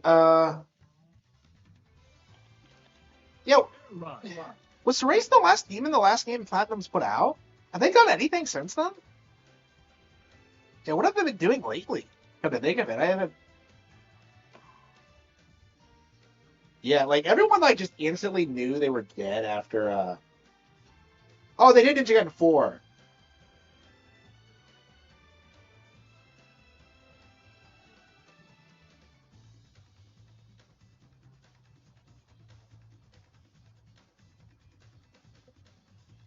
Yes, supposedly Ninja Gaiden 4 was amazing, but I didn't actually play it. As of 2026, Platinum appears to be in a rebuilding phase. Their biggest release was Ninja Gaiden 4.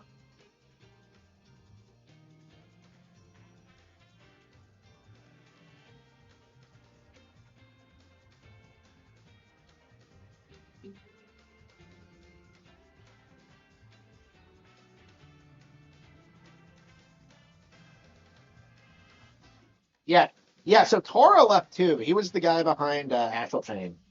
So he might be working on Astral Chain 2 for Nintendo. We'll see.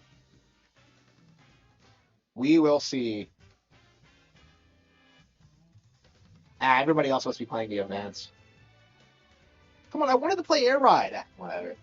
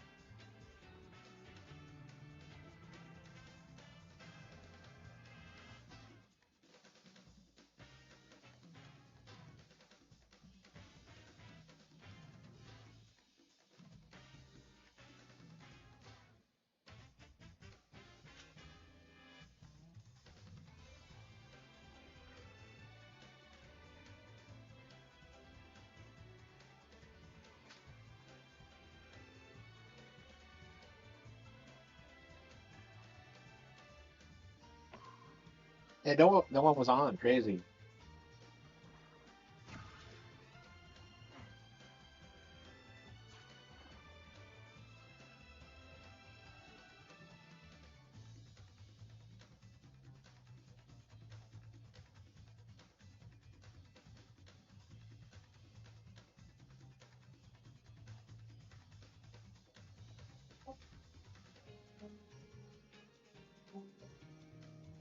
George Lazenby is still alive? Really? That's great. I didn't even think about that. I was like, I was talking about how Sean Connery and Moore are dead, and I was just kind of like, I completely forgot about Lazenby. Wow. So he's the oldest Bond still alive, huh?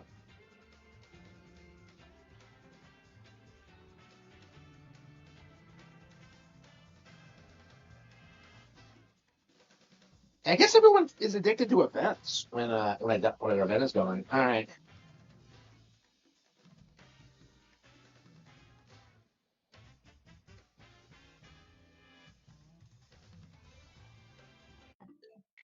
Yeah, that is definitely unfortunate.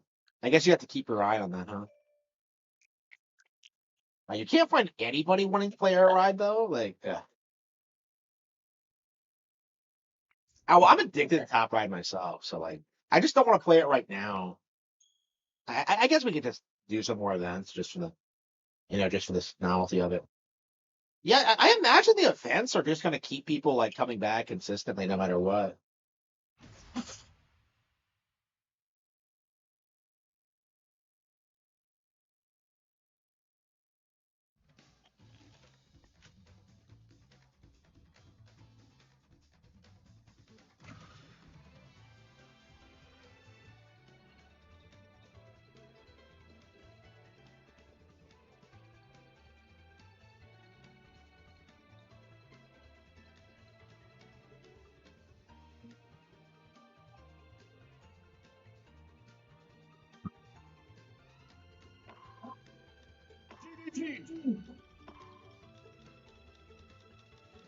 Wagon Star.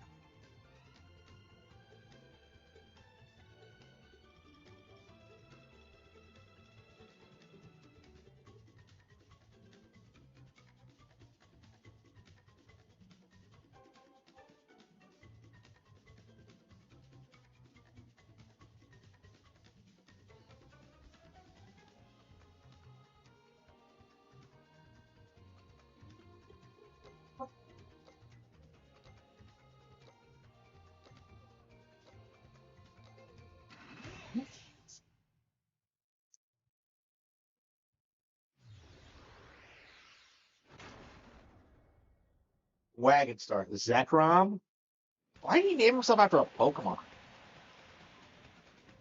3, 2, 1, start! I love Nanny. Okay.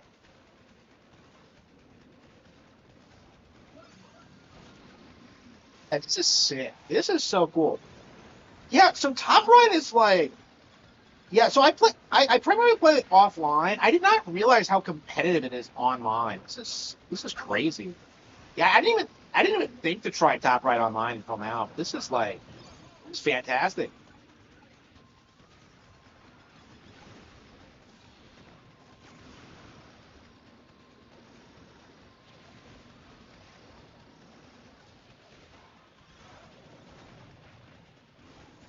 Yeah, the game is this hectic at higher level. Oh, oops. Oh, well, I didn't even. I was like turning. Yeah, I had a thing on me. Shit, I got fucked. Damn, last place because I just got fucked over. Unbelievable. I was doing so well and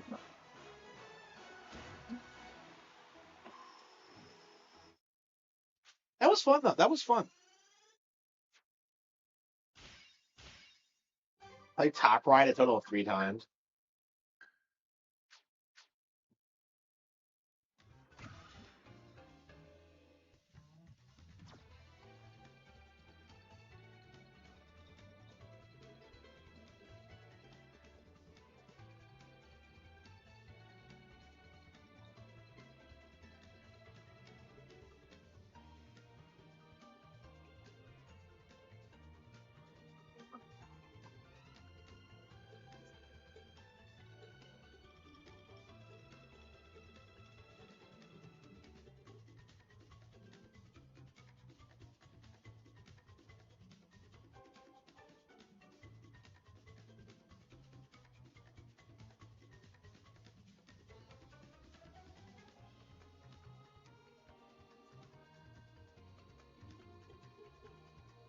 The voices of Phineas and Isabella are made. In a minute, isn't that like?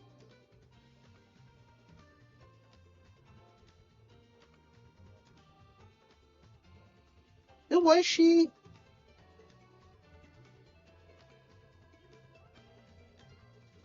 It's like an unbelievably gay pose, but okay.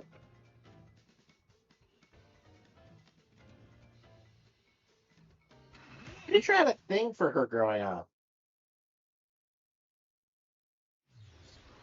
Can't remember what she was in. Wasn't she like Sion and like KH 358 Days Over 2? 3, 2, 1, start! That's like a weird thing to throw out there, but I think that's her.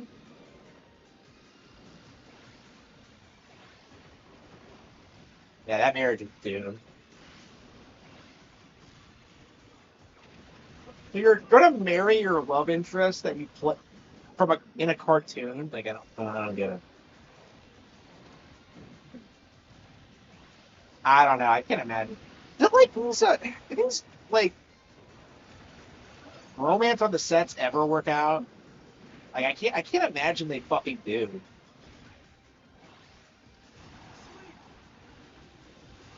Especially for a fucking cartoon. I've never heard that before. Of like people being a thing on a cartoon and then like hooking up. I've never heard that. That's a new one for me. I'm not super familiar with actor cultures.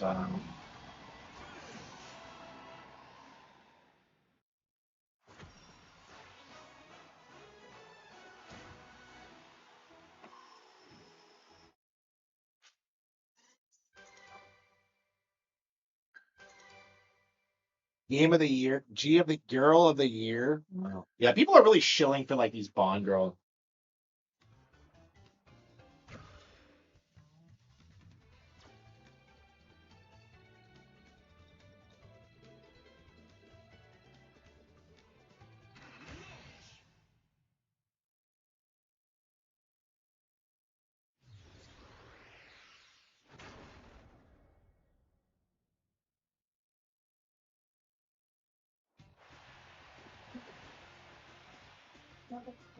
3, 2, 1, start!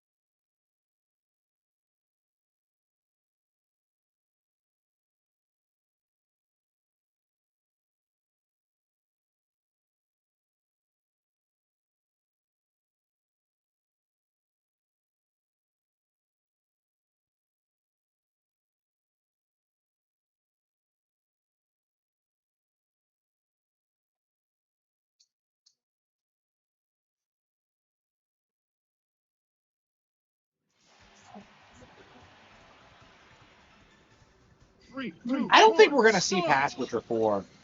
There's no fucking way. Like, Witcher 4 is like it's dead in the water. It's gonna be a failure.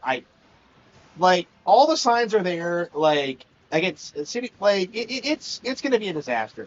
I'm not even sure the DLC for 3 is gonna do well. Actually, it just feels like who is this for?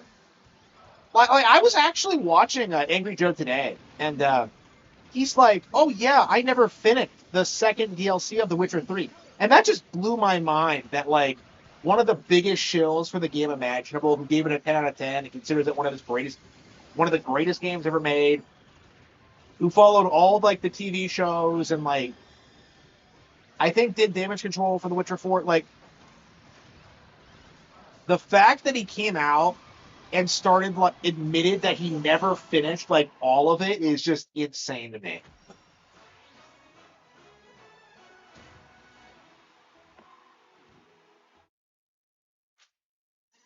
Especially since he was trying to hype like the third expansion. By the way, what was the second expansion? Because like, wasn't the first one Blood and Wine? Wait, is Blood one exception and the Wine the other? I don't know. What was the second expansion? I have no idea what the fuck that. Yeah, I was actually thinking that I might get Witcher 3 off the shelf and play it again, but like I don't know. After Cyberpunk, I don't think that's gonna happen. Like I'm never playing that shit. I have no idea why people hype that shit up so much.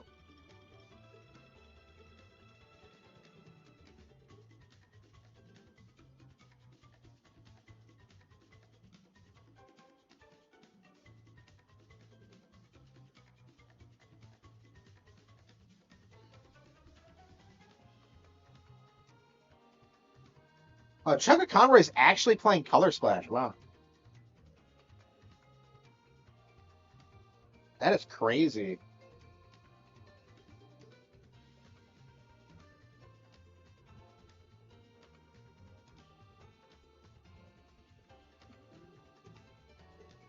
Yeah, I've actually beaten Color Splash, and like Sugar Conroy hasn't apparently. You'd be hard impressed to find someone who doesn't think Color Splash is like a good game. I think. Well, so what is this crap about the new one being the third expansion? Because like that's what I've been told specifically is that it's the third.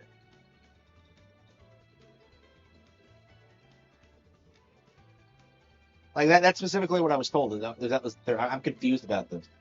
Oh no, unless you mean the base game is one, Blood and Wine is the second, and then the new one is the third. I mean that doesn't make any fucking sense. I would never say it that way. Yeah, I was very specifically told it was the third expansion. Oh, by the way, it's not coming to Switch 2. I'm very confused about that. Are they going to put out a Switch 2 version of it?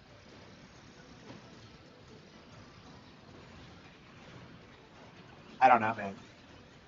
You know what? I think I'm gonna try to acquire like the Elric and Melvin license and try to like just make a better RPG than The Witcher. Like I think I could probably do it. Or maybe I can just make my own thing. I don't think I need to help. Just like let's do it, Nintendo. That's actually one of my goals. Is that like I wanna start a company called Bookworm, and I want to do like really high quality video game adaptations of books and like classic media and stuff like that. So yeah, I'd love to do that. But like I don't know if that's gonna happen. I still gotta get like the book stuff out there. I mean, to be fair, the books are like making plenty of money. Honestly, like after today, I think I'm pretty close to like making a living online. So I think once that happens, I can start thinking about that more thoroughly about how I'm gonna make that happen. Uh, there's gonna be The Witcher 3 Wild Hunt. Yeah, I'm surprised they haven't confirmed that yet. But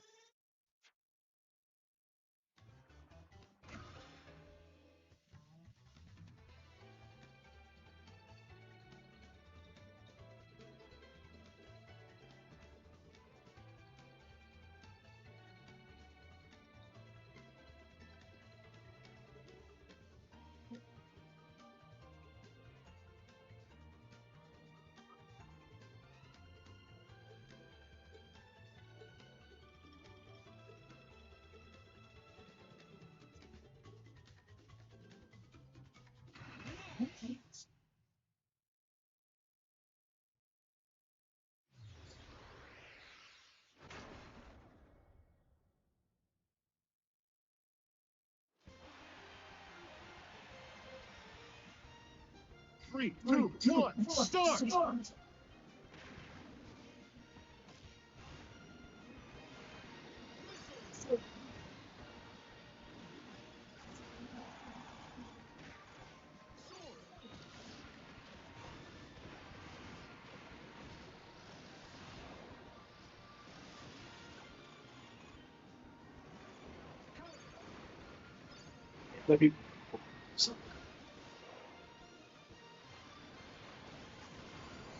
okay, okay.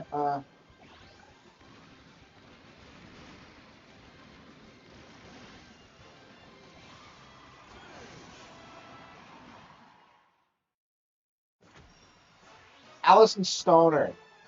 Okay. Yeah, I did like her growing up. I can see why. Uh,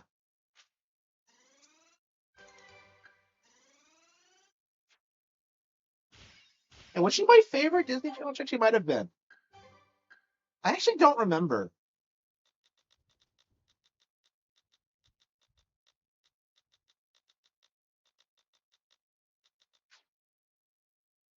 Like I said, I don't remember like a lot of my childhood like girls I liked.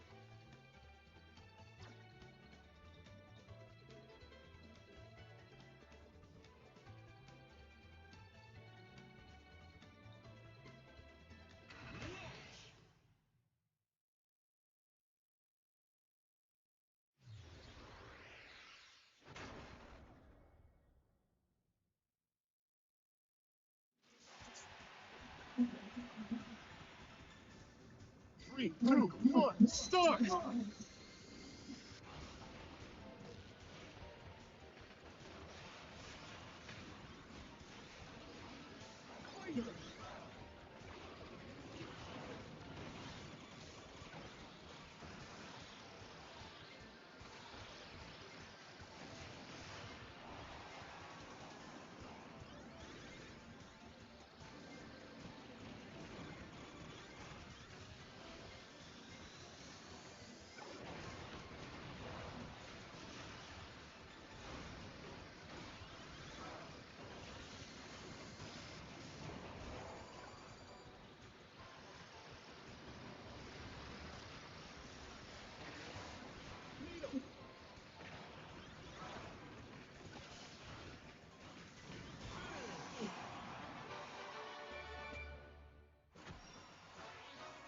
I need to watch the Bond. I need to get back in the habit.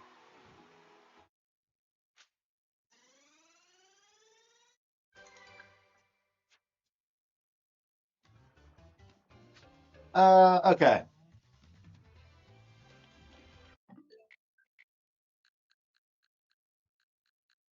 Cyberpunk. Yeah, Street Fighter is not loading. Well, I mean, I guess I was playing online. I don't know. Should I end the stream now? I've been streaming for 5 hours. Um, Fatal Frame 2. Oh man, we haven't played any Ocarina tonight. No. Yeah. This is why I'm never gonna watch any Bond. Oh, by the way, I started playing GoldenEye again, and it really got me fired up about playing that again. So that might be a thing in the future.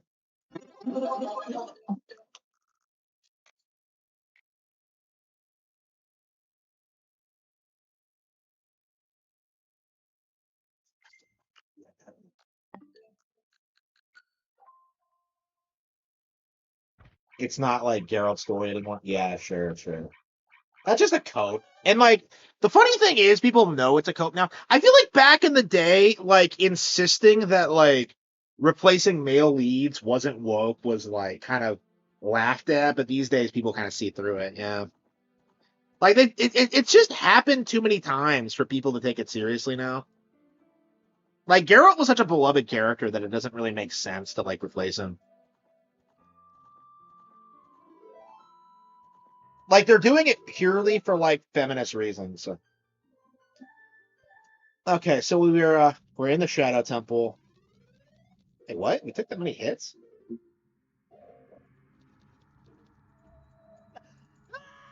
Wait, really? I thought you could make it with the. I thought you could make it with the hover boots. Hang on. Do you need a running start? I swear I've done it before. Yeah, okay, you just gotta. Okay.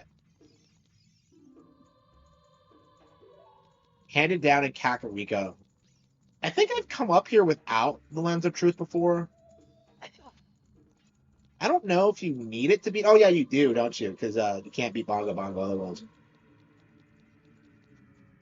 I don't know. Bongo Bongo is not the best boss in the game. Oh yeah. There's a weird thing about Bongo Bongo. Uh, he's actually weak to the ice arrows. Yeah, for some reason, Bongo Bongo takes extra damage from the ice arrows.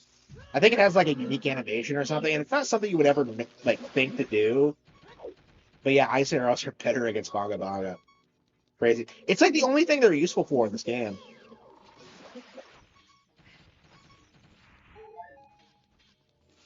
Yeah, I tend to like not even get the ice arrows that much because like they're just not useful.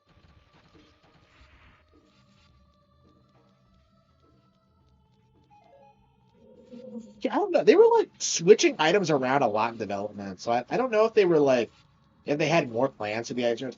Like light arrows are really useful and like fire arrows are useful, but like ice arrows weirdly enough aren't. Like Majora's I was like blown away when like Majora's came out and like all of a sudden like the ice arrows actually did stuff. Character arcs do not last forever. That's why you do a reboot or like you like do you really need character arcs in something like The Witcher? If it's like pulpish, shouldn't it just be like kind of like an isolated story or whatever? The Witcher, like, it doesn't have like a long-term story structure, does it? Aren't they like just short stories or whatever?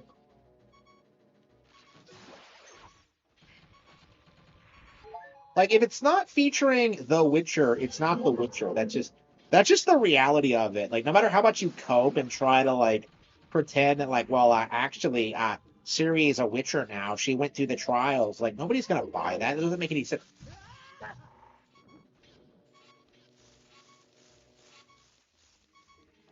Yeah, I never really thought about that. Like, the series is literally called The Witcher, and they're trying to replace him with a different chick, with a chick, and make it gay. And by the way, Ciri is bisexual, so like they're 100% gonna try and like give her like a female love interest.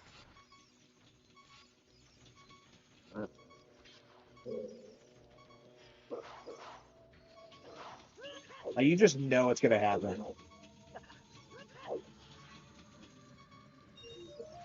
Like, what? I'm not familiar with like Ciri enough to know like what the lot, what like her history of being bisexual is exactly. I don't know. Is it like Edelgard's bisexuality where it's like completely fake, but like people insist it's true? Like an actual thing? I don't know. Like, bisexual women are just straight in my experience.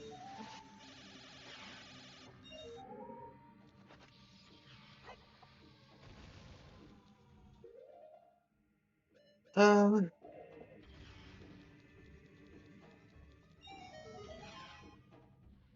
yeah, I just don't care for like The Witcher as a brand. I tried to read like one of the books and it was just boring, and I just don't understand the appeal. I don't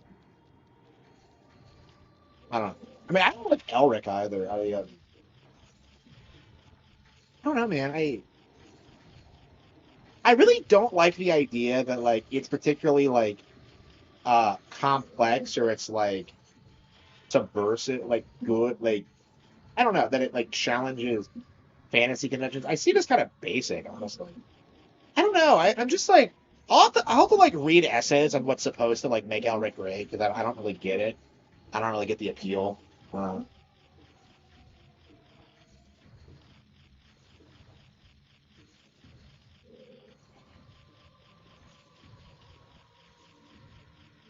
yeah, I have been reading Elric again. That's why I've been talking about him so much. So. I think I like Conan better, in my opinion. Because to me, like that just seems more like relatable. Like the idea that he's like this savage guy going around like getting in these crazy adventures. It just feels more like real to me in that sense. Like I don't know, like Elric just has like all this convoluted lore that makes no sense with like law and chaos and like the multiverse. Like, I hear the term multiverse and I just cringe. Like I just immediately start thinking of DC, and it's like I just can't take it seriously.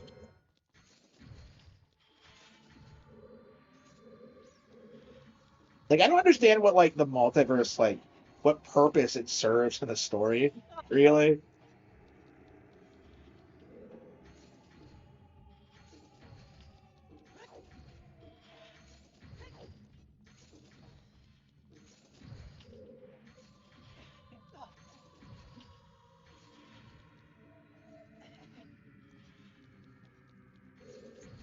But yeah, I've read like enough Elric now where like I don't really feel like it's that similar to The Witcher, like, at all.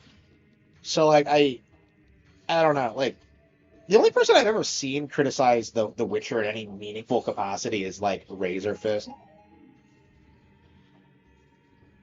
And like I just don't think he's a very good like he's very good at like explaining why The Witcher sucks. Like, he has to make shit up.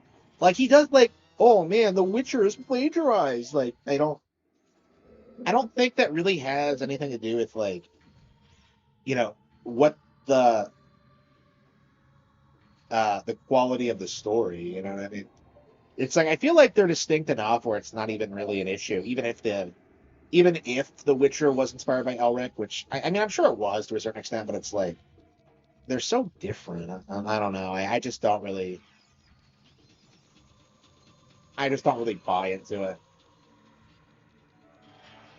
Again, he'll like bend over backwards to defend the shit he likes, and like shit talk things that like really have no business being shit talk. It's like with the DKC thing, right? Because I got into it with him about like rareware DKC versus retro DKC, and like he tried to say that like retro was like complete trash, and it's just like, what are you talking about? Like, those games are beloved. Like, what are you talking? Like, Donkey Kong Country Returns is like one of the most popular Donkey Kong games ever made. Like, I don't get it. Like, it's such a weird thing. Like, he's so obsessed with like protecting the image of his childhood. It's like it's pathetic. The '80s were way better than the '90s. Like,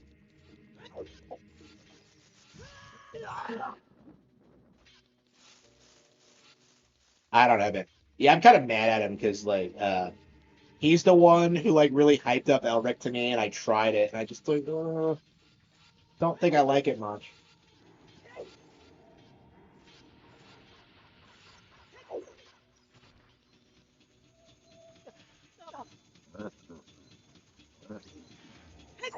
Uh, dark fantasy classic literary character Elric of Milligan.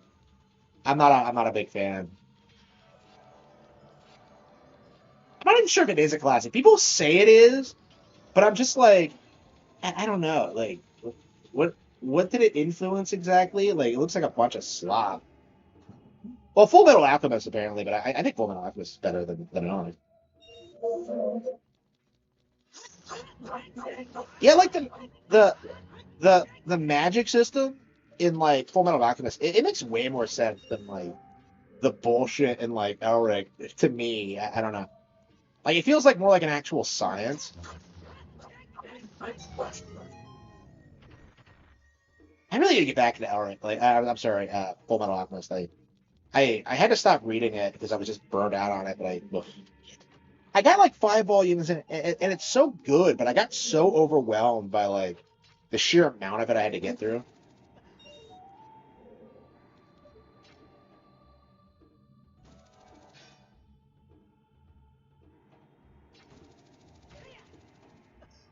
Yeah, like I was kind of thinking about like how I feel about it. To me, it almost feels like the fantasy equivalent of Watchmen, where it's like it's glazed because it's like subversive and like dark and edgy, and it's not actually like that good. Like I'm not sure I would go that far. I think I do have quite a bit more respect for it than Watchmen. Watchmen to me has like no redeeming qualities at all. But like I hate Alan Moore with a passion.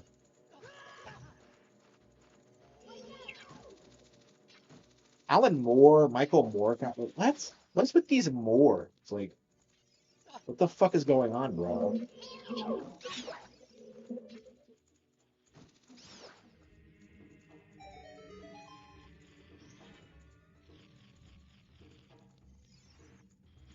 Yeah, I don't know. I'm gonna have to like read some interviews from like Moorcock or something to get a get an idea of how I feel about it because I'm just kind of conflicted on it. I haven't decided how I feel about it. That's kind of my impression at this point is that like I never understood this. So like the key just lies there and like it's just a little weird like item. I, I've always been it's like a JPEG of a key. I've never understood that. I don't believe there's any other key in the game like that. And if there is, it's some obscure one, probably in like the Boruto training grounds or something. But like I don't understand.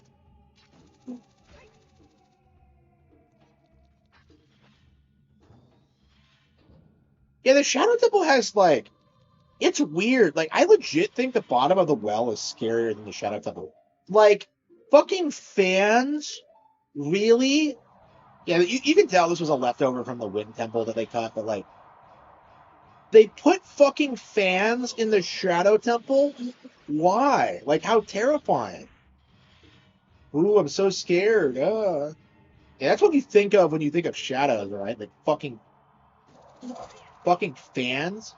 The long shot's really strong, by the way. It can carry a link with iron bolts.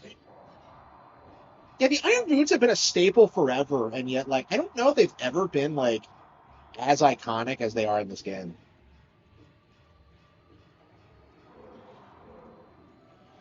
Oh, this is like a 10 out of 10 moment. This is like one of those things that blew my mind as a kid. This is Ocarina of Time.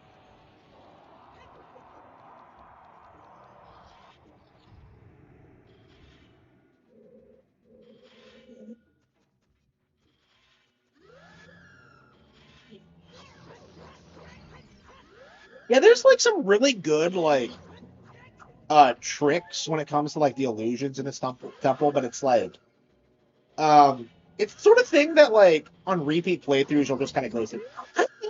I was saying last night that I thought the Shadow Temple was one of the weaker temples, but like in hindsight, I think its problem is that like once you like know what you're doing, it's like really straightforward. Like I'd say like the most out of any of the adult temples.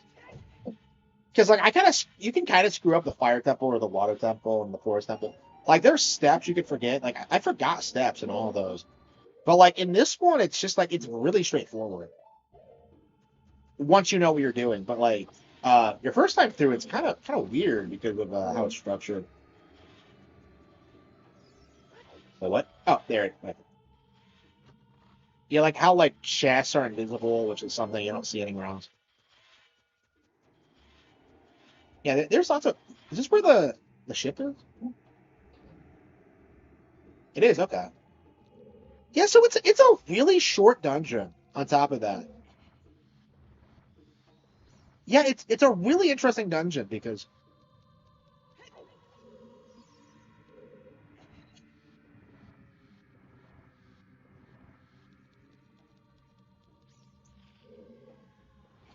Resident Evil. I wouldn't say that.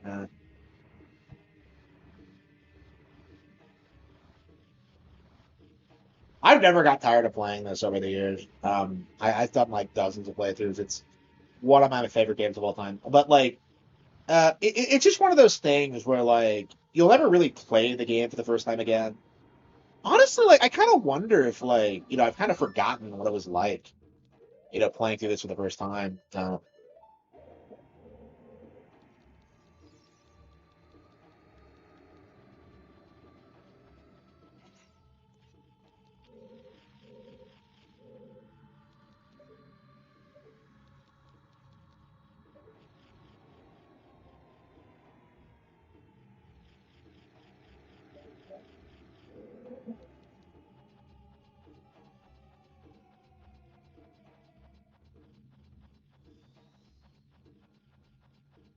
Yeah, this is like my yeah, it's just yeah,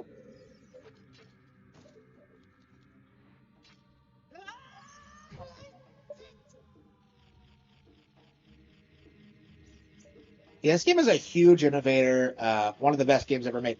But like it's also really old and like it just in a lot of ways it can't really stand up to like uh games that have come out like way later. Yeah, it is. Yeah, there are a lot of moments I do remember, but yeah, I don't think I remember my first run through the Shadow Temple. No, no, no, I do. Yeah, because I remember being confused about that fan thing.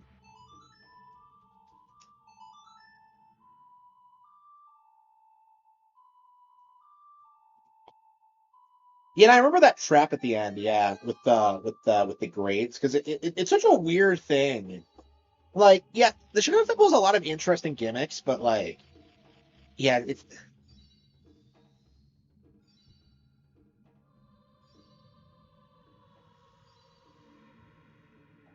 yeah. I think I had a guide for this, which is why.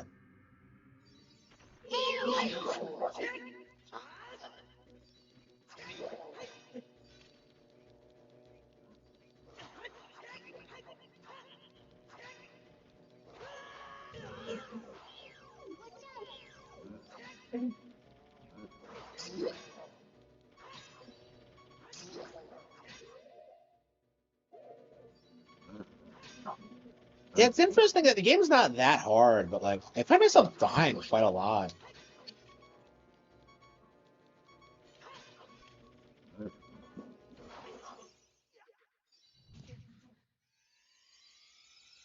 Yeah, it's because of the pacing. Yeah, A Link to the Past is the same way. Actually, A Link to the Past is more replayable than this. Yeah, because the game is so brisk, um, you end up like just you just enjoy like that feeling of going through it. Like even if it's not like super challenging or whatever.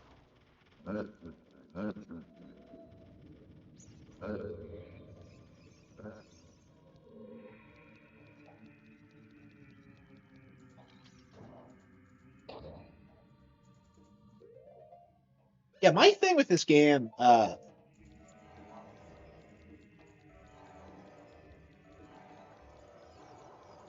me, it's like probably one of the most nostalgic games ever because like, this is in a lot of ways like the first video game I ever really fell in love with.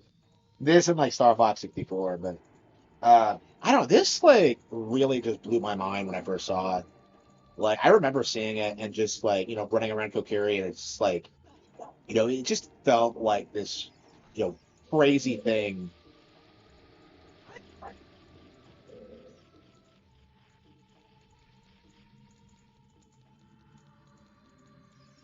I don't. I like other Zelda games. I've consistently gone back to like Twilight Princess over the years. I've gone back to like Wind Waker, but like um Skyward Sword. But like, yeah, this was my all-time favorite for a long time. I think Tears of the Kingdom probably is. I think I like that more now. I mean, that's so much of that is because of like the mechanics and stuff like that. I don't know. Yeah, I guess nostalgia only carries you so far, but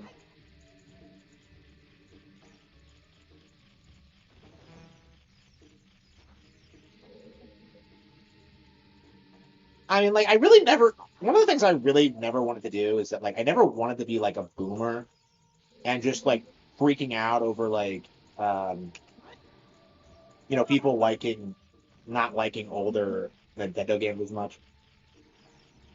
TMNT for the Wii, yeah. Yeah, I grew up on the with the PS2 one, which is I don't know, like, I'm very interested in playing that game again. I'll definitely play it if they re-release it. But I'm sure I imagine they have like licensing issues or whatever. Like it's not seen as an all-time classic like the '90s ones. I don't know. It's weird.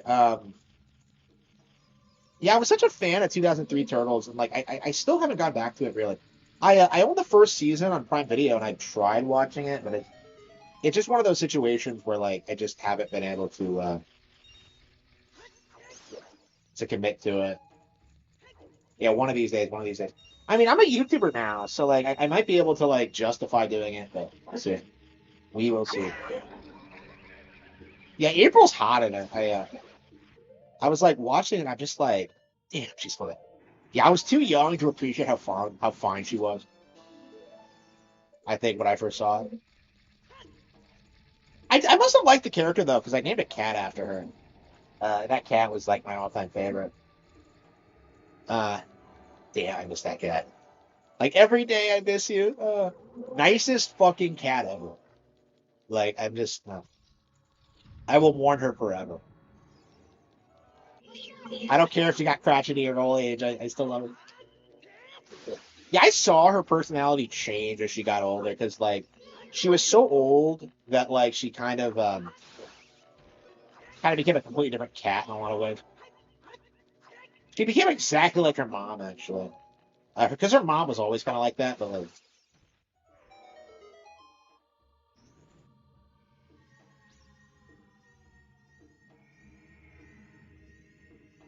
yeah, I don't know. It's weird watching like older cartoons because like a lot of times they are better than the slop that's being made today, but then like sometimes they just aren't, and it's really weird when that happens. I can't think of any examples, but like, yeah, I have a very hard time believing that like modern Pokemon isn't way better than like classic Pokemon, simply by the basis that like they actually focus on the Pokemon and actually have more like well thought out rules and stuff like that. Um, because like there are so many times in like Indigo where like Ash is just handed a badge, even though he didn't fucking do anything, and it's just like it's like it he doesn't earn his victories in a lot of ways. And it's like it's so unbelievably frustrating.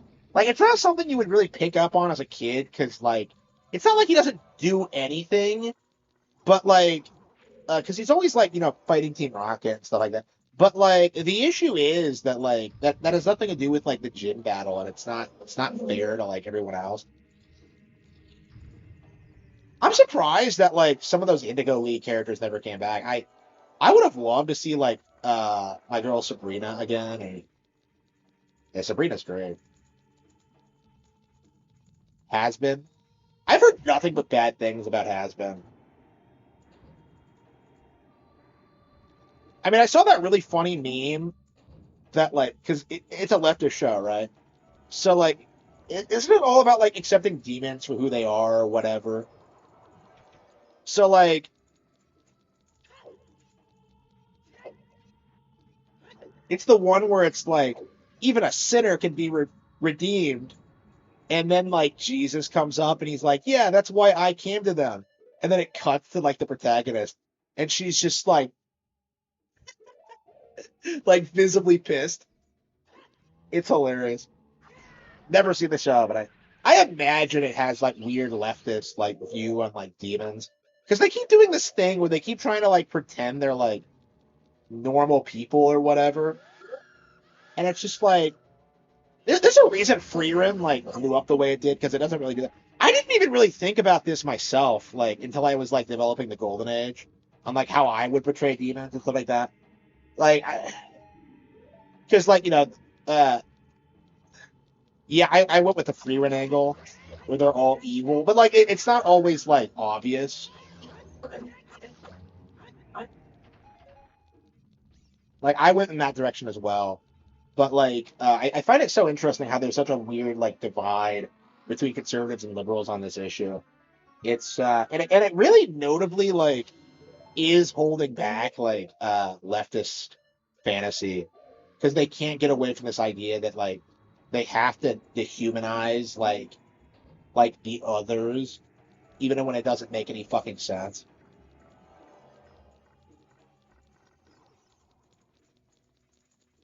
Complaining about the Wii U. Yeah, I was actually thinking about like reacting to it, but like I don't know. I don't have time for that shit. Like I actually talk to girls and stuff. I don't have time to like watch Scott the Woz lie about the Wii U in a desperate bid to stay relevant.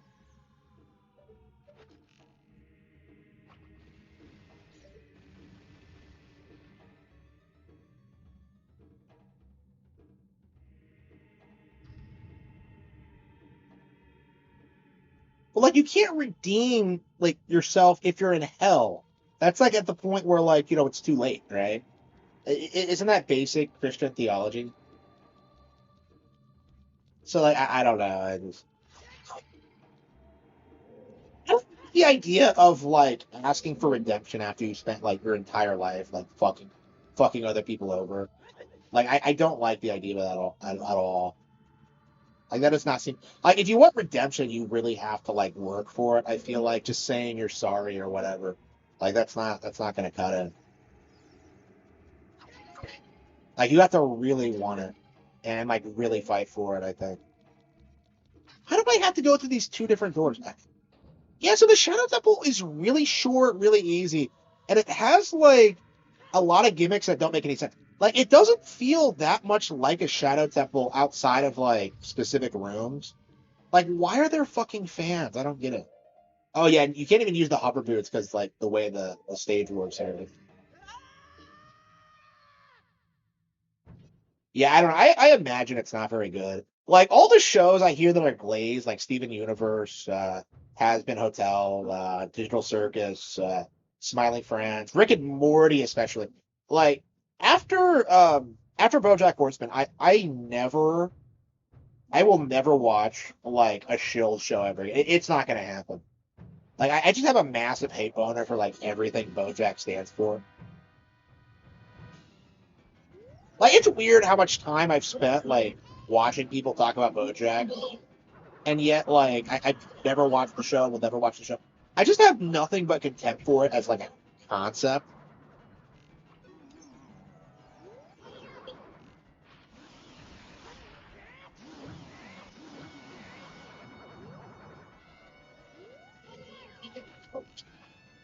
Yeah, so the boss of the Shadow Temple is just some douchebag with a drum.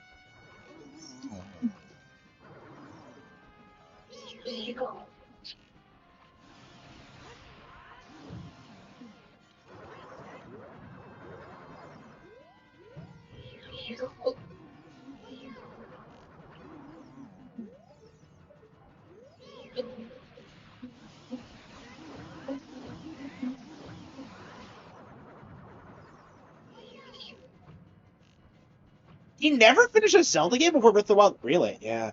Yeah, he is a poser. I'm always shocked at like the length of his posturing, but like I am not surprised they did that at all.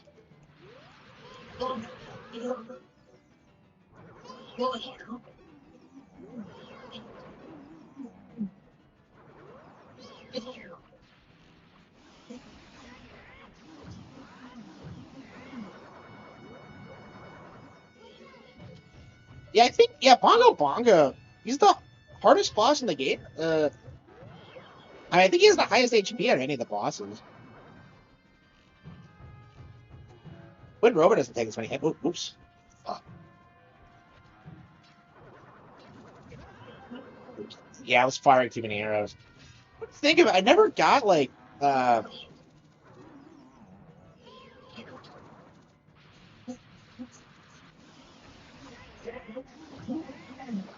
was close.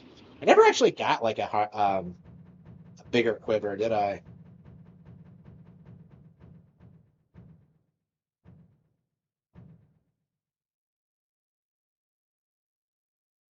Is he like descending from the ceiling like those primordial serpents in Dark Souls? I actually came up with this really funny concept. Because like there are 4 Lord vessels, right? Or 4 Lord souls. Like, what if you place the Lord vessel in Dark Souls, got the 4 souls, and then immediately the Poe sisters from Ocarina of Time just shows up out of nowhere and just takes them from you. And just fucks off, and then you can never beat the game. I don't really like him for his content. Bongo Bongo is the best looking character model. Yeah, I know, right? It's really weird. It's a really cool design. My problem with it is that it feels like it doesn't suit the Shadow Temple. Like a fucking drum, really? Like I don't understand the design for sure.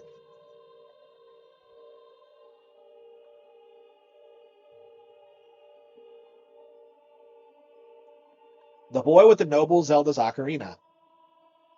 Impa, I don't think the ocarina belongs to Zelda. I think it belongs to the royal family. I am Impa, one of the Sheikah. I am Princess Zelda's caretaker, and I am also the sage who guards the Shadow Temple. Royalty of Hyrule from generation to generation, as attendants. However, on that day 7 years ago, Ganondorf suddenly attacked, and Hyrule Castle surrendered after a short time. Yeah, no matter how long you wait as a kid, it never happens. Ganondorf's target was one of the keys to the Sacred Realm, the hidden treasure of the royal family, the Ocarina of Time, which we did. My duty bound me to take Zelda out of Ganondorf's reach.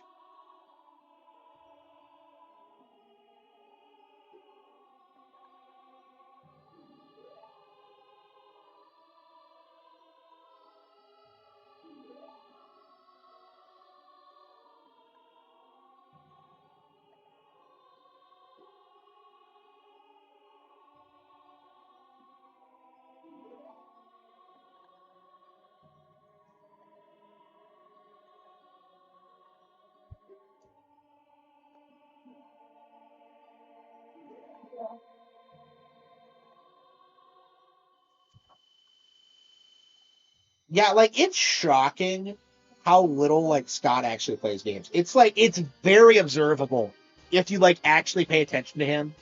It's like it's insane to me. And it was hit like he was like responsible for the Devil's Third thing, or he was involved with it. Like Star Fox Zero, like he's downplayed some really good Nintendo games over the years. I'll be very glad when like he gets exposed. I'm sure it's like It's gonna happen eventually. It's just a matter of like when and how it happens, I think.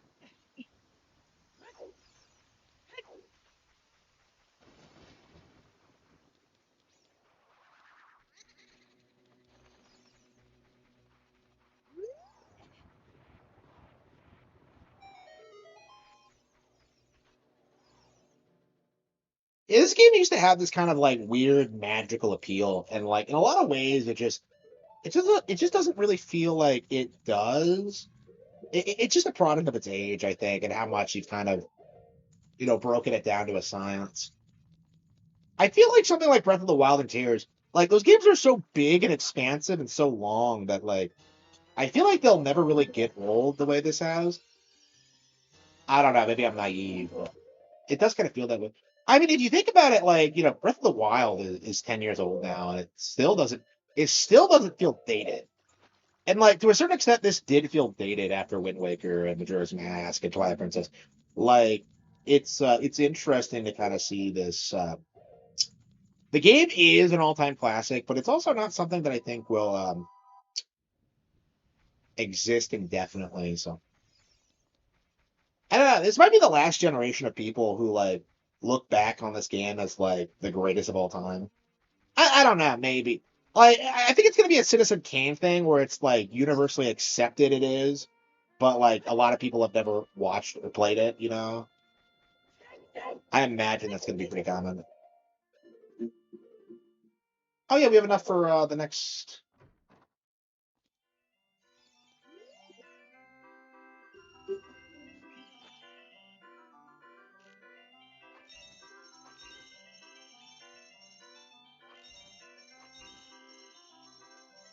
It's crazy how aiming with the bow and the slingshot are not that different.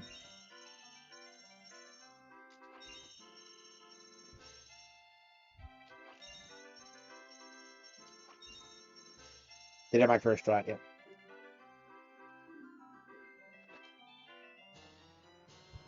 Big quiver. Okay. Yeah, I only did that so I didn't have to buy more arrows, but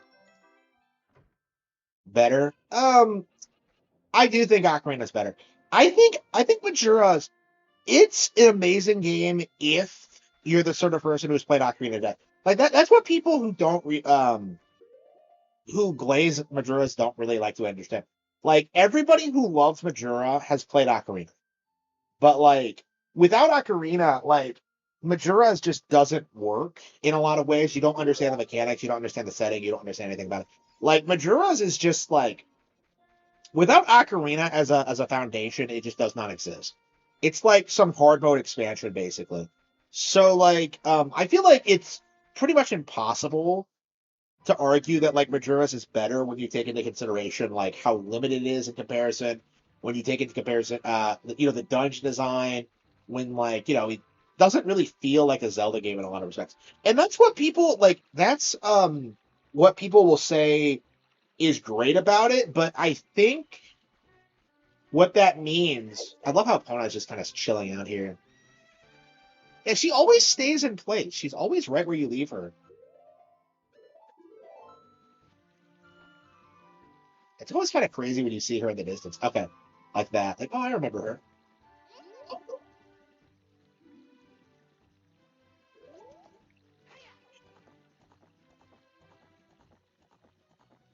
Like for me, I think Majora's has like a lot of technical problems as a Zelda game. And like the thing that makes it stick out are purely because it's like it really breaks from the mold because of like how focused it is on like NPCs and their schedules. Like it's an amazing game, but like not a good Zelda game in a lot of ways. And this is like the perfect Zelda game in comparison. So like Majora's is it's a game made for people who are like who had played Ocarina to death basically and like really wanted to see the series like take a darker direction and be more mature and like tackle stronger subject matter. Um yeah, Majora's is just like you know it was made to like not have the immediate sequel to Ocarina be like a rehash essentially. And like That was a really smart move because when you look at Majora's and Wind Waker and Twilight Princess, like the argument that a lot of people make about them is this idea that like they're I can't believe you can do that.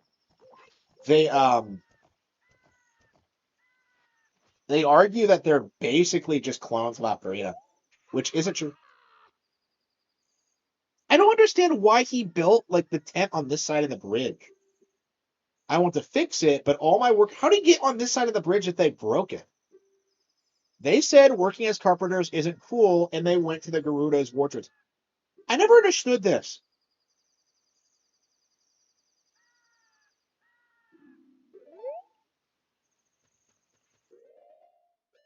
So yeah, apparently, in the original Japanese, the carpenters are all gay, and like they go over to like the Gerudo Fort. That doesn't make any sense to me. Like, why the fuck do gays like want to be around women? That doesn't make any sense. Like, wouldn't it be the opposite? Like, wouldn't they want to be around other dudes? Like, I don't understand the appeal. Like,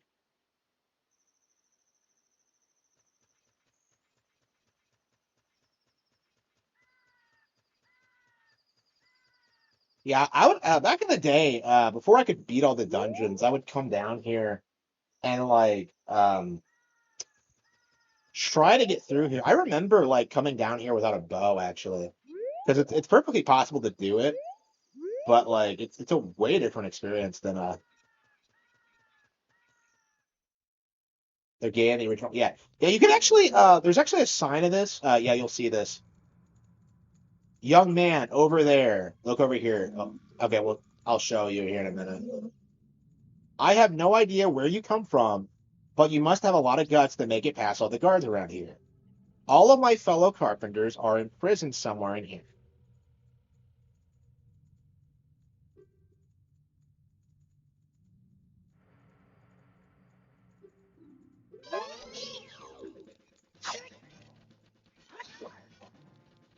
Yeah, so this is the source of like the dual scimitar Gerudo. It's like their stereotypical electron. So the reason Riju uses this style in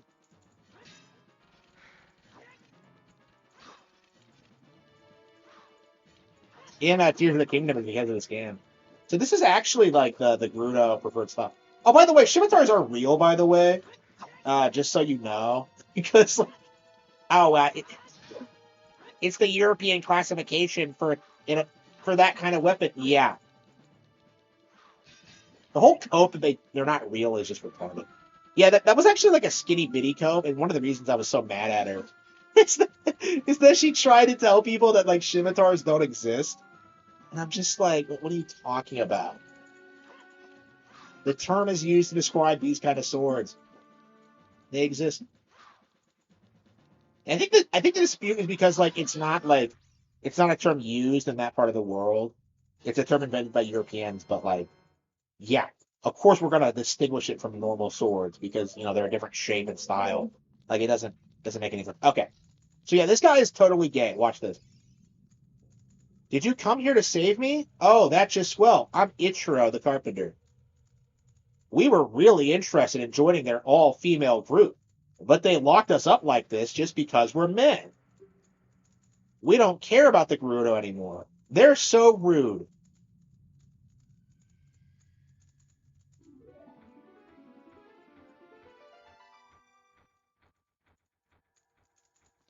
That's weird. Is it a fake memory or maybe it's in the 3DS version? Maybe it's another Carpenter. I don't think they have different dialogue. Yeah, there's like one line of dialogue. I think that's a holdover from like the original Japanese that implies they're gay. Let's see if it's in this version. I remember it being there. I remember like last time I played, wondering if it was in this version or if it was like, um, if they like edited it out of like future re-releases, or if I just didn't notice it. Uh, I don't know. Maybe it's a gay thing to want to be around women. I don't know. Can't believe that doesn't fucking kill them. Like they get right back up afterward, like nothing happened. Yeah, the first time through here, this is kind of young man over there. Look here inside the cell. I have no idea where you come from, but you must.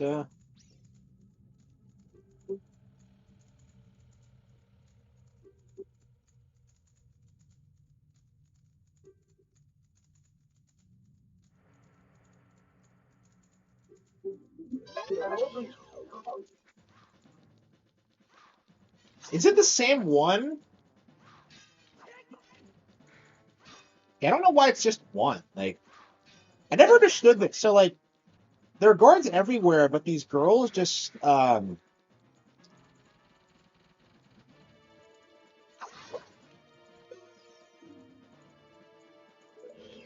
if you don't defeat her, you'll be captured. So yeah, she actually has like a one-hit KO move. It's that weird spin she does. Let's see if we can bait it out. I don't know. Yeah, there it is. Yeah, so that's a one-hit KO move. So like, yeah,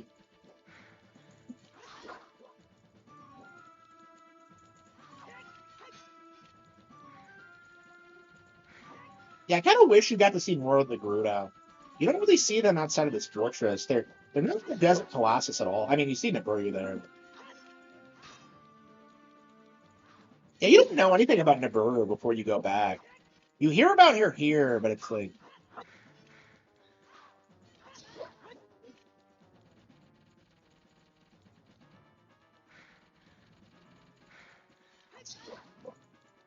Is he breathing hard?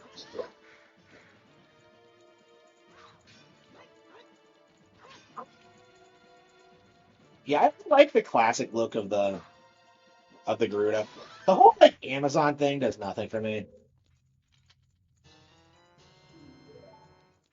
I wonder if they'll redesign them in future Zelda games. But you're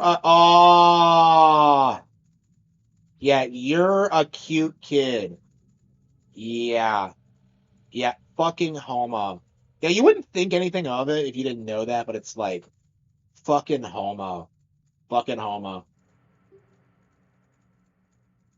I'd rather work as a carpenter than join them.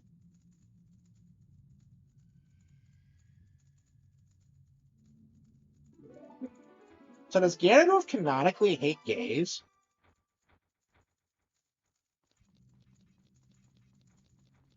Maybe he just really hates Bridget. Okay. I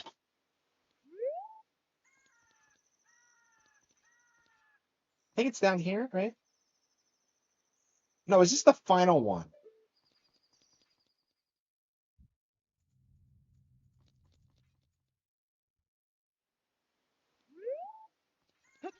I don't understand why they built their fortress like this. It looks like a shithole.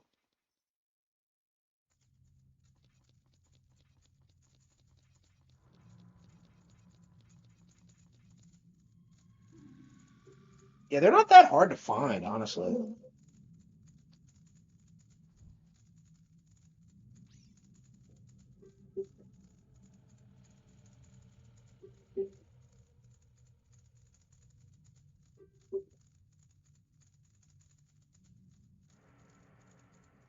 I know. Well, I mean, he's younger than them, though. Like, I guess they would consider him a twink. I guess I don't know anything about Holmov.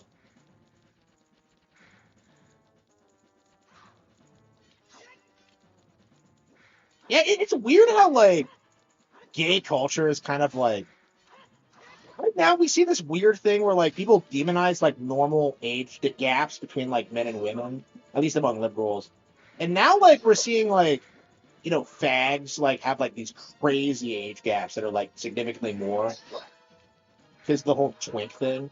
Like I think like they don't really think anything of like gay prostitutes or like whatever. It's just I don't know. Maybe I'm being a bit.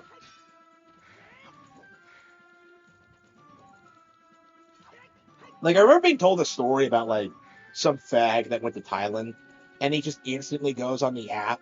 He's like with like a bunch of women, and then he just like whips out his app, like hires a lady boy prostitute, and then like goes to go fuck him, and they just kind of laugh about it. And it's like it's one of those things where like, if it was a girl, they would be not like that at all. But like, oh yeah, it's funny if it's a guy.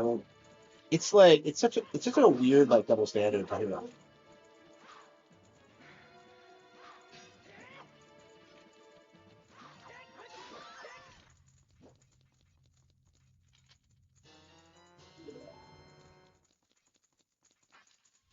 Yeah, I just don't trust like people who got a pilot.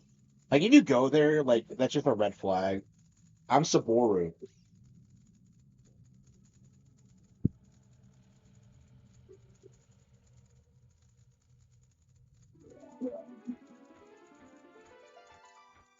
So yeah, in the 3DS version, they're more obviously gay because they have that like stereotypically feminine run. That's actually what they're doing when they like swing the arms out. I don't know if they censored it in this version or if it looks a little bit different on the N64 version, but like yeah, it's more obvious they're doing that. Oh shit, in the 3DS version. Um,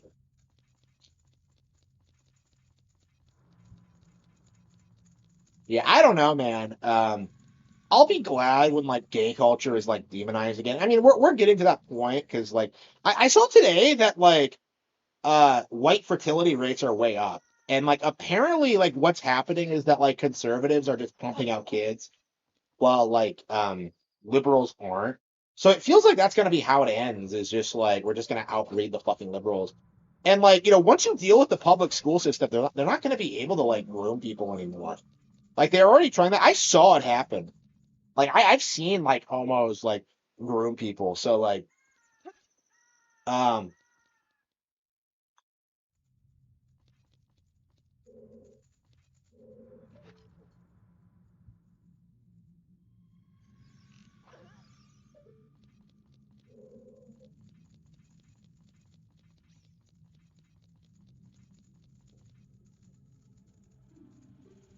what they do to piss him off? It seems like they put him in a special cell.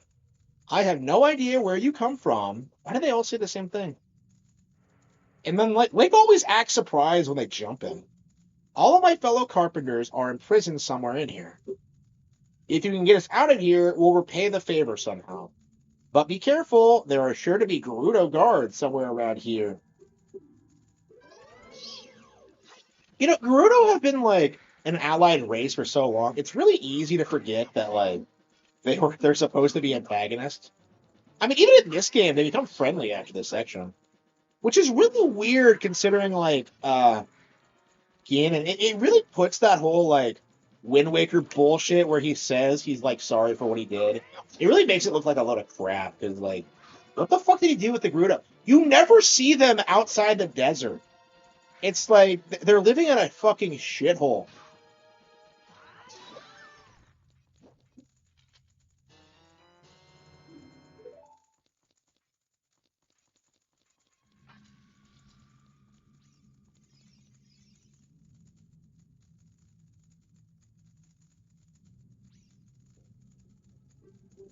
Why do they all have names?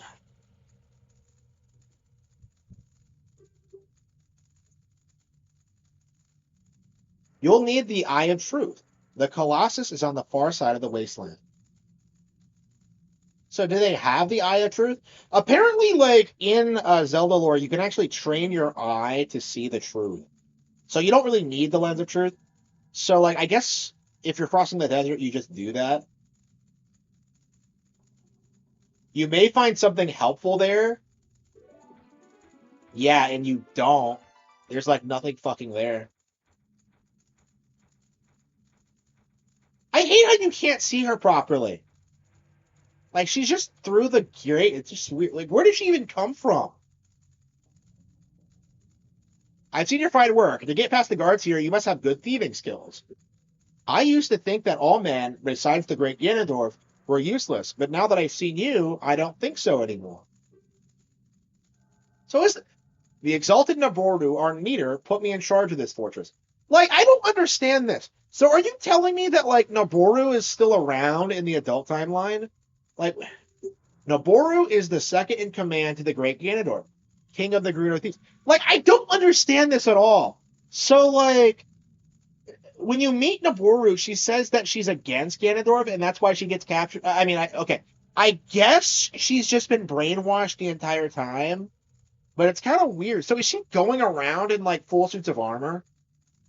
Actually, no, that's actually the deep lore thing. If you actually look at the Iron Knuckles, like they're actually just Gerudo warriors that are like brainwashed or whatever. You can like actually clip through the model and see them in there.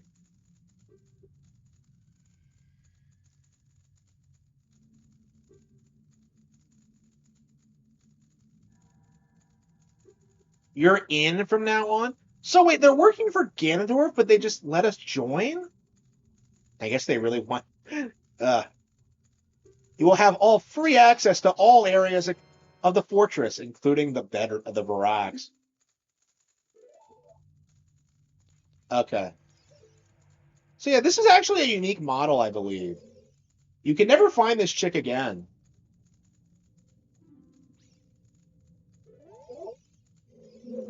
From now on, you're free to come and go as you please through the gates of the desert.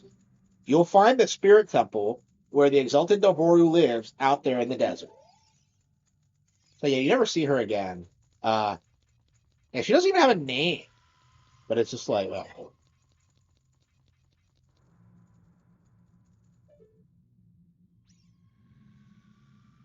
She's still knocked out. Better stealth than Metal Gear Solid. Okay.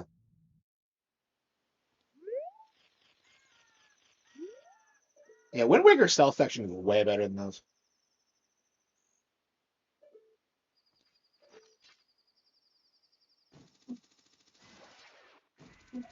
The long shot is so beastly. So good.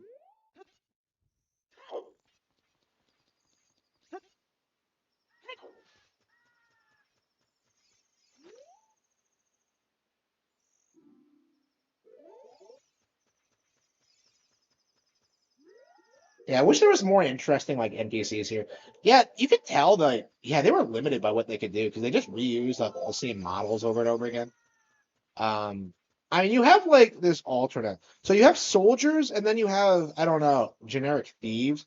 Okay, what is with the lips? Like the lips are just weird. Look at those like the white lipstick and that weird like Joker look. Like, what does she think?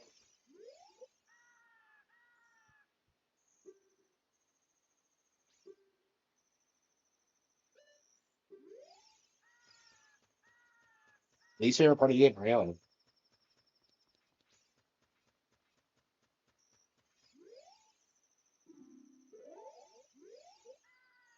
So what's the difference between the guards and the standards? I guess they're just off or whatever. I don't know why they're so nice to you. I just don't get the. I don't understand the concept. Like,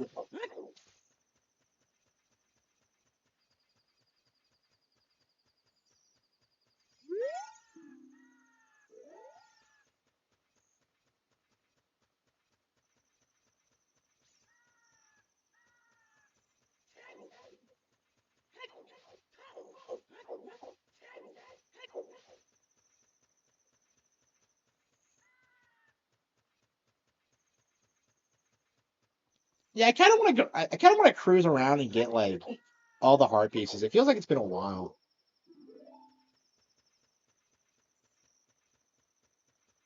Oh yeah, I never did get those heart pieces by the river. I guess we could go back and get those.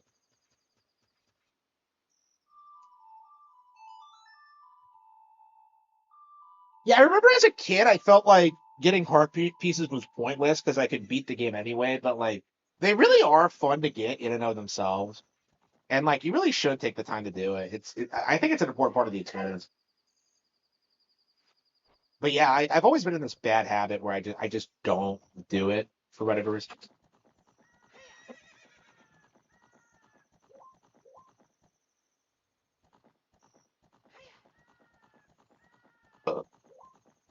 Oh, did I not? I didn't go to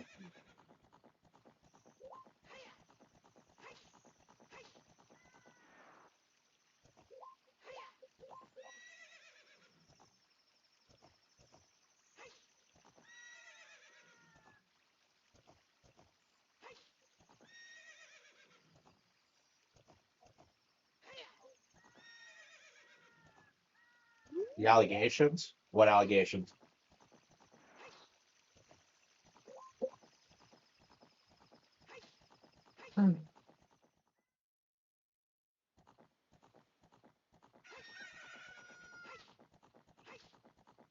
Yeah, I just love this game. It's just phenomenal.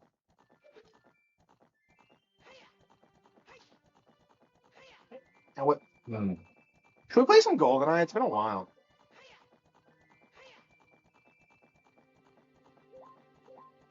I can think of quite a few heart pieces you can get.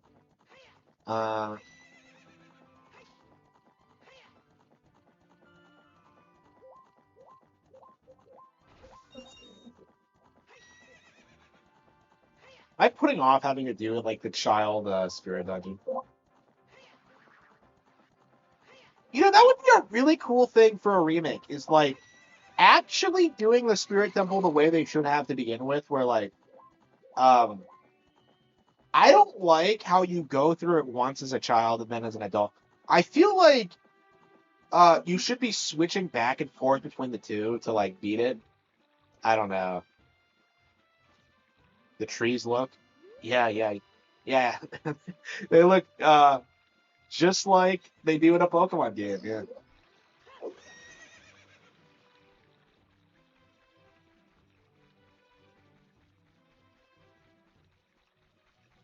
Oh yeah, DK64 is coming out on the 5th. Is that Friday or Saturday?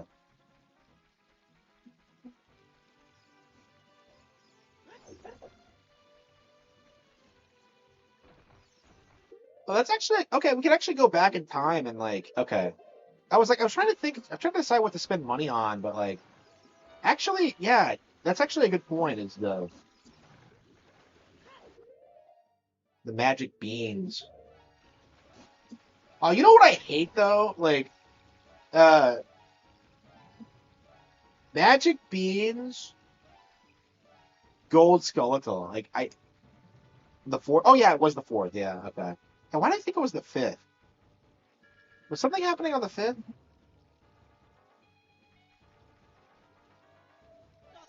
Was there something happening on the 5th? I feel like there was something happening on the 5th.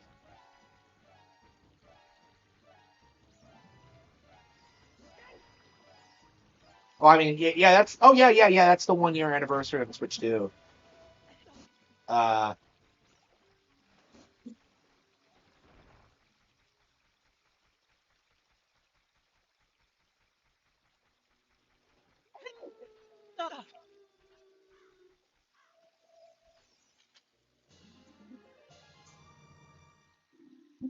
you completed another heart container. Wow, so these are. Yeah, I hardly ever do this because, like, normally what I do is that, like, I tend to come here, like, after beating all the dungeons and just before I beat Ganon. Yeah, it's very uncommon for me to come here before that.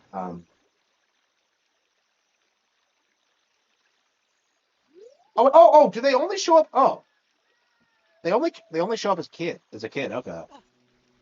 Okay. Yeah, I completely spaced that like a dipshit.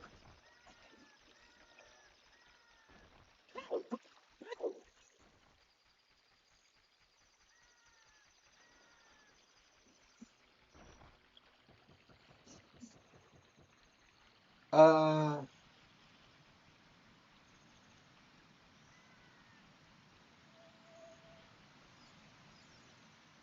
are there any in the Lost Woods? I can't think of any.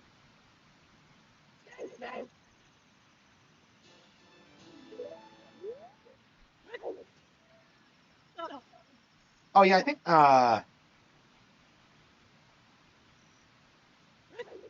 yeah, I think all the ones in the Lost Woods you get as a child.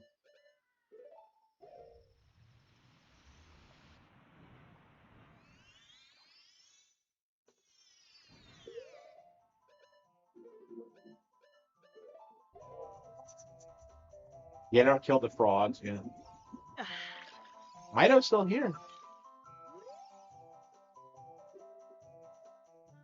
Saria won't ever come back.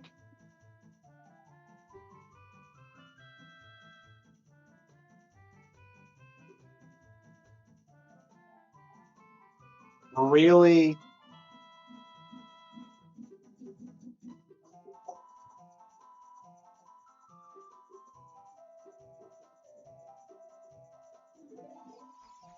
Oh wow, really?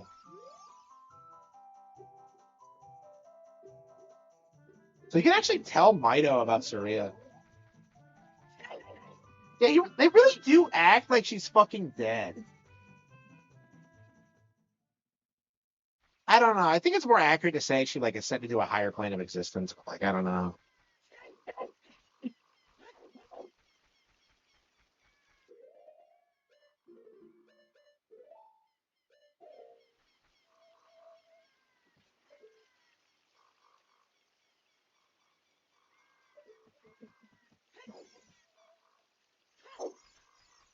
Yeah, it's interesting how like characters have a lot of easily missable dialogue like that.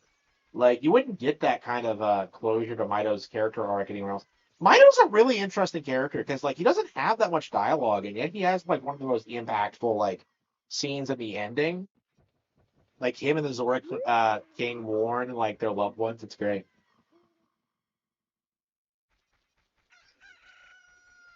Uh, yeah, I think first things first. I think we're gonna go to the past, buy those magic seeds, just so we clear up our wallet. Yeah, that's 100% what you should be spending your money on. Is like those damn magic beans because they're so fucking expensive. As a kid, I never fucked around with them much. I think there were a handful of ones that I liked doing, but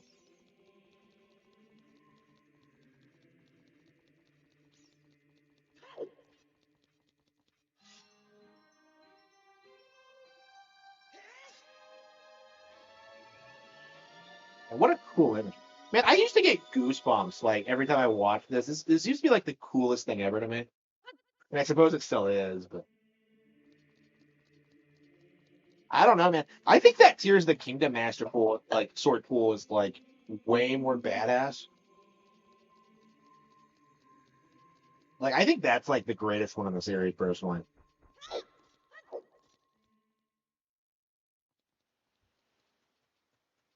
Do you get a heart piece for doing the Happy Mass side quest? I don't think you do.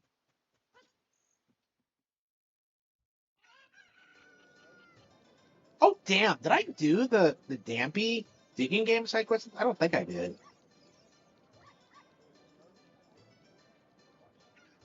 Yeah, I'm moving around and I'm having like vague recollections of like heart pieces I can get. Because there's the one of the bomb shoot bowling alley that we struggled with, right?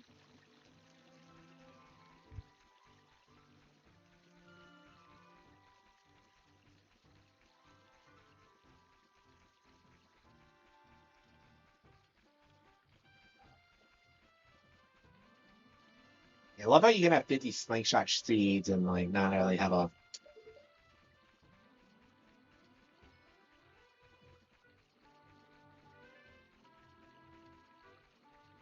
Yeah, I remember as kids like we uh we had this conversation about how this about how Hyrule is like crazy small if you think about it. Like I don't know if kids are gonna have the same conversation with Breath of the Wild, but like Hyrule in this game is supposed to be an entire country, and yet like it's like made up a handful of villages, and it's just like it's just kind of crazy. I guess like it's supposed to be bigger, but it's just not.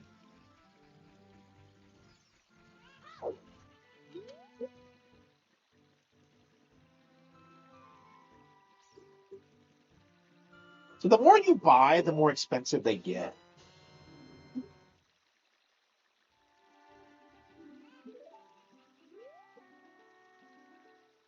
Yeah, like I was shocked like how different these things work in Majora's Mask. Because like you can just pour water on them and do that one. You don't have to wait 7 years. Can you plant them in the future?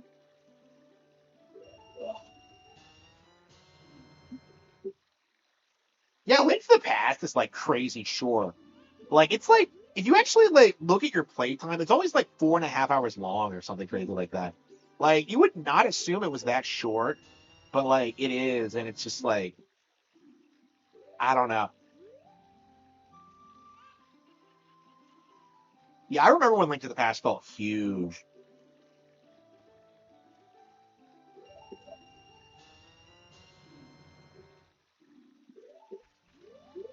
Okay.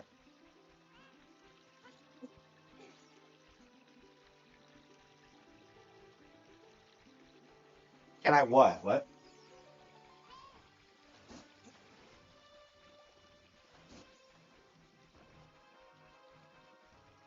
I think I'm a lot more nostalgic for like the past, honestly. I think I might have played A Link to the Past before this.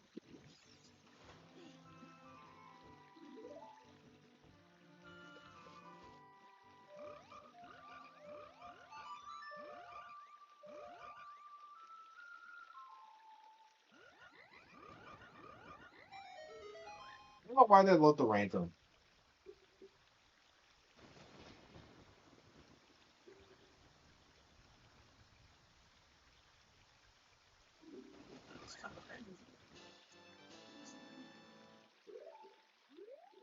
Okay, I think we're gonna go to the Lost Woods.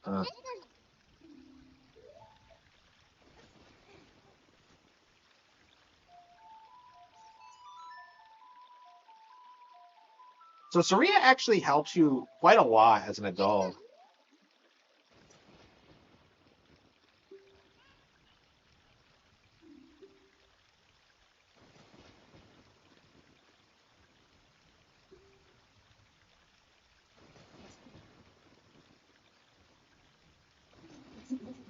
What? What is she talking about? So like I once heard a bird say this. Like I don't know. Like Saria gives you really weird lore tidbits sometimes. Like she actually tells you where like Zora's River is and a little bit about the king, I think. It's like, how the fuck do you know this? You've never left the forest. She always has like some excuse, like the Deku tree told me this or something. It's like, but like how the hell do you know that? Like I'm just it's really confusing. Like it just boggles the mind. Yeah, we just went through here as an adult, and here we are coming back as a kid. Okay. Yeah, I remembered some of the pieces apart. And it's so weird, like coming back here through here backwards. Usually, I like intentionally screw it up, so I just leave. But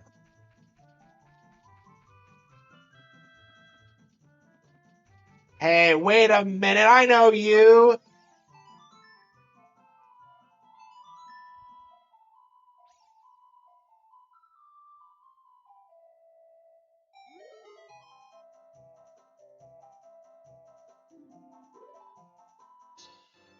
So Saria's friends with Skull Kids, but not Mido. Oof.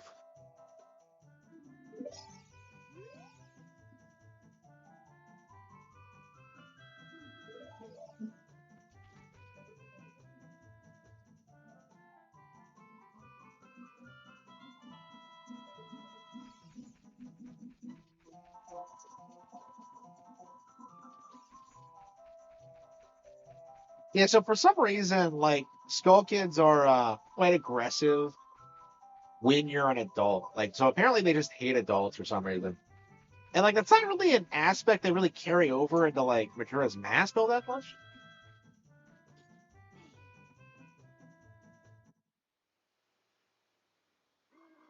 Yeah, I never used to do this as a kid because it was kind of confusing. Yeah, it's really easy to forget that. Yeah, because usually these days, whenever you see one, you just assume it's like the one from Majora's Mask, but like no. I guess it's technically debatable that like that the Majora's Mask one is the same one from Ocarina, but I think it's safe to say it is. I mean, that just begs the question of why you don't recognize each other though. But you know, maybe if Saria was a better friend, he would never have spurred out the way he did. Oh, it takes a while to build up to it.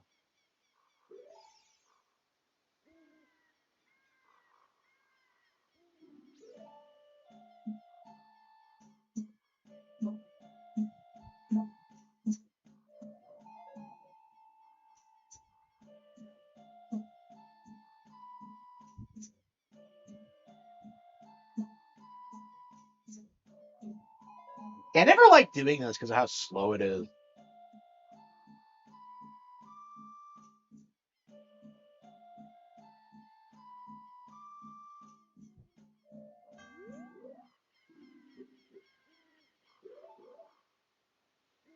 Yeah, see, like I screwed up. I knew what the notes were, but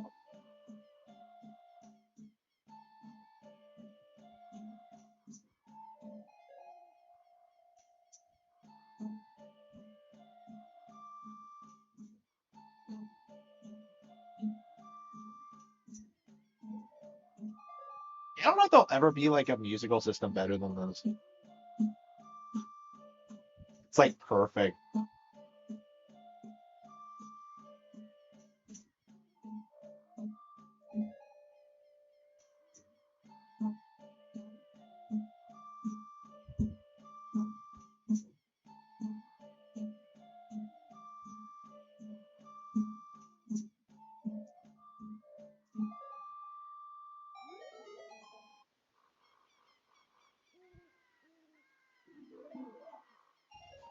You have to like max out the fucking thing before like they hand it over.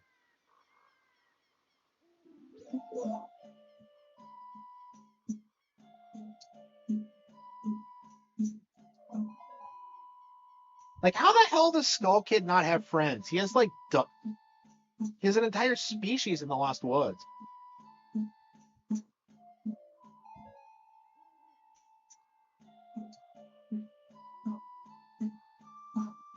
So yeah, like the continuity between this and Majora's is just weird. So you're telling me this random fucking Skull Kid that isn't even like a minor antagonist in this fucking game. You're telling me he's like gonna crash the moon into the planet because he's lonely? What is this autism?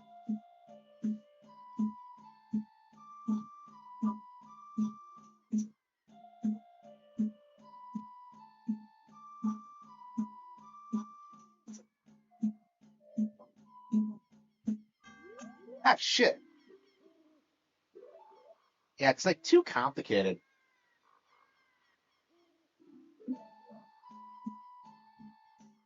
Yeah, I think there's like an easy pattern. Yeah, they're just gonna play the Scarecrow song. Oh, by the way, like, that's another weird thing about this game, how it technically has a 13th song that's like I never fucking get. Because I don't fuck around with the Scarecrow, right?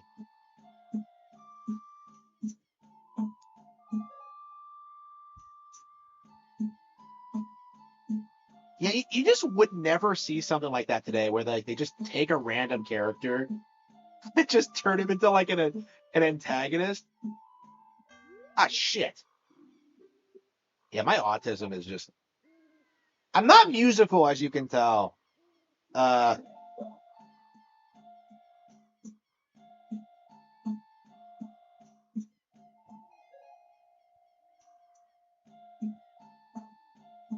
mean, it's just basic pattern recognition. Yet, like I'm embarrassing myself.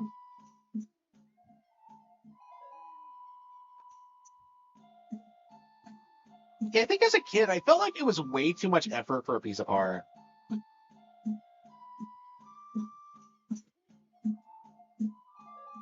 Like, I knew they must give you something good for this, but it's like, why bother? Yeah, that's what I was talking about. Yeah, so you compose your own song with the Scarecrow that you can play and summon him whenever you like, but it's like, I don't know. It's just one of those things that I never bothered doing because.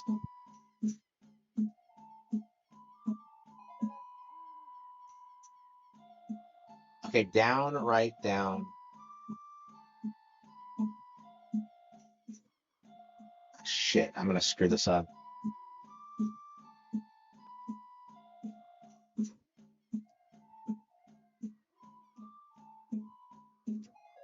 I got it. Wow.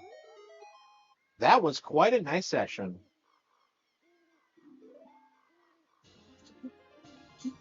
You completed another heart container. Base. Okay, I'm confused. Okay. Yeah, the Scarecrow is really interesting because, like, there's actually quite a lot of areas you can only get to with him. So, like, I don't know. Maybe we should go and, like, trigger that. I think part of the reason I never do it is because he's like in the most obnoxious area imaginable as a kid. Like typically, like I never step out of the lake as Child Link, honestly. Like I just go down there for the bottle and then go back. Um, there's quite a lot to do in Hylia, honestly. Like there's the fishing hole, which is Kino.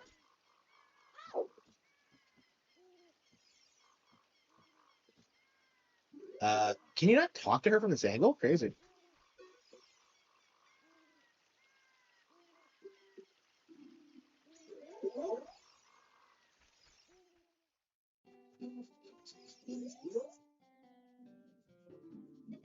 If you lose your shield, will you come back? Yeah, everyone acts like you've like.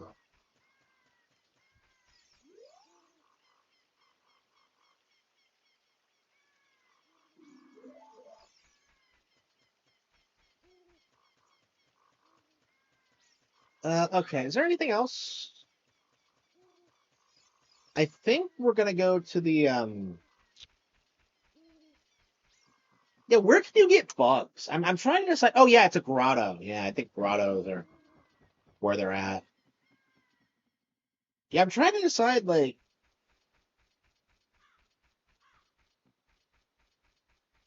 what are some other heart pieces to get.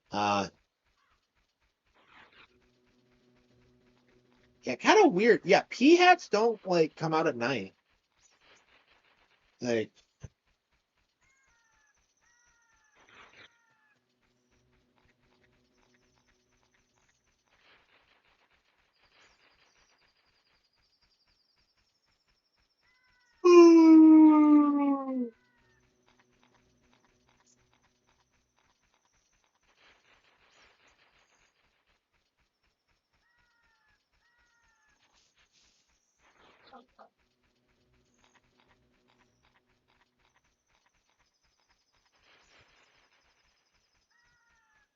OOT gives you more than enough hearts to tackle dungeons comfortably.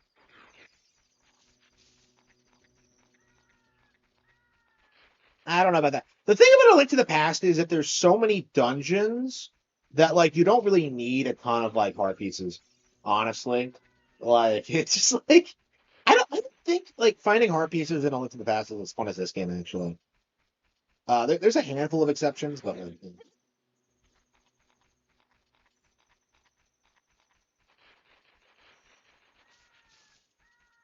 oh, hang on, is there something here? I've never understood this. Like, how do you normally get into Lake Hylia? Why is there a fucking gate? And there's this weird ass fucking wall. Yeah, it's like fenced off for some reason. What are they keeping out? I have never understood this. And like the weird thing is there's this grotto here, which come to think of it, I haven't been in years. It's a business scrub, okay.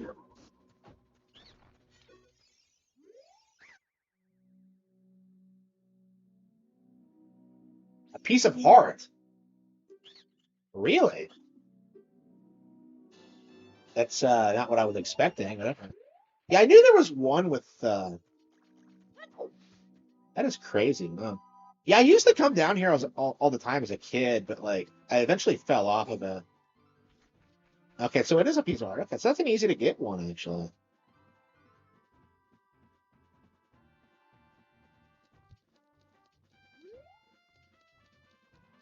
Yeah, it's interesting how like even if you don't remember exactly where every piece of art is, you can kind of use your intuition and kind of figure it out. Yeah, I believe you get one in the fishing hole, and I believe yeah, there's one on top of the building, but I think you can only get that as an adult and with Pierre.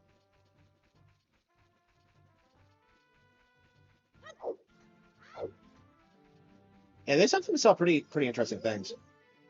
My name is Pierre, the Wandering Scarecrow.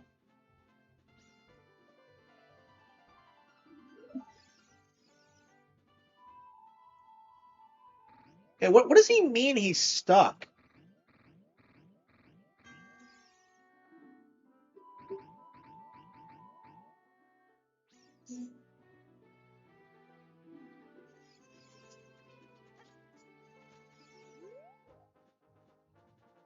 Bonaru.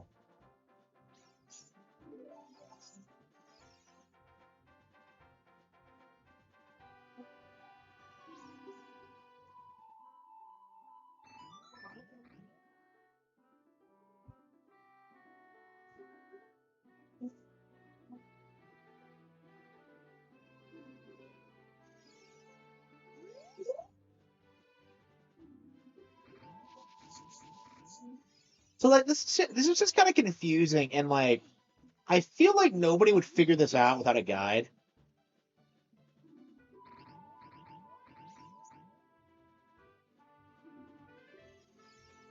I don't know, like I don't understand their presence in the lore or like what they do, or like they just seem really out of place in the game as a whole. Like, who do you know ever who's like talked about the Scarecrow? You know what I mean? And it's such a weird character because like it's the only NPC you can see in dungeons and like all over the map.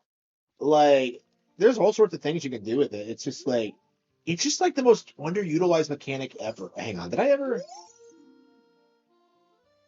The pond owner.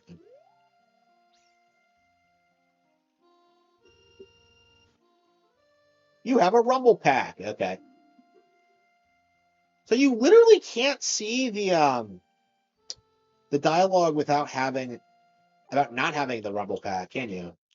Unless you can turn it off somehow.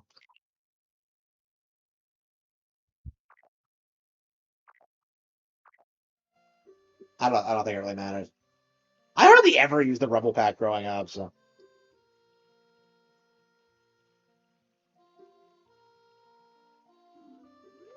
So yeah, I don't understand this. So like apparently there's some top secret sinking lure in this fucking place, and I've never been able to find it. I have no idea where it is, or like how you access it, or like how you use it. It's like a sinking lure. Like I've used the one in Twilight Princess. They do this weird thing where they try to like act like the sinking lure is some like OP thing, but I don't know. It's just.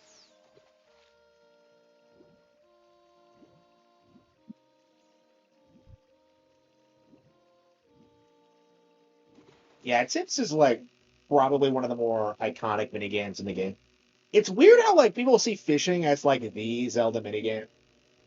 Yeah, for a while there, people were saying every RPG was doing it, but I'm just like, bro, it's because of Zelda. Like this is like a super iconic thing.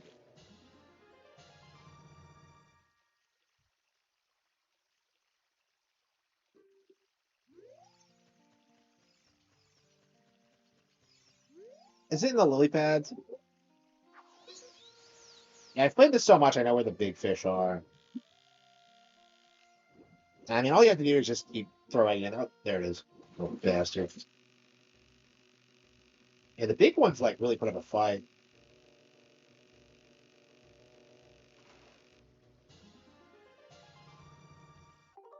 Yeah, let's look this up. Sinking lure ocarina time.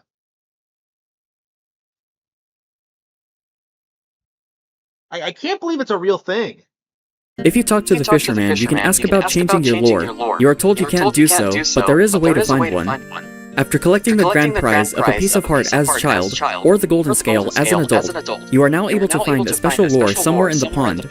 By walking over one of these 4 spots, Link will become surprised and discover the sinking lure. The sinking lure can help you catch fish deep in the pond, like the loach if it had been startled.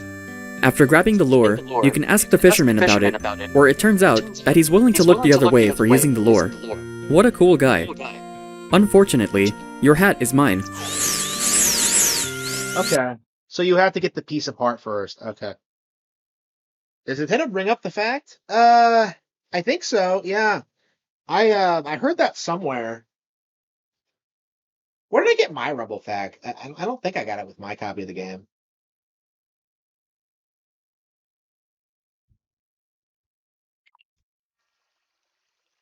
Five. Scam. The Hylian Loach. I have never actually caught the Hylian Loach, so that would be in this game. I believe I got it in Twilight Princess. Yeah, we need a fishing minigame back in Zelda. I can't believe we've gone like 20 years without one. Twilight Princess was the last time. Twilight Princess was a huge evolution of the formula too. Like you had a waifu there, and you had like all these cool secrets. Like yeah, Twilight Princess fiction was awesome.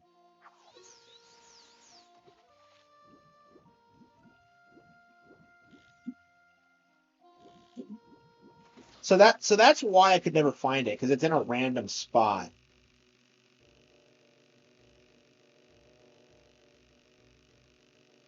So how does the Hylian Loach spawn though?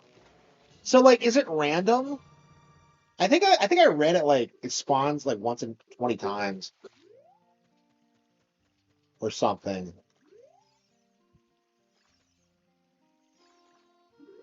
Yeah, I played the GameCube version. Does the Wii version have unique controls? I don't know how it works in the Wii version actually. I have never played Twilight Princess on the Wii, or at least not that far in. Yeah, how uncommon is the Wii version? Because like it must be kind of rare now. I mean, my old GameCube copy is like worth $250 now. Like my opinion is that the GameCube version's better, but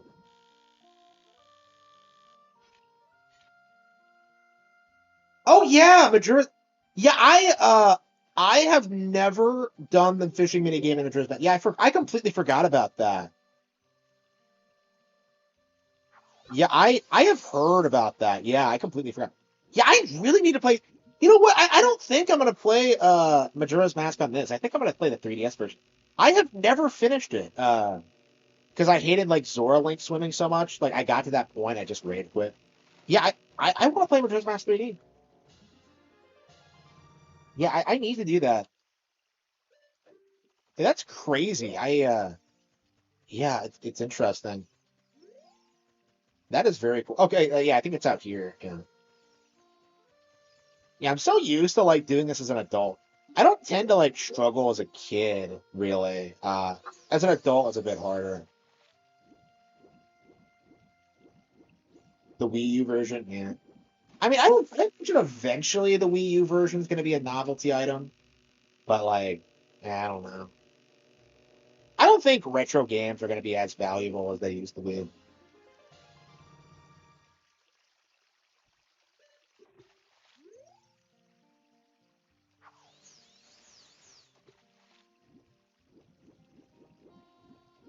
It's so frustrating when you get near a big one and then like some bastard just comes out of nowhere and just.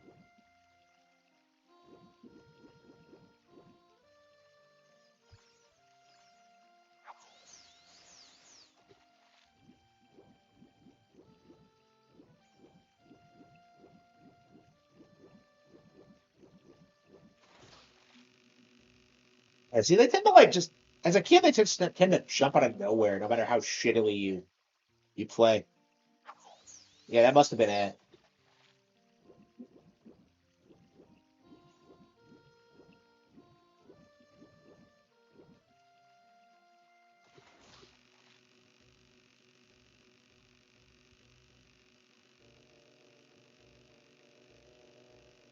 Yeah, I think this is it. Ah, damn. Yeah, I'm always kind of confused about how that works because like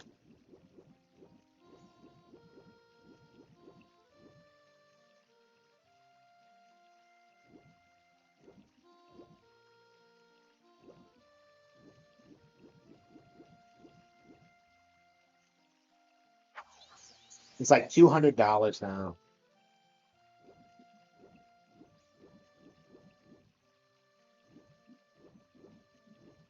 Yeah, I'm surprised. I'm surprised the Wii version's so valuable. I would have thought that would be the cheapest, easier to get. I mean, these games go to print eventually, and like they're common at one point, and then it's kind of hard to find the next.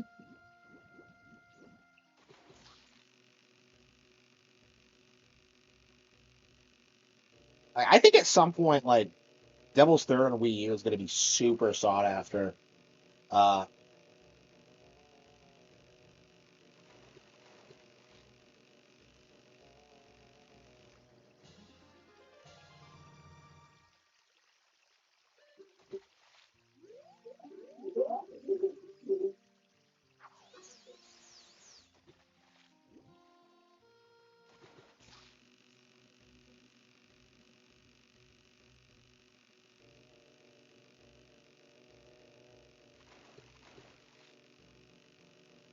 bastards put up a fight.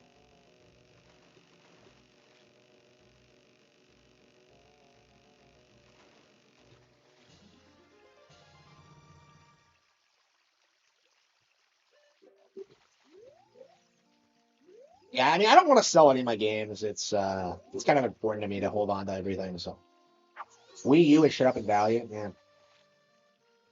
Yeah, that's crazy to think about. Like I'll have to have my I really should have my collection appraised at some point to have an idea of like what my stuff is worth. At least I don't want to sell anything.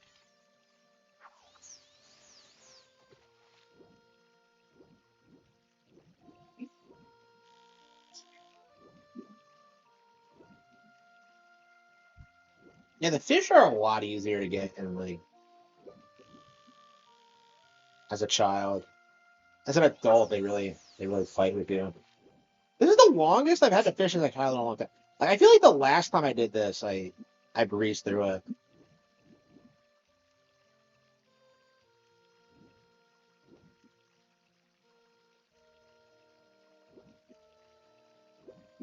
You know, I never really appreciated the mini games in this game. Like growing up, I felt like they were a little bit too simplistic.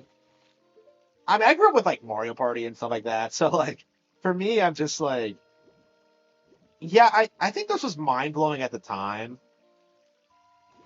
but like I think by the time I played this, it was a little bit like out of date. These days, I can appreciate it for what it is, but like as a kid, I'm just like fishing, like like I like the shooting gallery. I like the archery thing. Like fishing just came kind of boring in comparison. Holy shit, it's a big one. 8 pounds. Yep. Hey, wait, I kept it, right? I didn't drop it? I didn't drop it by accident, did I? Hang on.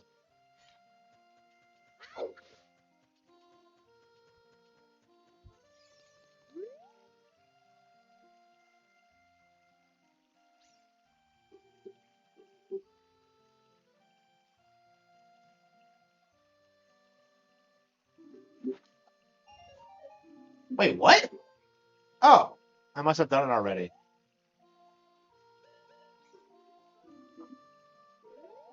So that was a complete waste of my time.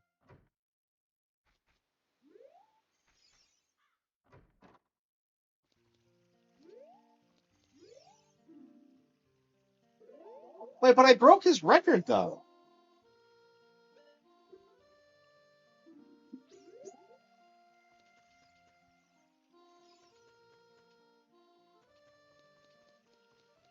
Yeah, maybe you have to get under over 10 pounds.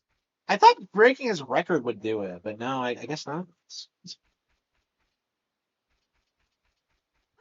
It ain't the best. Uh, I mean, it's debatable. Okay. I thought I would get a heart piece out of that. Whatever. Okay, Death Mountain. Yeah, there's one on Death Mountain. Yeah.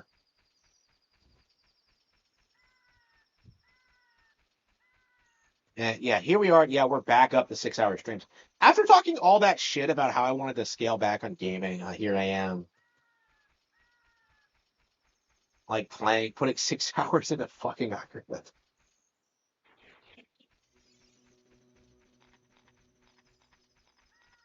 And getting around as a kid sucks.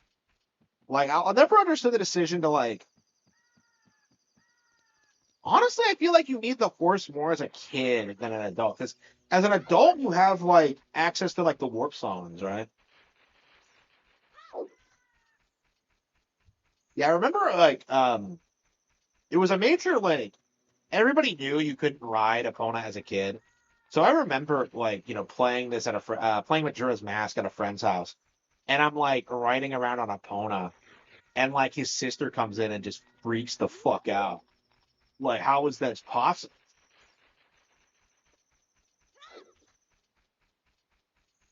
She was really young, so she didn't realize it was like a real game, but like, it was a different game. But like,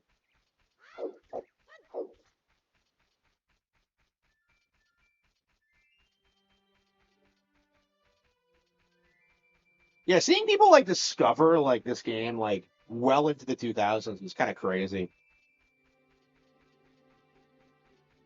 Because like nobody had heard of it for, a lot of people, and then they would just discover it and like become fans.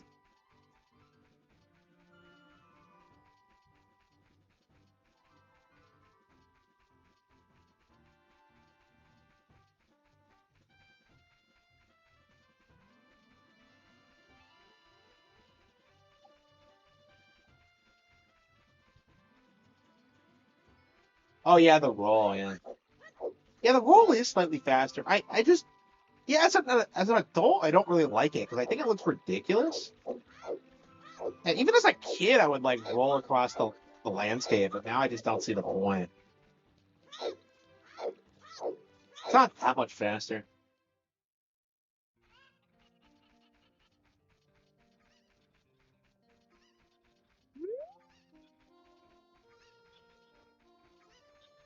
By the way, it doesn't matter when you go into the skeletal house because the people there will always know how many skeletalas you have.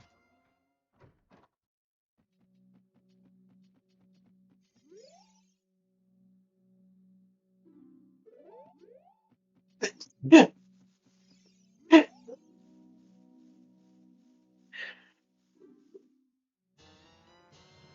Stone of Agony.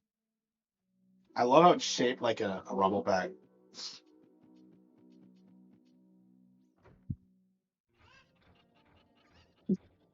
Yeah, this is probably one of those games that like everyone plays once they start getting interested in like older Nintendo stuff. Like I imagine this is a staple, like Super Metroid or Super Mario Bros. Uh,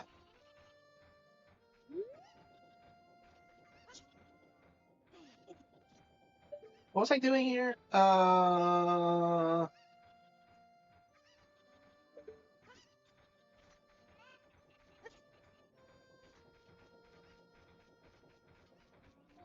yeah, Death Mountain. Yeah. Did I get the heart piece up there? Like,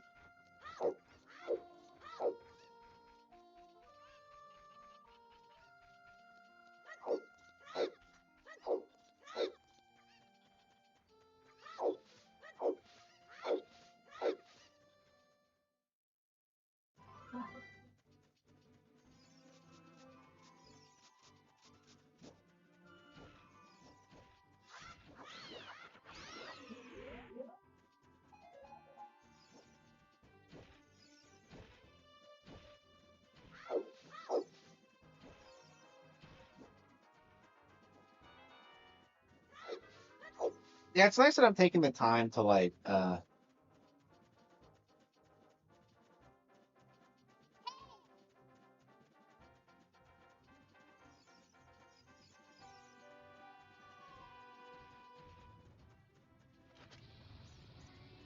Concerts.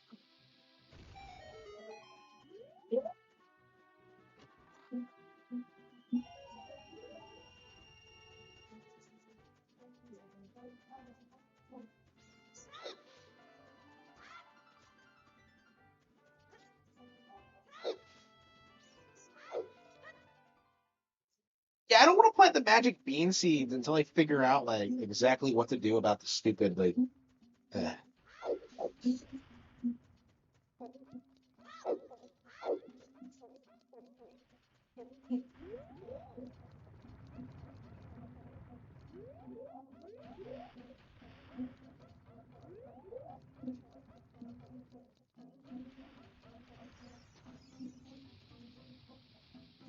there's so much silly shit in like this fucking city. Why are there these destructible walls? Why doesn't Big Ron or like the other big Gorons like fight them? I don't get it. Like Volvagaya is not doing shit against those giant Gorons.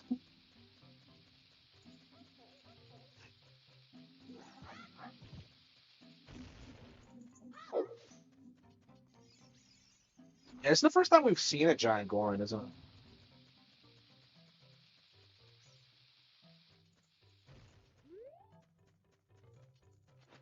I went to get bomb flowers, but you actually just.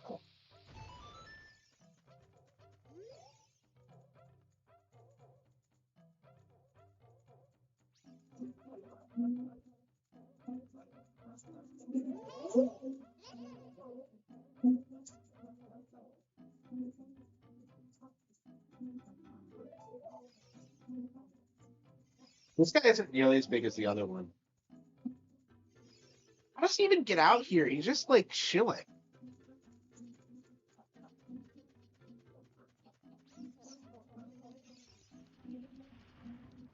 You know, it's been a long time since I've gone around, like, looking at all the, at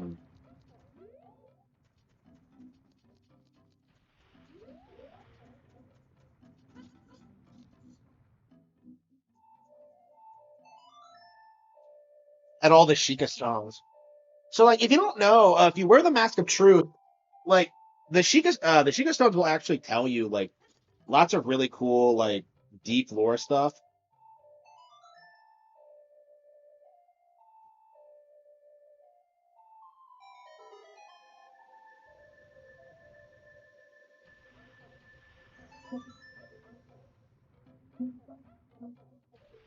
Is it in the future? What is back here? Like, I remember this being here, but I'm just always kind of confused by it. Oh, whatever. I very specifically came here for. Actually, no. Okay. Man, this is something I completely forgot about as a kid. Like, I used to do this all the time, but like, this is.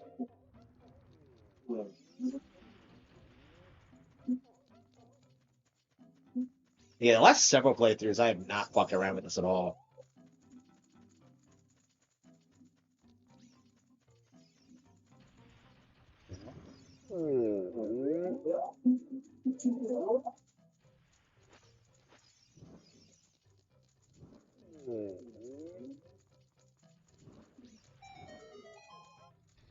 That's all you have to do. I thought you had to do a little bit more than that, but.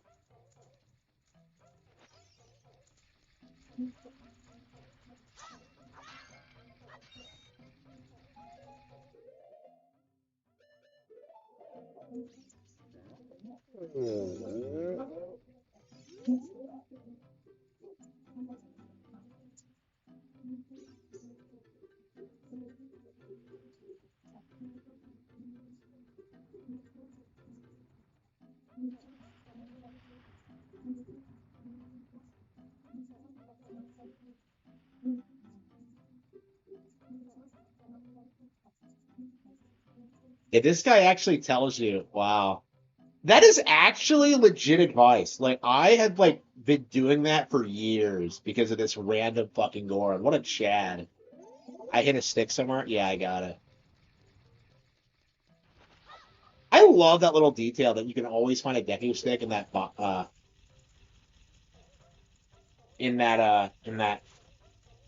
down there.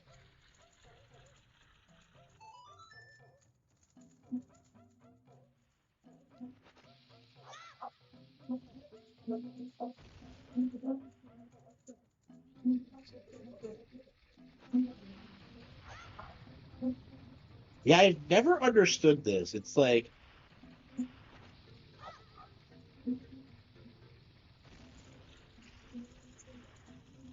actually you can actually fall in the pot, and if you do that, it treats it like a bottomless pit.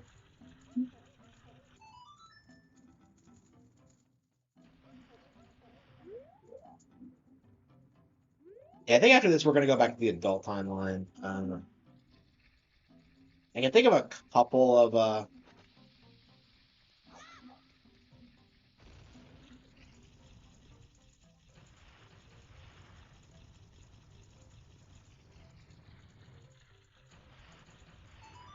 why is it always like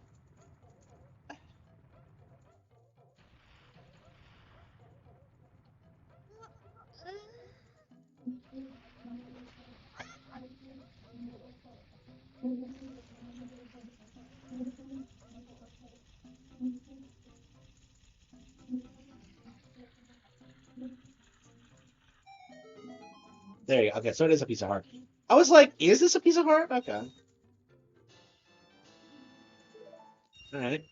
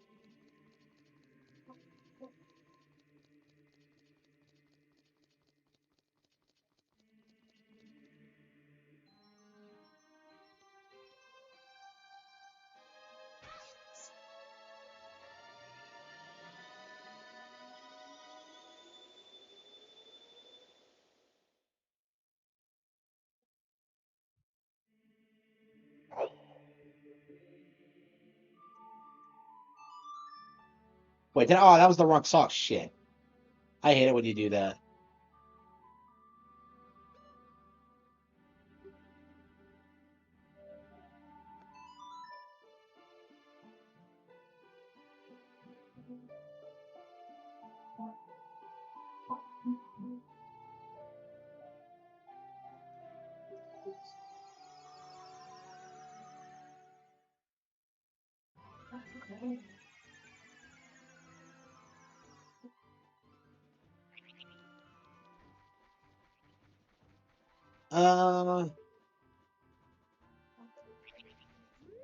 Okay.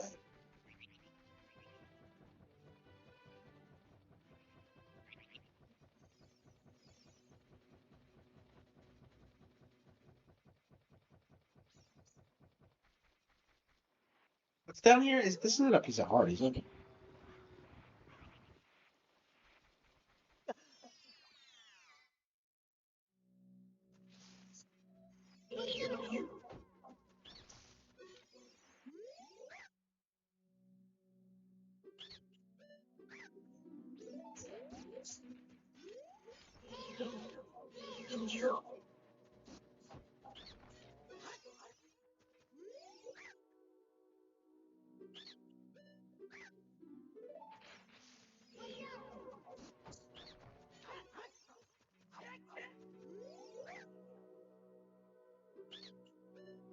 Nothing good. Come on, like you don't need any of this stuff.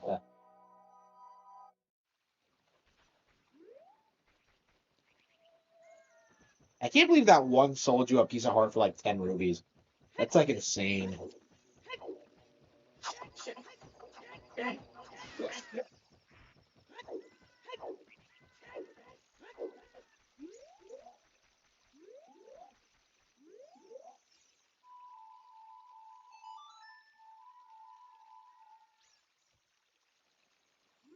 Wait, what? Wait, did I not do that right? He said he wouldn't forget. Oh, that's right. You have to trigger it first. Yeah, you have to remind him, and then he shows up. Like I said, it's like needlessly complicated.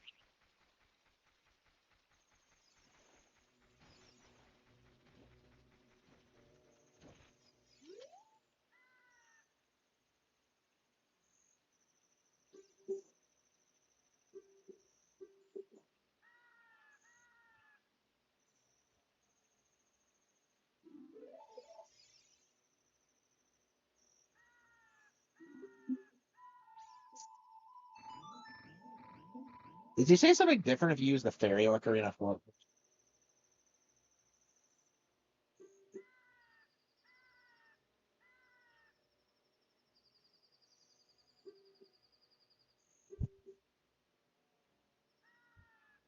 How how does a scarecrow move around?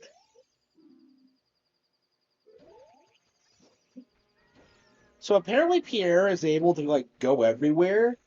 I don't get this. Like, what is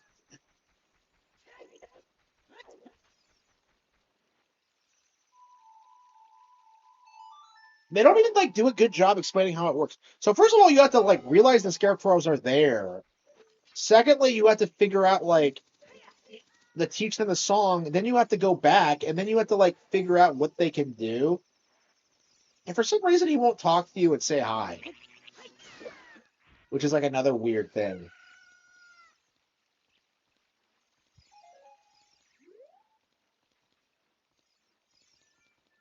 Yeah, he really acts like an inanimate object whenever you do this. Can you do this in Majora's? I don't think you can. Maybe you can, and I'm just forgetting, but.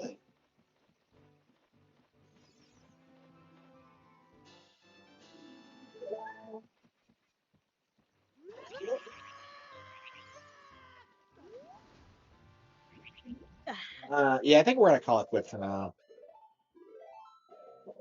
Yeah, I'm gonna have to get the fishing one, but like, yeah, I don't want to do that today again tonight. So yeah, we're gonna go ahead and call it quits. Ugh. Oh yeah, it's pretty late. I should never have stayed up so late, but it is what it is. So much for playing GoldenEye, huh? So much for watching Bond. Ugh.